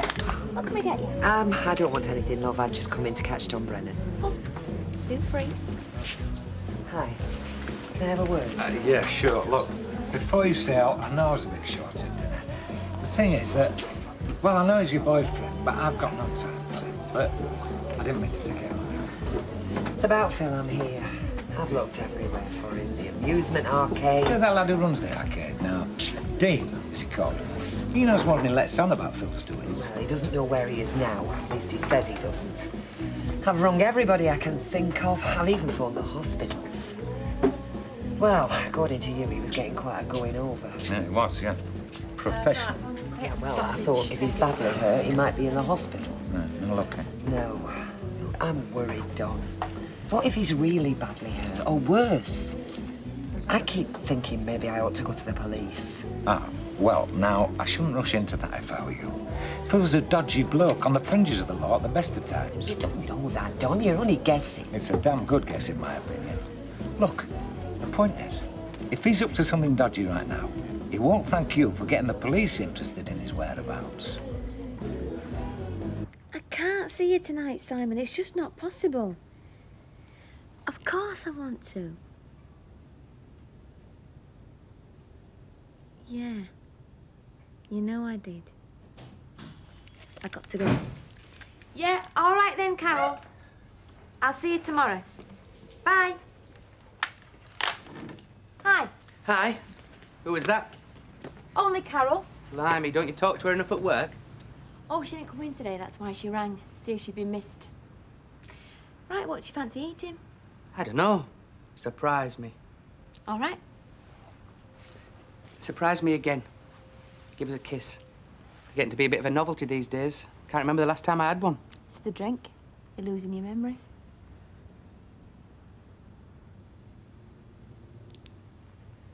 Yep.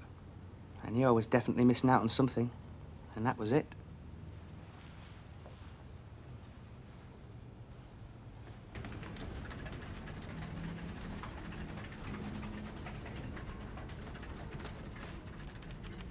He intends to be as awkward as possible, I'm afraid. And from what I've seen of him, that's pretty awkward. Well, what the hell does he want? Well, what he doesn't want, he says, is a divorce. I gather he intends to make it up to you and stay married till death do you, etc., etc. Well, that's out. He wasn't willing to talk to me, and what's worse, he wouldn't listen. But he's got no choice. He's only interested in talking to you, no intermediaries. Don't even consider it, Jackie. He no doubt thinks that whereas I'm immune to his persuasive charms, he can twist you around his little finger given half the chance. No.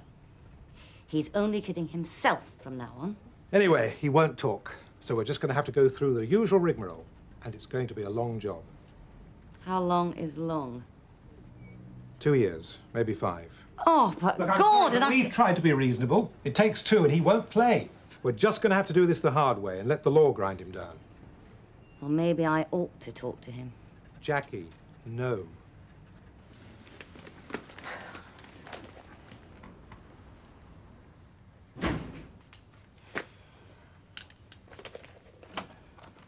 Ah, Mr. Sugden, at last. Good evening, Mrs. Bishop. I was beginning to wonder if you'd emigrated. No, I leave that sort of thing to other people. England's good enough for me. It always has been and it always will be. Well, when you weren't here for lunch, and now dinner, Mr. Sugden, I began to wonder... I don't recall saying I would be in for lunch or dinner, Mrs. Bishop. No, you didn't, but I took it for granted that you would be here for... Oh, well, that's a mistake, taking people for granted. But if I've caused you any inconvenience, I apologise. I wasn't looking for an apology, Mr. Sugden. Anyway, I merely... it won't be happening for much longer because I've done what you asked. I found myself a new billet. Yes. So there we are. I'll be out from under your feet by the end of the week. That's the fastest I can do it.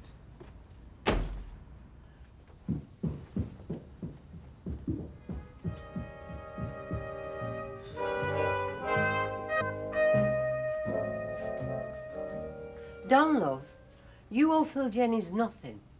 You said yourself if you'd have been left to him, you'd have been on receiving end of that thrashing, so why are you trying to protect him? Protect him? What on earth gives you that idea? Well, you were the one that taught Deirdre Barlow how to go into the police. You don't think that was for his benefit? That was for mine. Yours? Yes, Ida, for mine. Supposing he turns up face down in river with his skull smashed in. Where does that leave me? I don't get you.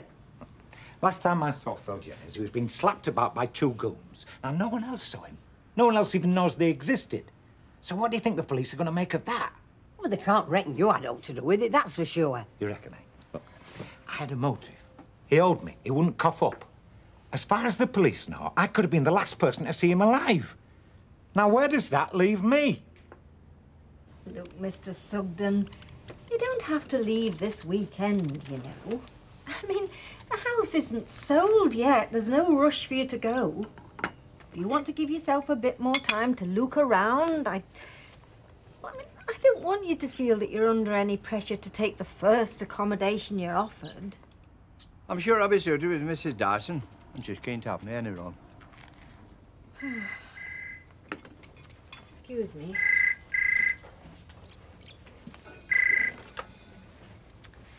$5417. Oh, hello. Oh, I see. Oh, well, I suppose any time this morning. I'm only working in the charity shop over the road. I can easily slip home. Well, let's say 12 o'clock. Mrs. Ellis, right? No, I'll be here. Yes, thanks for calling, Mr. Simpson. Bye now. That was the estate agents sending somebody to look at the house. 12 o'clock. If you want anything taken, I shall be popping into the library this morning. Disturbing anything? Disturbing anything? Why should you be? Well, I turn up for work. The place is all locked up. No sign of you, no sign of the boss. I thought maybe you'd had a late night. Yeah, well, you thought wrong, didn't you? You better come through.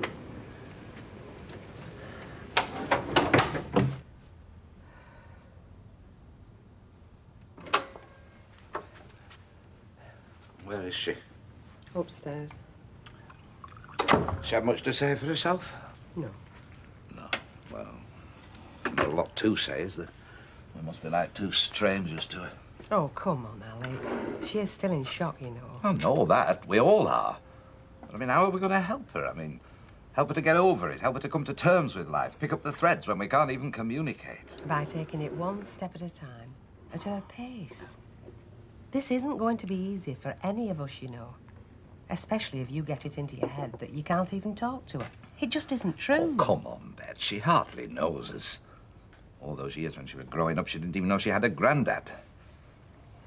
I mean, if I'd made the effort then to get to know her, I mean, things might have been easier now, a damn sight easier. Oh, come on, Alec.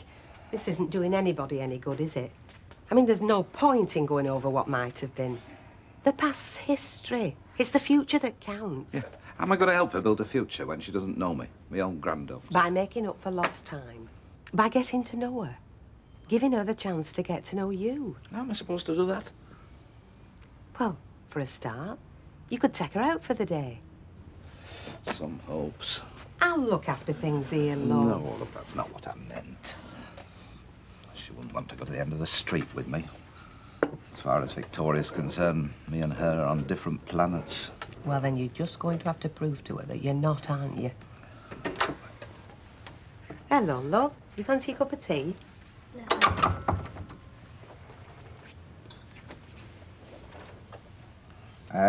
Vicky, I've been thinking about today. Me and Bet, well, that is me. I was just wondering if there's anywhere you'd like to go, anything special you'd like to do, anyone you'd like to see. You mean it? Of course he does. I would like to go and see Saracen. Saracen?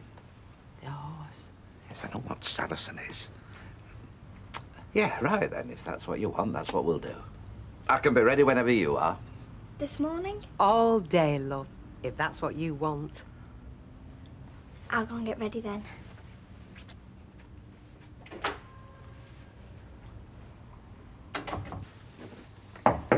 Come in. Oh, you don't need to knock, you know. This is your factory, after all. You wanted to see me? Yes, I just wanted to let you know that it's all agreed. In principle, anyway. It's all over, bar the shouting. And you'll get your price for this place. Thanks, Ralph. You'll never know what a burden you've taken off my shoulders. Oh, and incidentally, because of my connection with the buyers, I won't be involved in drawing up the final deal. That'll be left to our financial people. And yours, of course. But if you want my opinion off the record, you've got a very good deal. I'm more than happy, believe me. It means a lot to me, too, you know. I'm glad I've been of use to you, and I'm glad you allowed yourself to be guided by me. It's a pity I didn't listen to you before, after Peter died. Then I wouldn't be in this mess now, would I? Well, I can't deny that.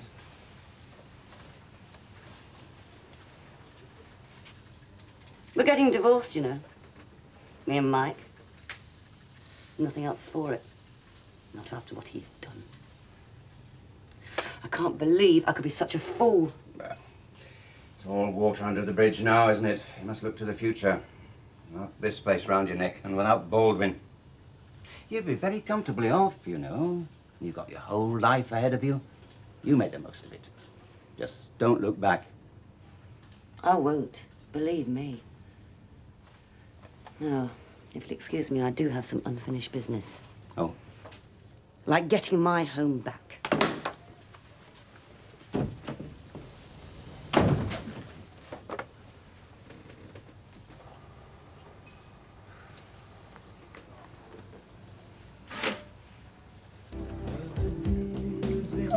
Wouldn't make a scrap of difference to us where Mike Baldwin is, does he? To this place. We have a contract that's legally binding, so whatever happens to Mike Baldwin, they can't touch us. No, I know. So what's the problem? Well, there is no problem. Just can't help wondering, can I? Wondering what? Well, what happened? Mike Ingram's. I mean, his whole future was tied up in that place, his whole life. Don't know. I don't care. After the way he treated you, I shouldn't think you'd care either. Well, I don't. Doesn't stop me wanting to know, though, does it?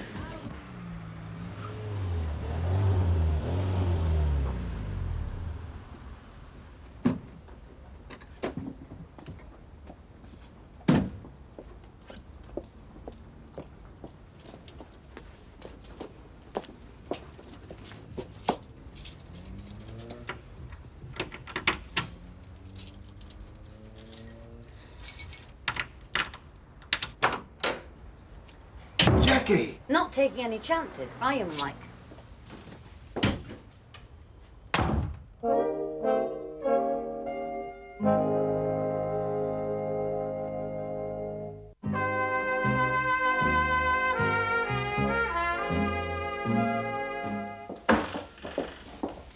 Nice to see you back, Jackie.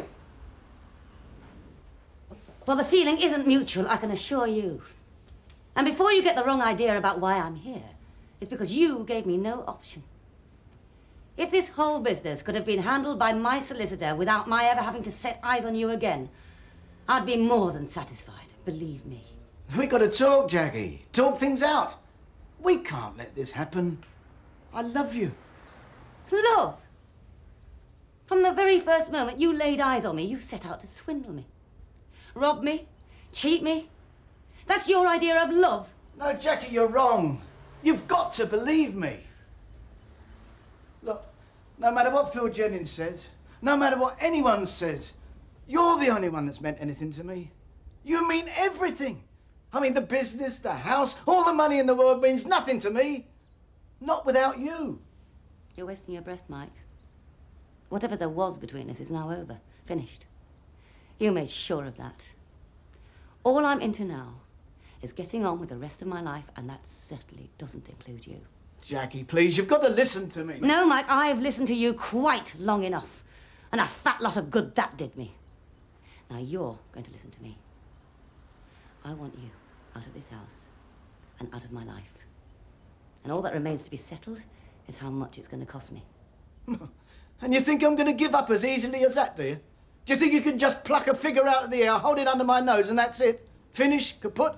After all our dreams, our hopes, our future? No, Mike. I don't think it. I'm sure of it. 100%. How many times do I have to tell you? I can't think of any greater shock to the system than having to look at you first thing in the morning for the rest of my life. Ah, but think of money you'd save on hot water bottles. You'll not be told, will you? As far as you're concerned, Percy, never. Do you reckon she'll ever take no for an answer?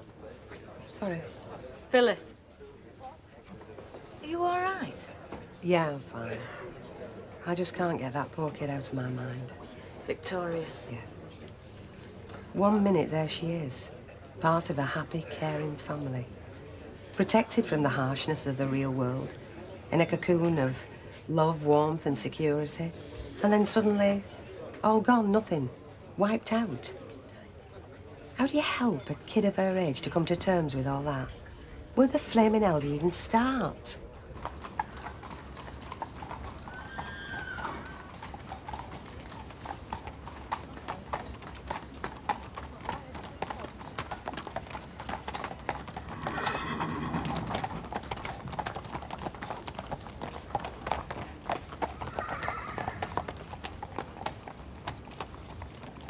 Whoa, boy. Whoa, stand. So, did you enjoy that? Saracen did, that's for sure. So, who looks after him when you're not here, then? He's on livery. Oh, right, I see. Belinda exercises him, but I don't think he ever gets a good stretch. Not unless Mum... That's all right, love, I understand. How could you say that? It was my Mum and Dad. Yes, I know, love. And your mum was my daughter, remember? But you hardly ever saw her. No, but that didn't stop me thinking about her. Didn't make me love her any less. You see, you've had the kind of loving relationship with your mum and dad that you'll never ever forget. They've always been with you, always been there when you needed them. Now, not all family relationships are like that, Vicky. For many reasons. I mean, lots of families are forced to spend most of their lives apart. But that doesn't mean they care any less for each other. I mean, their love is just as strong. Though perhaps not in quite such an obvious way. Well, that's how it was for me with your mum. I may not have seen much of her these past few years, but it didn't stop me thinking about her. Loving her. Feeling her loss just as much as you have. I know you might find that hard to understand right now, but later, when you're married with children of your own, I think you will. I'm sorry. Sorry, what on earth for? For not understanding. For asking you to bring me here. What is there to be sorry about, eh? It's done you good to come up here, hasn't it? And Saracen certainly looks as though he's enjoyed it. It's not right, though, is it? Not with Mum and Dad. What's happened is a terrible, tragic thing. I mean, for you more than anyone. Life's got to go on, no matter how hard it might seem at the time. And your Mum and Dad wouldn't want it any other way. I mean, how do you think they're going to feel if you couldn't be bothered with Saracen, eh? How do you think poor old Saracen's going to feel?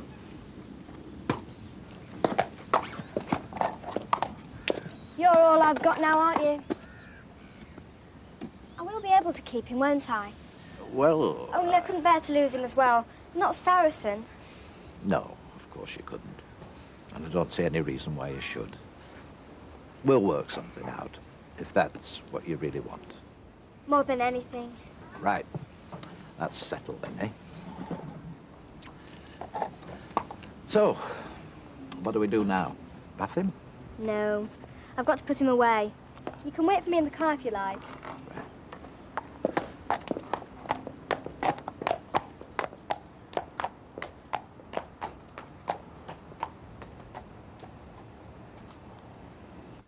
£100,000. That's the deal. And that wipes the slate clean of everything, on both sides. All your illicit underhand dealings, business, the lot. And I shall expect the divorce to go through uncontested. One more thing. You walk out this house today. Do you really think for 1 minute I'm going to go along with that? You've not got a lot of choice, Mike. But how many times do I have to tell you? I don't want your money. It's you I want. What you want, Mike, is totally irrelevant. It's what I want. You know what I want. I've made my offer. Now, it seems to me we can settle things my way, or we can make life very difficult. And I don't mean for me.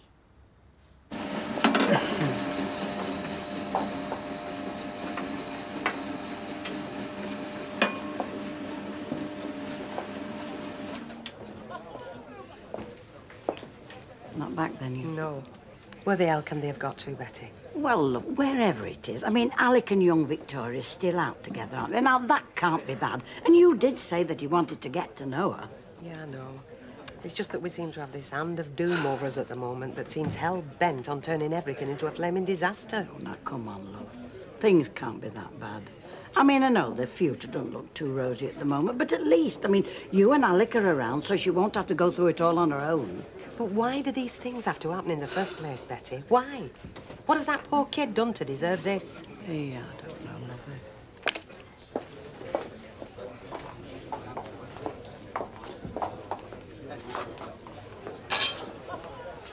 What's happening tomorrow, love? Have you decided? Well, I think that's been decided for us, don't you, Jacko? No, I don't mean that. I'm talking about this place. Well, we're hoping to be back from the funeral by opening time tomorrow night. But we can't be sure. We don't know how Vicky's going to take it. So you best count us out. Ah, well, don't worry about it. I'm not that fussed about having my night off any road. We'll see this place to rights. You're going to have your plate full looking after that little girl, aren't you? Getting her through tomorrow. Tomorrow I can cope with, Jacko. It's the rest of her life I'm bothered about.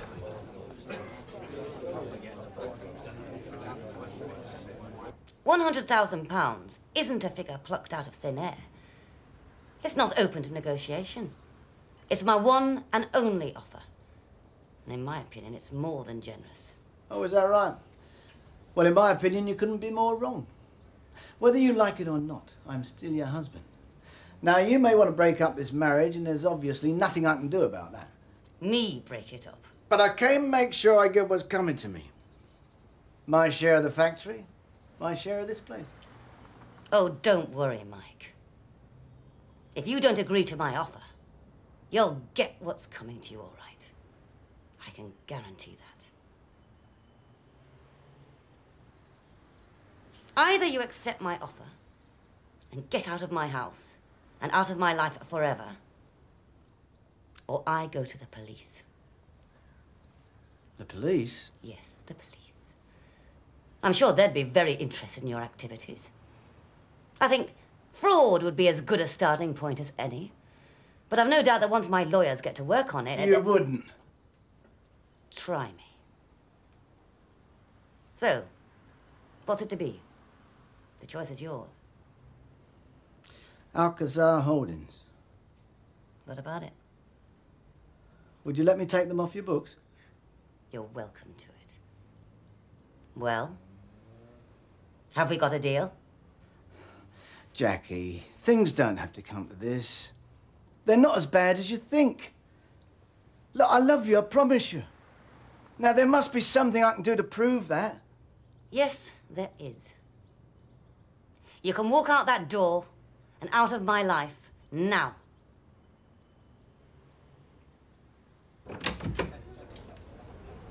We needn't have come straight back, you know. We could have stopped off somewhere for a sandwich. Thank you for taking me. Well, how did you get on? Oh, all right, I suppose. At least we talked. You had out to eat, both? No. Victoria didn't fancy it. Come on through. I'll get you both a sandwich.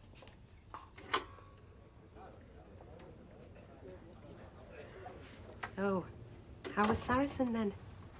All right. All right. It was magnificent. Do you know, you wouldn't believe an animal could be so pleased to see anyone. And I've promised Victoria that whatever happens, she can keep Saracen. That right, Vicky? Perhaps I'll be able to come with you next time you go. Well, I expect you're ready for a sandwich, both of you. Out in that fresh air all this time. No, thank you. Come on, love, you've got to try and eat.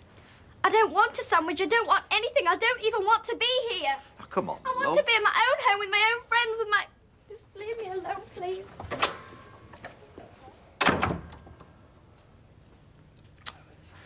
Well, it had to come, I suppose. It's been like walking on eggs all day.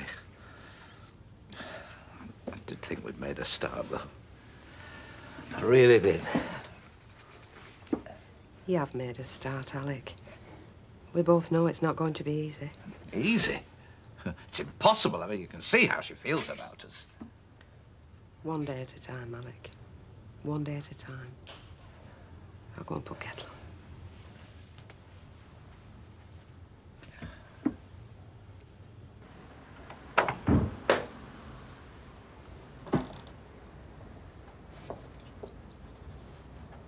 It doesn't have to be like this, you know.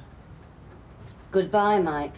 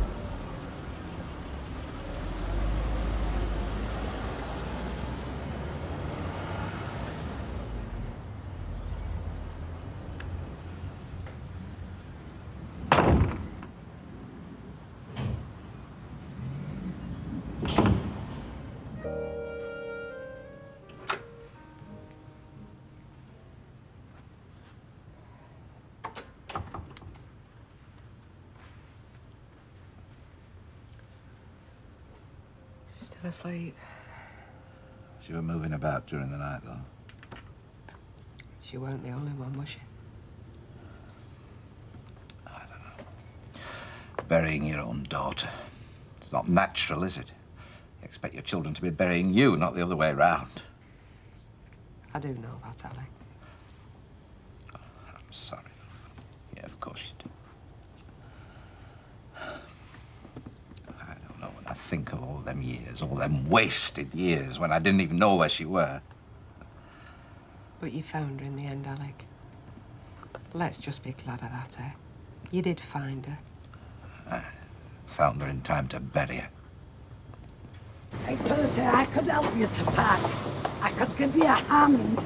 There's no need. Hey, I said I could do a bit of ironing when you got there. You haven't told me where it is yet. Ah. Here's the man. What can I do you for, Percy? Well, I was just wondering whether you and your transport were available for hire for tomorrow morning, say at 9:30. I think I managed that. Where are we going? Number, no, I'll tell you on departure. Oh, come on, give us a clue. I mean, do I need a full tanker or are we just going round the corner? No, we're not going far, but you see, I'll have all my belongings with me. That's why I need the transport. Right. You can have me and all, you know. At 9:30 I can be here. That won't be necessary. Excuse me, I'm very busy. Oh, he's proud. That's what I admire in a man.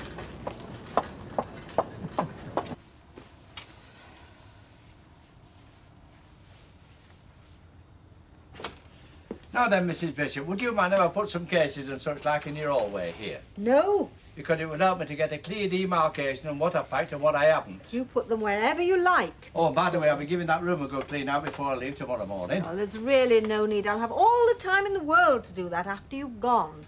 Even so, I wouldn't like to think you're going to remember me by the mess I've left behind. Oh, and by the way, have you altered your milk order? Not yet, no. Well, you want to do it while you think on. You get a few in front. In this weather, they soon go off. Yes, I'll see to it, yes. And I notice there's a couple of jars of that chocolate spread I normally have on my crackers of a night. Yes, yes, take them. Well, I know you're not partial to them. No, you take them, please. And by the way, I put some fuses by the fuse box ready for you and some light bulbs, 100 watt and 60 watt, so you're all right on that score. Thank you, Mr. Sugden. Thank you. No. He says if I go to the police, he'll just deny all knowledge. I'd never have expected that. Not from Don. Well, he didn't exactly get on very well with Phil, did he? And I think he had a bit of trouble himself with the police a while back, so that's what's done it. So what are you going to do now? Oh, good question. I had told myself I was going to have a word with Dean. I think he knows more than he's letting on. Anyway, went over the road this morning and there's no sign of him, so it doesn't look as if I'm going to get anywhere there either. Oh.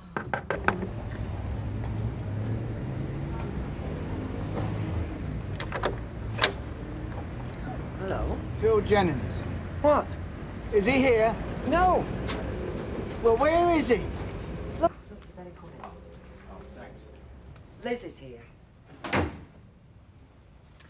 Hi. Morning. Mike's just been asking me about Phil Jennings. Look, Mike, I don't know where he is. I wish I did. Look, I'm in no mood to be messed about. I don't. She doesn't. Then tell me who does. Give me a number, an address. I haven't got one. Oh, look, it's time I were getting next door. I'll see you later. Okay, love, see you later.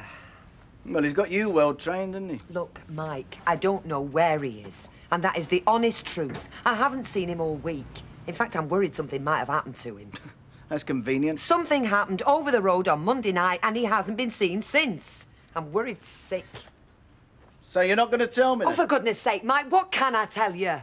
When I saw you on the doorstep, I thought you were going to tell me. Look, I don't want to argue with you. I've had enough of those lately. It's true. OK, well, give him a message from me, will you? Oh. You tell him he can hide away for as long as he likes. You can carry on lying for him, but I'm going to find him. And when I do find him, he's going to pay, my God, he's going to pay for what he's done to me. And my marriage.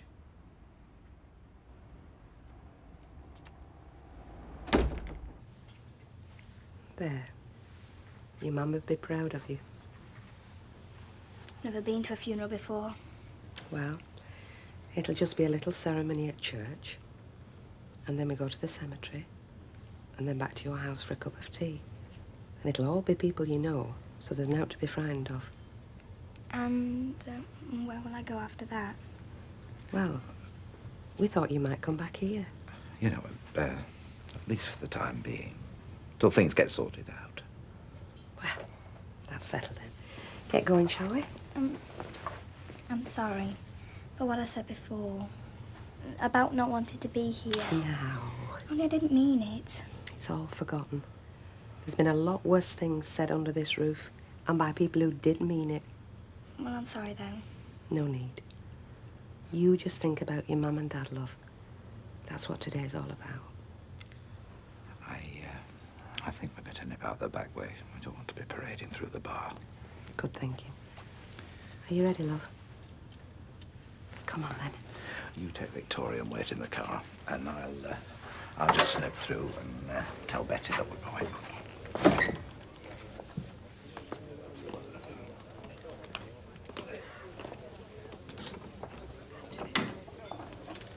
State your table. Are you like this at all, or what? Hey, well, don't laugh, because I've got to clean it up, haven't I? Are you ready for the funeral now, boss? Yes, Jack, I am. Well, I would just like to say how sorry me and our Vera are. That's very kind of you, Jack. Thank you. Betty, love. Yes? We're just off. Oh, how's Victoria? Well, she's doing very well under the circumstances. A lot better than I'd have been at her age. Now, look, I'm not sure what time we're going to be back, love. Look, I'll be here until you do, love. Thank you. OK. Room for a little one? Well, I was expecting somebody, Phyllis. Oh, well, you'll be glad of a bit of company then. Hey, poor old Percy. What's the matter with him? Well, Emily Bishop's kicked him out. And her that reckons to be a church-going woman. Come on, Phyllis, she wants to sell her house. We're all entitled to do that. Not by pushing an old man into the streets. He's not on street. Well, no, but he might as well have been as far as she's concerned. Hi, Ivy. Can I get you something? No, I'm OK, thanks, love. Yes, what can I get you? Half a lager, please. Right, coming up. The daughter and son-in-law of Alex. Fairly wealthy, weren't they? Right. I've no idea. Oh, yeah, I think so. Big house in Amforth somewhere. Is that right, Betty? The Alex relations? Well, wherever it was, it's not doing him much good now, is it? 66, No, please. but it's all to be inherited, isn't it? thank you. I mean, this young girl, she's going to be worth a few bob when it goes through. I'm sure she'd rather be penniless and still have her parents in the land of the living. Of course she would. Well, I'm not denying that. All as I'm saying, what is she? 14? Who's going to be looking after her brass? That was a new suit that Alec had on there. Did you notice? Listen, I noticed that they seemed to be very upset, and I should have thought we could have done without that kind of talk. So would I. Yeah, today of all days. Well, I am just saying, what do the folk will think? Get on, that's all I'm doing. Yeah. Start on Monday. Congratulations, love. Thanks. But listen, Lynn, last time I spoke to you, all you were bothered about was the fact that Ingrams were losing a big job. Have you not heard the latest thing that's happened then? What? She split up with Baldwin. He's out on his ear, and if you ask me, it won't be long before the rest of us is the same way. No. Hey, and they've only been married 3 weeks. I know. We all clubbed together and bought them a carriage clock. A carriage clock? There's talk now we should be asking for it back. But what happened, love? I mean, they were all lovey-dovey. You couldn't get a pin between them last time I were working there. I haven't got a clue. But his office has been cleared, and she's walking around with a face like thunder. Well, you'll soon be without your lodger then. Yes. I'll give you a chance to think about your own removal, won't it? Betty, I've realised the most awful thing. What? Just this morning, after Mr. Sugden had been talking, going on and on like he does. Oh, I know, love. I realised I don't want to move. I've never wanted to move. All I've really wanted is to have my house to myself. Well, let's be thankful you realise it now, not after you've sold it. But I've deceived him, Betty. I've gone through this entire charade just to get Mr. Sugden out of there. Well, perhaps it's the kindest way of doing it, love. It's the most cowardly way of doing it. Yes, but if you didn't realise I've realised now. I can't see any alternative but to tell him the truth.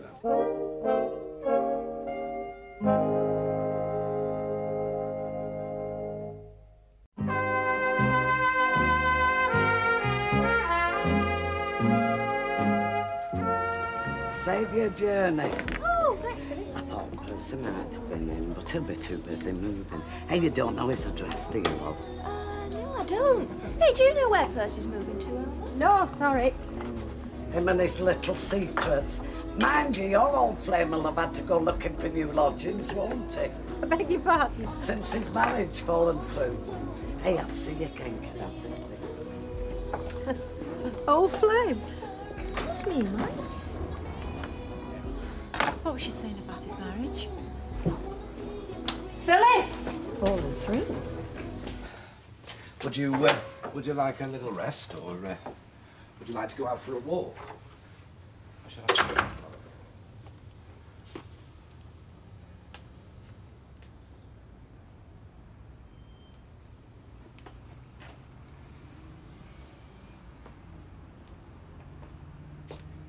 Thanks, Betty, love. Everything all right, love? I think so, Betty. Everything seemed to go off very nicely. Are there a lot there? Oh, yeah. Church were nearly full. Oh, that's good. And they'd organised everything. They'd even laid a little spread on afterwards. And next door are going to be looking after the house, so we've no need to worry about that. Well, at least that's the worst over. Yeah, I hope so, Betty. Although I don't know if it's sunk in properly with Vicky yet. Poor little soul. Although she seemed quite bright with a bit of company around her. Talking to folk, you know. They're very resilient at that age, aren't they? You know. She's going to have to be. Anyway, love, I better get off and I'll leave you to it. Thanks again, Betty, love. Ta-ra.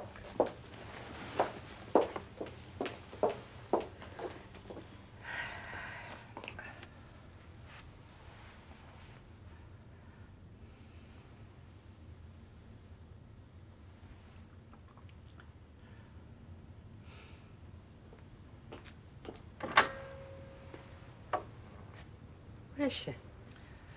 Gone to her room. That's what she said she wanted. Oh, pour us a small one of them, will you? I'll go up in a minute. See who's out she wants. What are we gonna do, Bet? How do you mean? Well, how do you think I mean? Victoria. I mean, she's 14 years old. She's had, well, you know the kind of life she's had. Everything found, a big house. Now she lands up in a backstreet pub with two, well, let's be honest, two middle-aged people she doesn't even know. Well, she'll just have to get to know us, won't she? I did say small. It is a small one. Well, then you'll have to finish it.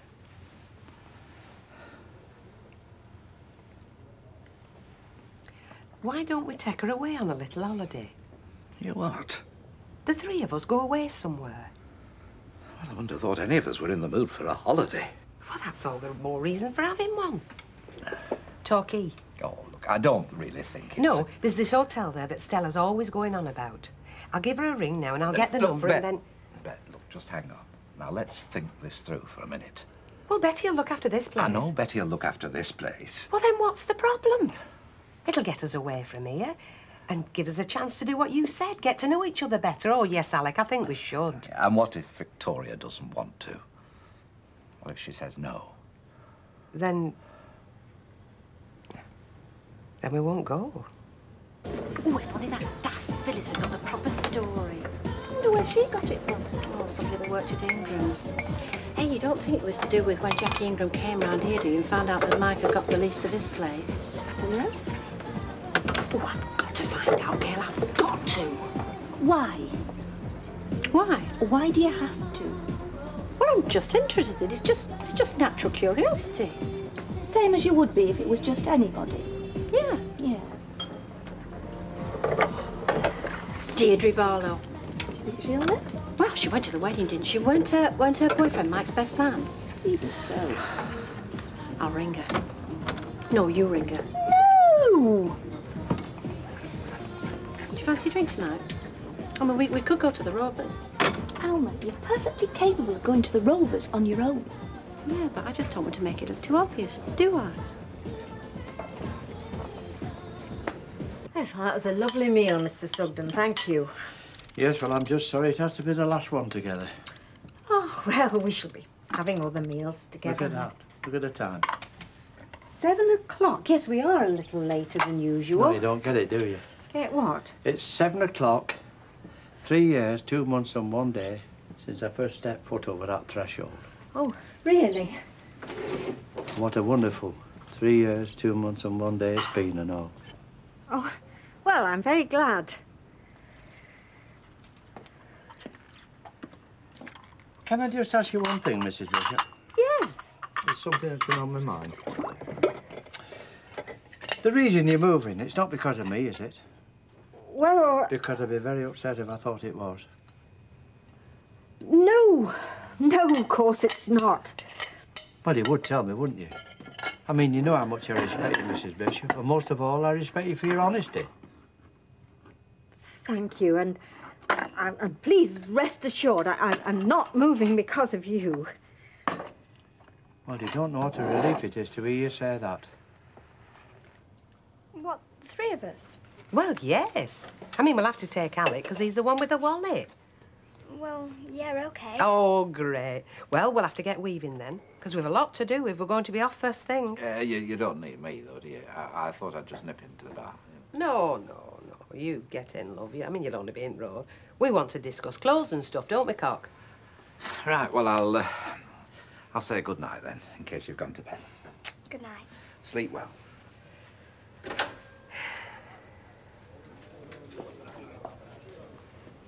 I'm sorry. I'm in a lot of trouble, aren't I? Of course you're not, love. Does Grandad really want to go to Torquay? Oh, yes. It was his idea. It's just that he's got a lot of things on his mind at the moment, you know, with the pub and everything. But you watch, once he gets away, he'll be rolling up his trousers and skipping about all over them sands.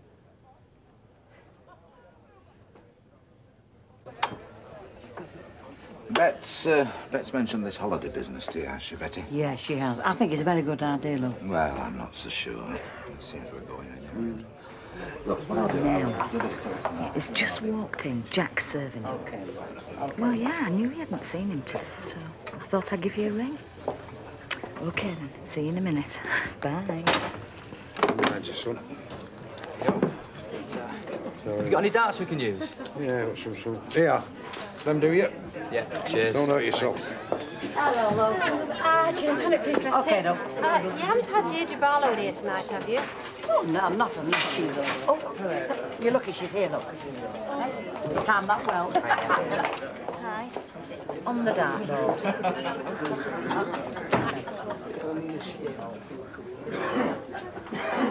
Dean?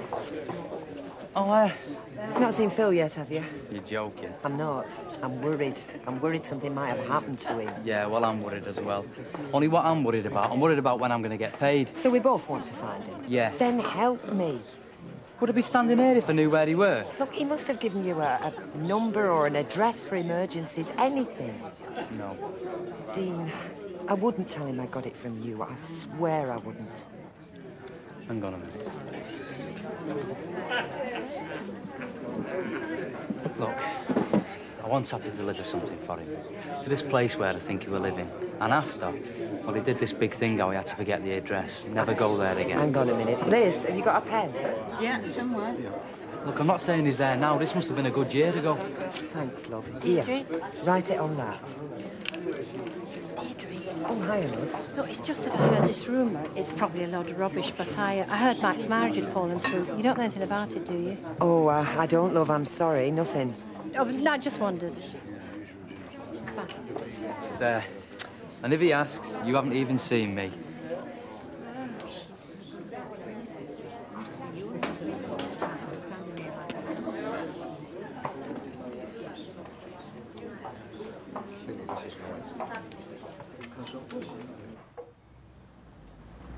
Oh, I don't know about you, but I've had enough for today. I'm going to get myself off to bed. Yeah. Won't be long, love. Dan, love. What? You're not hiding yourself away from folk, are you? Why should I be doing that? Well, because of this Phil Jennings thing. Oh, not again. There you go, you see. You won't even talk to me about it. Because there's nothing to talk about. It's no to do with me. It never was, it never will be. I've got to say... No, you don't. You don't have to say ought. I have got to say, I never thought you were the sort of man that would take this don't-want-to-know attitude.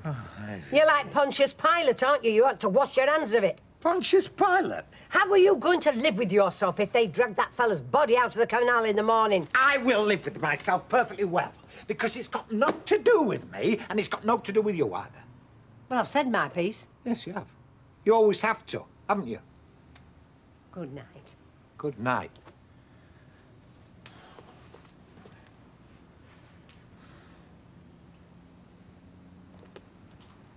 I'm not being callous about it, and naturally I'll do everything I can for the girl. I know you will. The question is, how much can we do? I mean, how much can we do when her life's been so totally different? Well, I don't know, Alec. I mean, it's early days yet. Well, I could fish out of water when we went round to the house that time. Of course, I wouldn't admit it then, but we were. Well, yes, of course we were. So, I mean, think how she must feel now. What's that banging? What? It's next door, I think. And I mean, this holiday. Oh, yeah. I mean, I know you're doing it for the best of reasons. Listen. But it's a risk, isn't it? I mean, what if she's desperate to come back? I'll talk about it. Hey!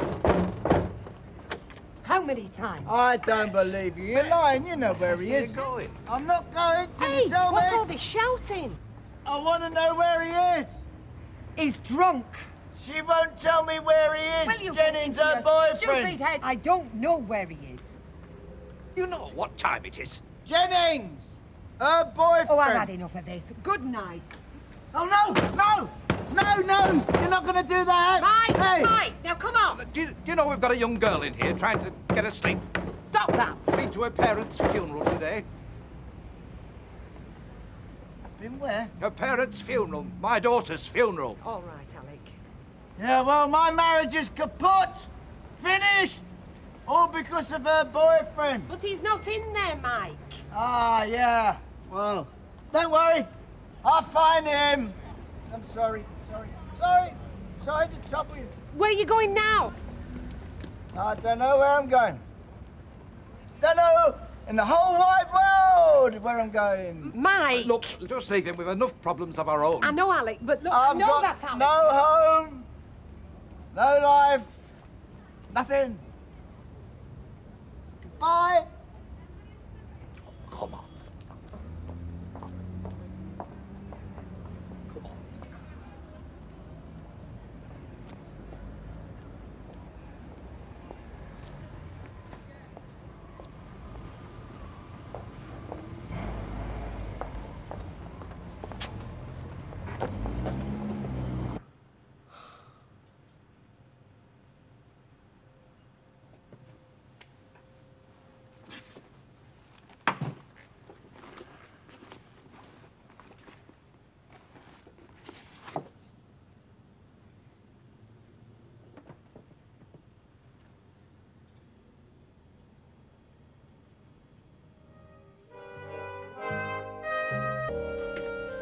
Oh, I fancy you. Get off, Des. Have you seen the time? I thought you'd want to kiss it better. I've got to get to work. Yeah. You didn't have to get to work at 11 o'clock last night, though, did you? I was tired. Don't think you realise how hard my job is sometimes. I know. Keep you on your poor little tootsies all day. Well, tonight, instead of slaving over a hot microwave, you're going to be wined, dined and wooed. Just like you were in our courting days. When was that? I don't remember that. Yes, you do. It was a Wednesday night. Liverpool were playing away and there was nothing on the box. We'll have a nice little intimate nosh-up for two. Only no sexy Italian waiters. Anyone's going to pinch your bottom, it's going to be me. I'm sorry, love, I can't. It's Fiona's leaving party. Oh, not another one. Well, that nice Scots girl who's getting married and going back to Edinburgh. I can't not go. No, of course not. Morning. Oh, morning, love. I'd have thought you'd have slept late after last night's disturbance. I'm supposed to be round Joanne's by 10, and Mum's taking us to Chester. I wish you'd tell me what it was all about, and don't give me that nothing stuff again. Won't wash, eh? Never did after I was about 5. Do you think I'd have learned by now? Oh, it was late, love. I was too tired to go into it all. I'm sorry. Right, it's okay. Hey, it was like some out Miami Vice. Men knocking on my mum's door at 12 o'clock. Wait till I tell the girls. You will do nothing of the sort, miss. Anyway, it wasn't Don Johnson, unfortunately. It was Mike Baldwin. What did he want? He was looking for Phil. Did you tell him it was a club? I don't think he believed me. I think he thought I was hiding Phil in my wardrobe or something. Cheek. What was he after him so mad urgent for anyway? I'll tell you when I get back. Going looking for Phil? Why do I even bother? Right, Squire, is this the lot? Do you want me to carry his lordship there? No, I'll walk him round. He's not used to car journeys. It's not but a cock stride. Budgie stride in this case. Nevertheless, I don't want him to have too many upsets in one day. He knows there's something going on, don't you? Oh, I really don't think he'll be all that aware of the change, Mr. Sugden. As long as he's got his own little cage and his own little toys. Well, that's where you underestimate him, you see, like people underestimate me. We're two of a kind. Birds of a feather, eh? Sensitive. Right, Percy. Well, I'll just load this and I'll get off. You've got the address? Of course he's got the address. I might be homeless. I've not gone gormless. You're not homeless, Mr. Sugden. In fact, I thought you were positively looking forward to the move. From what you've been saying, Mrs. Dyson's is a very comfortable establishment. Comfortable it may be, but it still digs. This was a home. There is a difference. That's it, Randy. Have your last look round, old fella. Oh, we've shared some very happy memories here, haven't we, you and me? But we've all got lots of exciting new experiences to look forward to, haven't we? You know what they say. A change is as good as a rest. And they also say better the devil you know. I know you think I'm a selfish old man, Mrs. Bishop, but I swear to God, if the Queen asked me to go and live at Buckingham Palace, I'd still say to you, think on what you're doing. Now, Ross-on-Sea might have nicer scenery than round here and cleaner air, but does it have the sort of good friends that rallied round you when your poor husband passed over? Because that's what you need when you're getting on. Not bay windows with a view of the sea or exciting new experiences. Hello? Oh, I'm just moving old Percy's goods and chattels for him. Right. Deirdre, I mean, we are neighbours. We're not going to fall out over a dead leg like Jennings, surely. I don't fall out with people, Don. I just expect them to behave in a decent, responsible manner. Maybe I'm stupid.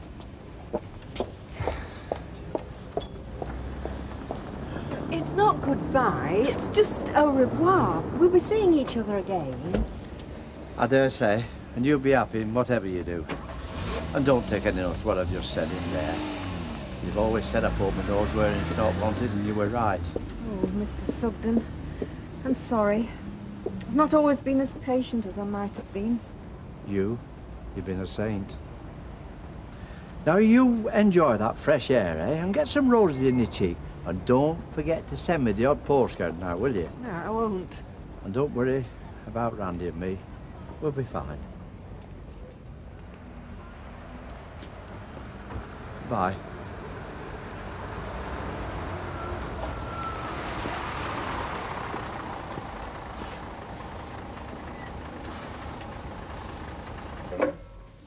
Hey, right, you.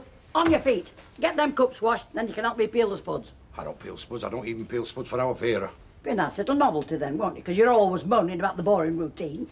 I am bar staff, old cuddly one, not a flaming scullery maid. Hey, I am management, oh idle one, so less of your flipping lip. Give over, you're one of us. Not while our employer's away. They put me in complete charge here, and I intend to see that everything runs like clockwork. And it will, Betty, it will. Come on, you didn't mean it about me peeling spuds, did you? Eh?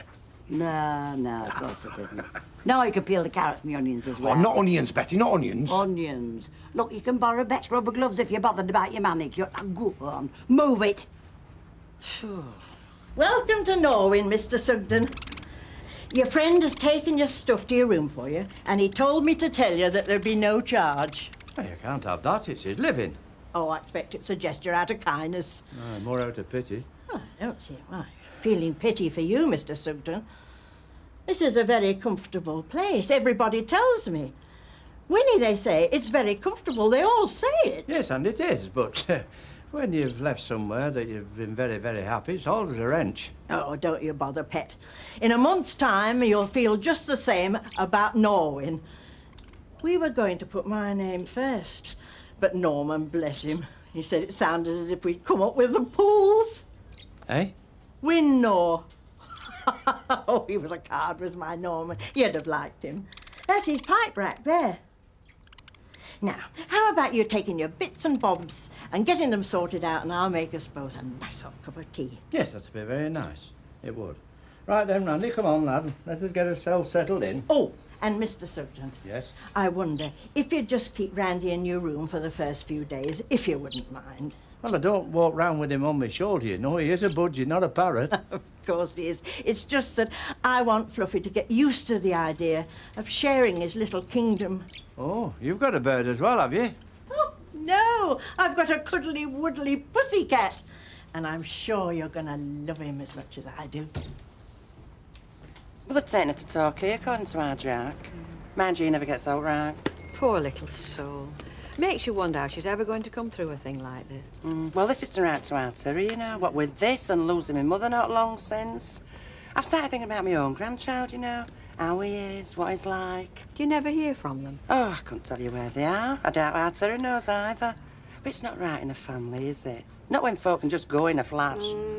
Well, it's better. I feel sorry as for. I mean, I feel sorry for Alec and the girl too, of course. But I think it's hardest for Bet being pitchforked into a situation like that at her age. Situation like what? Well, having to take on a teenager she hardly knows. I mean, she isn't even her own flesh and blood. Well, I did it with Jenny. She weren't even related by marriage. Yeah, but with all due respect, look how that turned out. So what are you saying, that Bet should have just left the kid to go into a home? I'm saying no such thing. You always twist things. All I'm saying is it'll not be easy, which it won't. I don't suppose it was easy for little Victoria losing both her parents in one go, either. Yeah, anyway, you don't say him if we are Derrick's grandchild. Well, Derrick doesn't have any children. Not that you know of. Of course I know. Well, you're a lucky woman, because I tell you what, I bet our Jack's got 2 or 3 Duckworth clones running around, all as ugly as him. See ya. See you, Vera. Honestly, that woman, she's so vulgar. I dare say. But she'd give a home to an orphan teenager, no questions asked.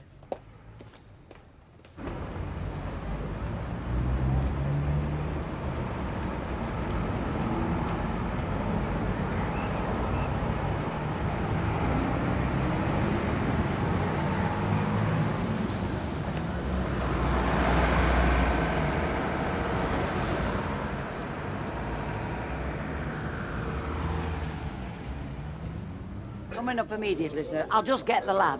Jack, 1 hot pot for this gentleman. The lad, indeed. At least you've been promoted, Jack, from scullery maid to waitress. Power's gone to her head. She'll be after Maggie Thatcher's old job next. Hey, you're getting away with it so far, Betty. I am, aren't I? I wish I'd started years ago. Tonight? I'm free. If Mel Gibson doesn't ring up. What time do you want me? Well, give Sally time to get the baby ready for bed. Get herself tidied up. Say about 7 o'clock. Where are you going? Somewhere exciting? When you're a young married couple with a baby, the local pictures is exciting. You do realise you're doing me deep psychological damage? When I'm being interviewed on Aspel and he asks me why a famous and desirable and successful woman like me never took the plunge, I shall say, blame it on Kev Webster. He's the one who put me off. As its compensations. Name one. If you want to put your cold feet on in bed. Being a dutiful citizen, are you, Don? Yeah, of course. Pity you couldn't do the same when Deirdre needed you to go with her to the police. Look, don't you start giving me hassle about that at all. A, it's got nothing to do with you. And B, I know what happened last time I went. I was the one who ended up getting done, so do me a favour, just keep your nose out of it.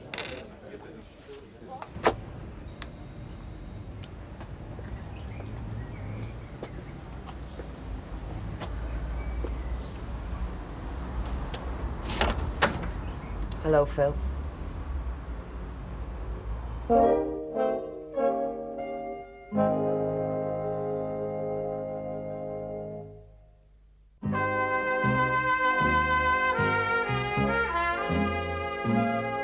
Patronising us for executive lunches now, are we? You what? He's not even gone to work yet. Yes, but who's going to be working till 9:30 tonight? Oh, does that mean I have to cook my own tea? Don't tell me he cooks for you. We take it in turns, don't we, Phil? Listen, ladies, I'll give you a tip. If you ever get invited to dine at number 7, don't come on one of her nights. Oh, cheek! My spag bol is world famous. Oh, it is? I'm not saying what for. Hello, love. Has he settled in then? Honey's been moving person this morning, poor old duck. Oh, I don't know so much about poor old duck. I'd say I'd got a cushy little birthday. Well, what's she like? Mrs. Dyson. She's a right little blonde rip. What did you say the address was again? I didn't, did I? Oh, go on. No, I can't betray a customer's confidence, Phyllis. Doctors, priests, taxi drivers, we're all under the same obligation. Rubbish. Supposing I was to drop you a secret assignation, I mean, would you want the details blurted out to all and sundry? I would if he was a tall, dark, handsome man. Hey, go on, kid. Go on, love, because I want to take him a moving in present. All right, then, but look, don't say you got it from me. I could lose my licence. Bless you. See ya. Oh, hey, you're wicked, Donald Brennan. Well, you've not been easy to find. I don't need 3 guesses as to how you tracked me down. I shouldn't have had to track you down, should I? No, I'm sorry. I would have been in touch. Oh, what, you mean you'd have sent me a Christmas card? Where from? South America? What? Well, isn't that where criminals on the run usually hide out? Deirdre, I'm not on the run. At least not from the police. No. There's a whole platoon of others. Like Mike Baldwin, Don Brennan, the VAT man. I assume the goons who did that to you, not to mention Muggins here. For God's sake, Phil, what sort of self-destruct course are you on? What insane game are you playing? One that got a little bit out of hand, sweetheart. A bit? From where I'm standing, your whole world's fallen apart, and mine with it. We're supposed to be partners, remember? Have you any idea what I've been going through these last few days? Have you? Can't be anything compared to what I've been through these past few years. I presume you're one of his popsies? I beg your pardon? Oh, there's been a whole string of them. I wouldn't let it upset you, dear, I don't. Wouldn't still be here if I did. Who is this? Deirdre, I expect he's told you he always plays his cards close to his chest. Favourite expression of his. Probably one of the few occasions on which he's speaking the truth. Valerie, please. Likes keeping things close to his chest as Philip. Including the fact that he's married. What? I know I should have told you. Always the same story. His problem is he's a Walter Mitty, aren't you? Gets carried away by his own fantasies. In the end, he starts believing them. It's as good a description as any. But God help me, I'm stuck with him. When the chips are down, I'm the one he comes running back to, and for some twisted reason, I'm always there. Probably true. We get what we deserve. Well, whatever your name is, it's been nice meeting you, but we do have to go. We've got a plane to catch. Deirdre, Get away from me. Just get away from me.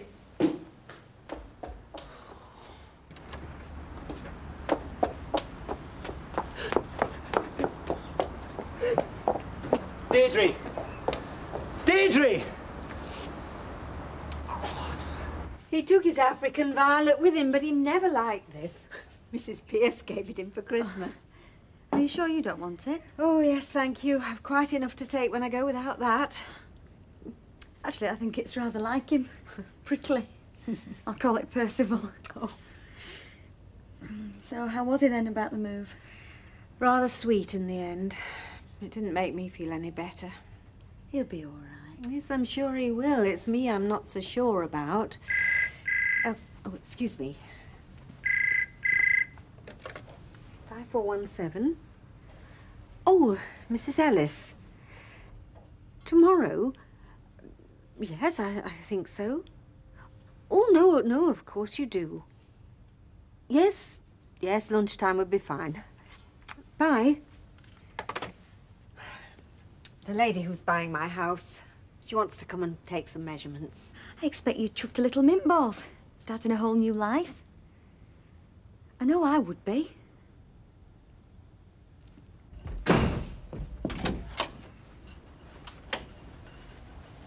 Oh, I thought you were going to your pal's party. I am. I just nipped home to change. You look very nice. Yeah, well, we're going to a bit of a sprancy wine bar. Send her off in style. Sounds like a good night. Oh, Desi. You know, I'd much rather be with you. But all the other girls are going. I can't be the party pooper. Nah, you go. Enjoy yourself. What will you do? Stop at home with me knitting, I expect. I can see if Mavis wants to come out. She's a grass widow and all. Should stick with your knitting if I were you.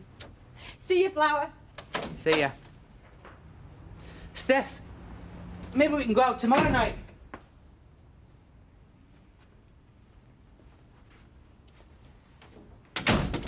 I just walked and walked.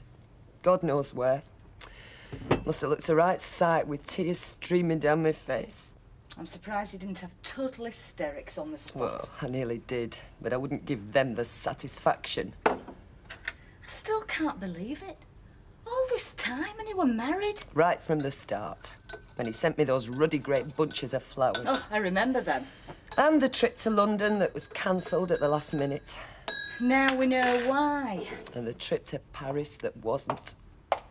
Oh, God, I feel so dirty. Don't, love. It wasn't your fault. I hate him. But I hate myself more for being such a fool. You weren't to know. Nobody did. I should have guessed. All the ducking and diving, all the disappearances. Oh, what am I going to tell Tracy? What's she going to think of her crazy mother now? Hey, that kid's a lot tougher than you give her credit for. Come on, get this down you. Now, is that all right, or do you want something stronger? Oh, no. I'm not running to the brandy bottle like I did over Ken and Ray. God, I do pick 'em, don't I? Oh, Liz. What am I gonna do? What the hell am I gonna do? Come on. Mrs. Hibbert were in earlier on while you were powdering your nose. You know, the posh one that deigns to help in charity shop. Which is not on the go, of course, or having aromatherapy. Anyway, they're putting on a sort of special buffet lunch on Sunday and they wanted something different. So I told her to ask you. Really? Oh, yes, I said. Oh, maybe this is our local Keith Floyd. Only she doesn't sup as much. It's all right, Rita. You don't have to butter me up. I'm only telling you what happened. Yes, well, what you said was very hurtful, and Derek thinks so, too. You don't have to go running telling Derek every time we have a bit of a squabble. Oh, if I told him every time, we'd never talk about anything else. Yes, Kevin? Evening paper, please. I'm taking Sally to the pictures. You know, hot dogs, popcorn. Now she can't say she's not spoiled. Ah, now why don't we do that? Well, I'd love to, only I've already asked Sally. No, I'm talking to my sulky little colleague here. Listen, if Derek's busy, why don't we girls have a night out? No, thank you. Oh, go on. Be a laugh. My treat. I said no, thank you. I'm trying to make up for opening my gob. So what's wrong now? Sulky little colleague, indeed. Well, she looked terrible to me. She looks as if she's on the verge of a breakdown. Where were this? Only half an hour since. I said to her, I said, are you all right, Chuck? You know, like you do. But she walked straight past me as if she'd not seen me. And she'd been crying and all, you could tell. Oh, dear. Hey, you don't reckon she's had another bust-up weekend, do you? Because they're not divorced yet, are they? I don't know, Vera. Do you know, I was only saying this morning, families should forget the differences. You never know what's round the corner. And I mean, look what's happened at Gilroy's. Oh, right, Vera, I'll pick you up about 7:15, okay? Oh, all right, love. See you. Bye. Bye, love. Tom, you've got to do something. This has gone on long enough. Calm down, what? Vera's just seen Deirdre Barlow almost in a state of collapse. It's obviously the poor girl's nearly out of her mind. We worry. A bag of rubbish is worth more money than him. Look, he might well be a bad lot, but she thought a lot about him. You can say what you like. Yeah, more fool her. Yeah, well, women often fall for rotters, don't they? It's a proven fact. You've only got to look at Baldwin. We can't alter human nature, Don, but right now that girl needs help. She needs your help. You've got to go to the police with her, love, like she wants you to. Oh. How can you be so stubborn? I'll tell you how. I'm not sticking my neck on the line for rubbish like him. Look, if Deirdre's upset, I'm sorry, but she'll get over it. She's probably best off out of it anyway with a kiddie to consider. The more distance she can put between herself and Jennings, the better. Ivy, I'm doing the girl a favour. He likes a cactus. I bought him one for Christmas. You wouldn't part with him, would you, Percy, love? You get to know each other's little fancies when you've been friends as long as we have. That's just like me and Norman. We click like two peas in a pod right from the start. She's not my friend, I just know her. Oh, he's very shy, bless him. But I like that in a man, don't you? Well, as long as they're not too bashful. Norma could be a right saucy little devil at times. Oh, that's your late husband. My one and only love. That's him there. Where? There. You don't mean he's in there? His ashes are. But his spirit's in there. Anybody want more tea? Oh, I'll bet you miss him. I know I miss my Harold. I'm a woman that has an awful lot of love to give. What I miss most are our musical evenings. We used to sit there, him on viola and me tinkling the keys. You know The Merry Widow? It was one of his favourites. No, it's yours, it. Ophelia, the witch of the wood, would I not die for you, dear, if I could? Ophelia, Here we are, Mr. Bellamy. Let's try that corner over there. Excuse me. Yes, there are 2 seats here. Oh, excuse me. Are these seats taken? Yes, they are taken. Let's try the other corner.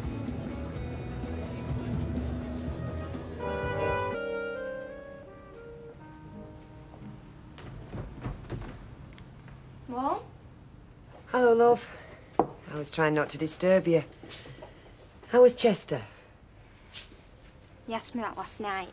Did I? Well, tell me again. I don't remember all the details. Why were you crying? I wasn't. Yes, she was. I went to the loo at about 2 o'clock and I heard you. Is it Phil? Can't you find him? No. Look, there's no point in making yourself ill over it. He'll turn up. You've still got me. Yeah, I have, haven't I, love? You're about the only good thing in a lousy life. Don't start getting all soppy again. I haven't got my clean hanky. Tea's gone cold. I'll make you some fresh.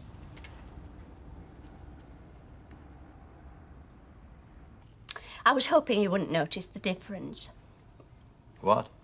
I've switched to semi-skimmed. It's lower in fat, but if you don't like it, we can change back. No, it's fine.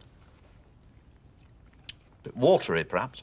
Still, if it keeps the old arteries unclogged. Derek, what is the matter? You hardly said a word when you came in last night, and you're miles away this morning. Mavis, I'm glad we didn't meet when we were younger. What? Well, we'd have been too immature to appreciate each other the way we do now. That's a funny thing to say. Mind you, if we'd met when we were 20, we might have grandchildren now. Yes, we might have been divorced. Oh, that's a pessimistic outlook, I must say. No, realistic. Young women today want excitement, not commitment. Oh, I didn't. I mean, I wouldn't have objected to a bit more excitement if it had come my way, but I never said no to commitment. Not that that came my way either. Have you seen Angela? Angela? No, of course not. Why? Well, whenever you wax philosophical about marriage, Angela's usually lurking at the bottom of it somewhere. No. Mavis, Mm-hmm. if I tell you something, will you give me a solemn oath not to breathe a word to anybody? Not even to Rita? Of course I will, Derek. I warned you about those takeaway curries. It's not for me. It's for you. Thought you might need a touch of the old plink fizz after last night. I didn't drink a lot. Nah. Time you came in, I thought you must have gone at least through 20 quirets. We got talking. You know what girls are like? No idea. Educate me. What are girls like? Des, you always pick the wrong time. Oh, it's never the right time lately, is it? Sorry. What for? I don't know what for. I'm obviously still in the flaming doghouse. Sweetheart, you've done nothing. You sure? Sure. It's just that I don't fancy the idea of you flouncing away on holiday by yourself again, that's all. I won't. Only last time that nosy biddy Ivy says to me, separate holidays lead to separate lives. I hate to admit it. She's got a point. We don't have separate lives. Maybe not, but we've been a bit short of togetherness lately, haven't we? Let's go out tonight then. You sure? You're not going to suddenly find that Fatima from Aftershaves wants to go and see a new baby, or Gloria on Gloves wants her toenails manicuring.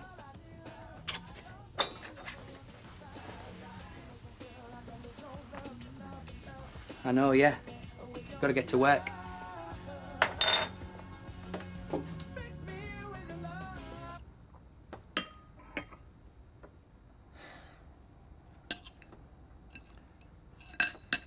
This is ridiculous, Ivy. Falling out over something that's not even our fight.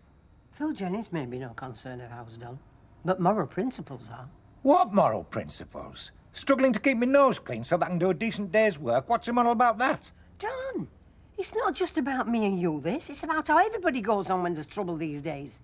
Nobody wants to know. Nobody wants to get involved. Quite right, too. You surely don't believe that. Don, if decent folk like me and you turn away every time, then we're helping everything that's sick in our society to get the upper hand. Have you realised, if someone hadn't had the guts to come forward the night my Brian died, his murderer would still be walking around out there? And how do you think I would feel? I'm sorry to bother you so early, Mrs. Bishop. It's just that I was on the way to work. Yes, it's quite all right, Norman. What can I do for you? Well, I was just wondering about that small bookcase you've got in your spare room. Well, it was there when I was stopping. Yes, it's still there. Well, if you were to sell it, would you give me first refusal? Sell it? Well, I didn't think you'd be taking all the stuff with you. I mean, some people are like that. They like a good clear out before they move. I hadn't really thought about it. Well, no problem. If and when you do, let me know, eh? Norman, do you think I'm crazy to uproot myself? Me? No, I think it's the best thing you could do. If it was me, I'd jump at the chance. See ya. Yes, but you're 30 years younger than I am. I'd better not give this little fella too much or it'll rot. Makes no odds to me if it does. Well, that's not a very nice thing to say, Mr. Sugden, after your friend took the trouble to bring it to you. I've told her she's no friend of mine. She's just a cross I have to bear. Fancies her chances, does she? The woman's got skin as thick as coconut matting. You should be flattered. Mrs. Pierce certainly thinks that you're courting. I don't care what she thinks. All I want at my time of life is a bit of peace and quiet. Well, you certainly get it here. You know, I'm beginning to think I will. When I woke this morning, little Randy was chirping his head off. It's always his way of telling me when he's feeling settled. He's like a son to me, is that bird. Just like my fluffies. Ah, well, cats are very relaxing. If he'd have had a big yapping dog, then that would have been a different story altogether. I know they call them man's best friend, but I've never been a lover of dogs. Me neither. Do you know, Mrs. Dyson, I think you and me are going to be very well suited. I lied to her. I feel lousy about it. You were just being protective. Who of, her or me? Wouldn't it be easier to let her think he's just faded quietly out of our lives? She doesn't have to know the truth. Tracy's been through the lot with you. I don't think this is the time to start keeping secrets from her. She might find out anyway. Then how would she feel? I'm scared, Liz. What of? That she might lose respect for me. Why on earth should she? But I've just lurched from one disaster to another these last few years. The fine role model I've turned out to be. Deirdre, listen to me. None of it was your fault. It wasn't your fault Ken going off with what's-her-face. It wasn't your fault you lost the election. And it certainly wasn't your fault Phil Jennings turned out to be the devious, lying little swine he is. On the other hand, my lord, it could be said that Her husband turned to another woman because she wasn't exciting enough. She lost the election because she wasn't good enough, and she got involved with Jennings because she wasn't smart enough. Hey, whose side are you on? It's just what people might say. Oh, can you imagine Ken's face when he finds out? He'll be gloating from here to next Friday. Stop making such pessimistic assumptions, woman. You're not being very fair to him, or to Tracy. But I don't feel like being fair. Why should I be fair? Life isn't flaming fair. Go on. What? Tell me I'm behaving like a silly kid.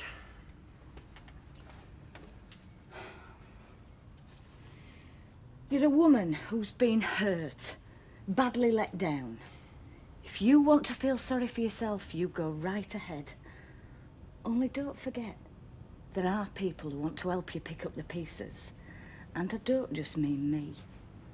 Tell Bet when they get back we'll have to get Victoria together with Tracy. They're just about of an age, aren't they? Oh, well, I wouldn't push it though, Ken. You know what kids are like. Do I not? Well, they rang last night just to let us know they'd arrived safely. I suppose she'll send us a postcard when they've settled in. Well, it certainly won't say, wish you were here under the circumstances. No. Well, you know, Bet, she can always manage to find a silver lining under every cloud. Well, she's probably the best thing that could happen to that kid right now. I'm sorry, Mavis, that's not a dig at you. Mavis and I had a little contretemps yesterday and she's not speaking to me, are you? See? You're only embarrassing everybody, Rita. I am not. Are you embarrassed, Ken? No. Betty? Listen, nobody takes offence at your little double act. If you want to see some real fireworks, you want to come and clock me and Duck Egg. He thinks, you see, with his boss being away on holiday, he's entitled to 2 weeks skiving. He's rapidly finding out otherwise. See you, Betty. Bye, Betty. Bye. How about you, Ken? Are you going to be basking on some tropical beach this year? Well, I don't know about some tropical beach, but I'll probably take off for a week somewhere, yeah, you? Oh, no plans as yet. But I'm open for offers. I'll bear that in mind. Bye. Ta-da. Bye. It's a shame, really. I mean, he's not the type to go raving it up on his own, picking women up in bars. I've seen men like him on holiday on their own, with their deck chair, just that bit away from them that are in pairs or family groups, and a bottle of wine with table number on, ready for night after, because the hotel doesn't do halves. They do crossword puzzles and read a lot. They always have sad eyes. Well, people should think about the consequences before they start breaking up a marriage. Oh, you're talking to me. Sorry, Mavis. Go on. Go on what? Well, that wasn't an idle remark. You know something. You have been bursting your knicker elastic with it ever since you came in this morning. Oh, perhaps I do, but I promised Derek I wouldn't breathe a word to a living soul. I'm not a living soul, Mavis. I'm Rita, Queen of the Undead. So go on, get on with it, for us both out of our misery. Well, Derek went in this pub last night. Oh, hello. Is it an awkward time? Go on, what is it? Well, I've been talking it over with Ivy. This Jennings business. Yeah. Well, I was wrong. The thing is, look, I'll come with you. I'll tell the police what happened. If there's any comebacks, well, I'll just have to deal with them as and when. Thanks, but that won't be necessary. No, you were right. It could be lying in a ditch somewhere. Even if I hit his guts, I don't want that on my conscience. You can have a clear conscience. Phil Jennings is alive and well. He is? Well, you must have seen him then. Where is he, the scumbag? He owes me 450 quid. I'd write that off to experience if I were you. A lesson we all have to learn. Ken, what on earth are you doing in this place on a beautiful day like this? I'll tell you something. If I weren't chained to these pumps by that human Rottweiler at the back, I'd be off watching the Gigi's romping round a track. Oh, yeah, Betty treating you badly, is she? I never thought I'd say this. I can't wait for Gilroy to get back. She's gone power mad, the woman. Jack! Come in, your ever so flaming highness. He just enjoys a grumble. He's right there. What am I doing hanging around here on a day like this? I think I'll drag my daughter out, take her to Lyme Park or somewhere. I don't think Tracy's in. Deirdre said something about her going to Chester with Jan. Really? I thought that was yesterday. Can't keep up with my daughter's social calendar. Right, well, I'll just have to get on with some serious reading I've been trying to avoid like the plague. Between you and me, I'd rather it was a good Dick Francis. Bye.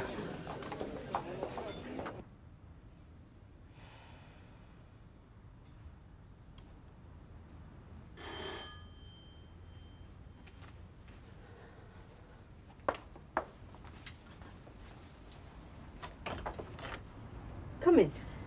Oh, Mrs. Bishop, it is good of you. Now, I won't get under your feet because I know you're in the thick of it yourself. Oh, it's terrible when it's in the same town, but my goodness, when you've got to move to another part of the world entirely, it's quite an undertaking. Where is it you're going? Ross-on-Sea, was it? No. Oh, I could have sworn. Oh, but then these Welsh names, they get you all muddled up, don't they? Oh, it's not one of those places that you can't pronounce, is it? Llanfair? I'm not moving anywhere. Believe me, Mrs. Ellis, I'm desperately sorry for the upset. I really am. But I've changed my mind. I'm not selling.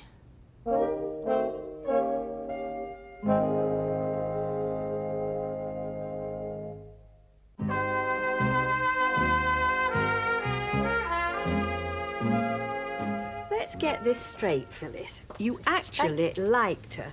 Oh, yes, she's a very nice person. She's invited me round any time I'd like to go. She's a right friendly little body. And bonny with it. Right. Do you know, I bet she were a right blonde bombshell when she were younger. Mind you, I think it comes out of the bottle now, but we're the same now. So she's nice, friendly, bonny. This is Percy's landlady we're talking about. That's right, Winnie. How can I put this delicately? Why aren't you seething with jealousy? She loves Norman. Who's Norman? Her husband. I thought you said she was a widow. She is. But she's got him in an urn on mantel shelf. She's what? Oh, there's nothing morbid about it. She's a woman that's totally devoted to just one man. Even if he's in an urn? Yes. I think it's ever so romantic. Well, so do I. It's a pity some women aren't as faithful to their husbands while they're still alive. Oh, sounds like you've got a nasty cold there, Mr. Sanctus. It's come on me all of a sudden. I was as right as rain first thing this morning. Let me make you a hot toddy. My Norman used to swear by my hot toddies. He said they were better than penicillin any day. No, I thought I'd just go for a little walk, clear my head a bit. Oh, no, you'll be best off stopping indoors. Have you got a temperature? I don't know. I'm not used to being ill. I've been as fit as a flea all my life. I've only been once hospitalised, and that was over a bag of French golden delicious apples. Was it from eating them? No, tripping over them. Another one of Phyllis Pierce's little stunts. There, let's see for ourselves. Funny, you don't feel hot. I just wanted to let you know I told a fib on your behalf earlier. I told Ken Tracy wasn't in. I didn't think you'd particularly want him coming round just yet. Thanks, you're a pal. Any more thoughts? Oh, apart from sticking my head in the gas oven, no. Fact is, I'm back to square one, without a penny and without a job. Well, that's your first priority then. Slap some makeup on and go out and get one. You're not going to impress anybody sitting there looking like the wrath of God. Did I call you a pal? That's better. Hiya, Trace. Hiya. I'll leave you to it. Thanks, love. I'm Tracy! just going. Can you come down here a minute, love, and sit down? What's wrong? Am I in trouble? No, I am. Look, I'm afraid I didn't level with you earlier on. I'm sorry. But it's not the easiest thing in the world telling your daughter you've just made an almighty fool of yourself. Phil, you've heard from him. I saw him yesterday. I know. And he wasn't on his own. His wife was with him. Wife? Yeah, he was married all along. Charming, isn't it? It's not your fault. You didn't know. That's what Liz keeps saying, but it doesn't make it any easier. Oh, I've been a right mug all round, working for him, going out with him. What's going to happen now? Oh, I should think he's skipped the country by now. He had his suitcases all packed. Is he a criminal? I shouldn't be surprised. Will we see him again? I'd better not ever see him again, or else I might be the one to finish up in court. It's not your fault for liking him. I liked him too. I know you did, sweetheart. He conned us both, didn't he? That's the worst part, that he's put you through this too. I'm okay. It's you I'm worried about. Typical woman. She's still protecting him after the way he's behaved. You don't know she's protecting him? Well, she's keeping stum about where he is, isn't she? Yes. And that makes me very happy. Because the last thing I want is you running around there looking for another bus stop. Didn't you have enough last time? That Torak is not getting away with my money. I pay my debts, why shouldn't he? Tom, he's not cut from the same cloth as you. He operates by a completely different set of rules. I'm surprised you didn't realise it. Well, I do now. Yeah, so does Deirdre. Look, how do you know that she isn't planning to join him? Go off together with their ill-gotten gains? Well, they're not going to get far on what he owes you. This cabbage off everyone. He owes money left, right and centre. That's why them other blokes were looking for him. Well, I reckon he's broke. Anyway, Deirdre's not that stupid. Yeah, well, she was stupid enough to get mixed up with him in the first place. Don, she was lonely. I don't care about him, but I expect he brought a bit of happiness into her life for a time. By the God, you can still surprise me. Why? I'm not changing my views, you know. I still believe that people should respect the sanctity of marriage. They shouldn't go around having affairs and breaking homes up. But given that's what's happened, I can quite see her falling for the first fella that came along and gave her some attention. I was on my own for a long time, you know. Oh, you'd never get took in by a scumbag like Jennings. As it happened, I didn't meet one. I met you. Deirdre wasn't that lucky. I hated doing it. The look on that poor woman's face, Betty. Well, she'll find another house, lovely. You just got to do what's right for you. But is it right for me? I still don't know. But do you feel happy with it? Oh, more relieved, really. To be honest, the longer it went on, the more scared I got. I think I'd have ducked out sooner, only for not wanting to mess people about. Well, that's the least of your concern, isn't it? I mean, for what it's worth. I think you're doing the right thing, love. Do you? I do, definitely. Oh. What you going to tell Percy? Mr. Sugden, huh? Oh, Lord. He won't believe I didn't do it all on purpose, just to get him out. Oh. Betty, Well- are we out of bacon flavour crisps? Well, there should be some more down the cellar, love. Jack, fetch your box up. Jack, fetch your box up. I've just been down there, haven't I? Well, you'll have to go down again, then, won't you? This'll teach you to check up that we're not running short of anything the next time. Go on, Gilroy, all is forgiven. She's training you, Jacko. By the time she's finished with you, you'll make somebody a nice little slave. I think you're winning better. Cheers. It's a hard slog. Do you have this much trouble with your staff? Hey, it's all right for you. I've got his other half. Well, I'll have to be loving and leaving you. Derek will be home any minute. He'll expect me to have his tea ready. Give him a surprise. Don't. Oh, no, I like to. He's worked hard all day. So have you. Hiya, Mrs. Neighbour. All right, what can I get for you? And you as well, Rita. No, nothing for me, thank you. I'm just going. Shame about last night, eh? See, you didn't know I'd go inviting other women round while you're off giggling with your girlfriends? No. Oh, he was joking. It's all right, I believe you. Anyway, we're going on the Raz tonight, aren't we, to make up for it sexy? We'll have a quick one in here, and then we'll hit the high spots. Who needs Michelle Pfeiffer anyway, eh? Come on, I'll walk back with you. Don't even think about it. Don't think about what? You were going to say something. I could see it in your face. Well, not to him, I wasn't. Nor to her. If there's one thing you've got to learn to keep out of, it's other people's marriage problems. Go on. Mavis! Mavis, you home? Sorry I'm late. I like to have a drink with Rita. Oh. Oh, don't apologise. I hope I'm not a tyrant who expects his wife to be chained to the kitchen sink. You're not. No, you're not, Derek. You're the most wonderful, considerate husband, and I'm a very fortunate woman. Now, what? Oh, I've just seen Des and Steph in the Rovers. They're going out for the evening, and he just seems so happy. Well? Well, it would be a tragedy if a young marriage were ruined just for the sake of a few moments' stolen excitement. Yes, I agree, but I don't see what we can do about it. Well, you could have a quiet word with Steph. No, Mavis. Oh, but... No, I said no. I'm sorry I even told you. Now, can we forget it? But... No more buts. Now, what's for tea? Ha! You'll laugh, but I've been fancying Finn and haddock all day, with a poached egg on top. Ha! I hope you realise there's a price to pay for this, madam. What you paid at the counter? No, not money, indigestion. When you get over 25, you can't eat fried onions and gherkins with impunity. No, I don't like gherkins anyway. Oh, well, what the hell? What if I am up burping all night? It's worth it just to dine with my gorgeous daughter.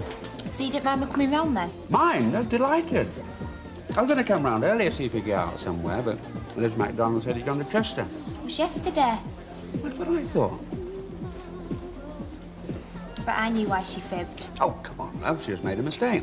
No, it's because she knows my mum won't want you to see her. Oh, what on earth for?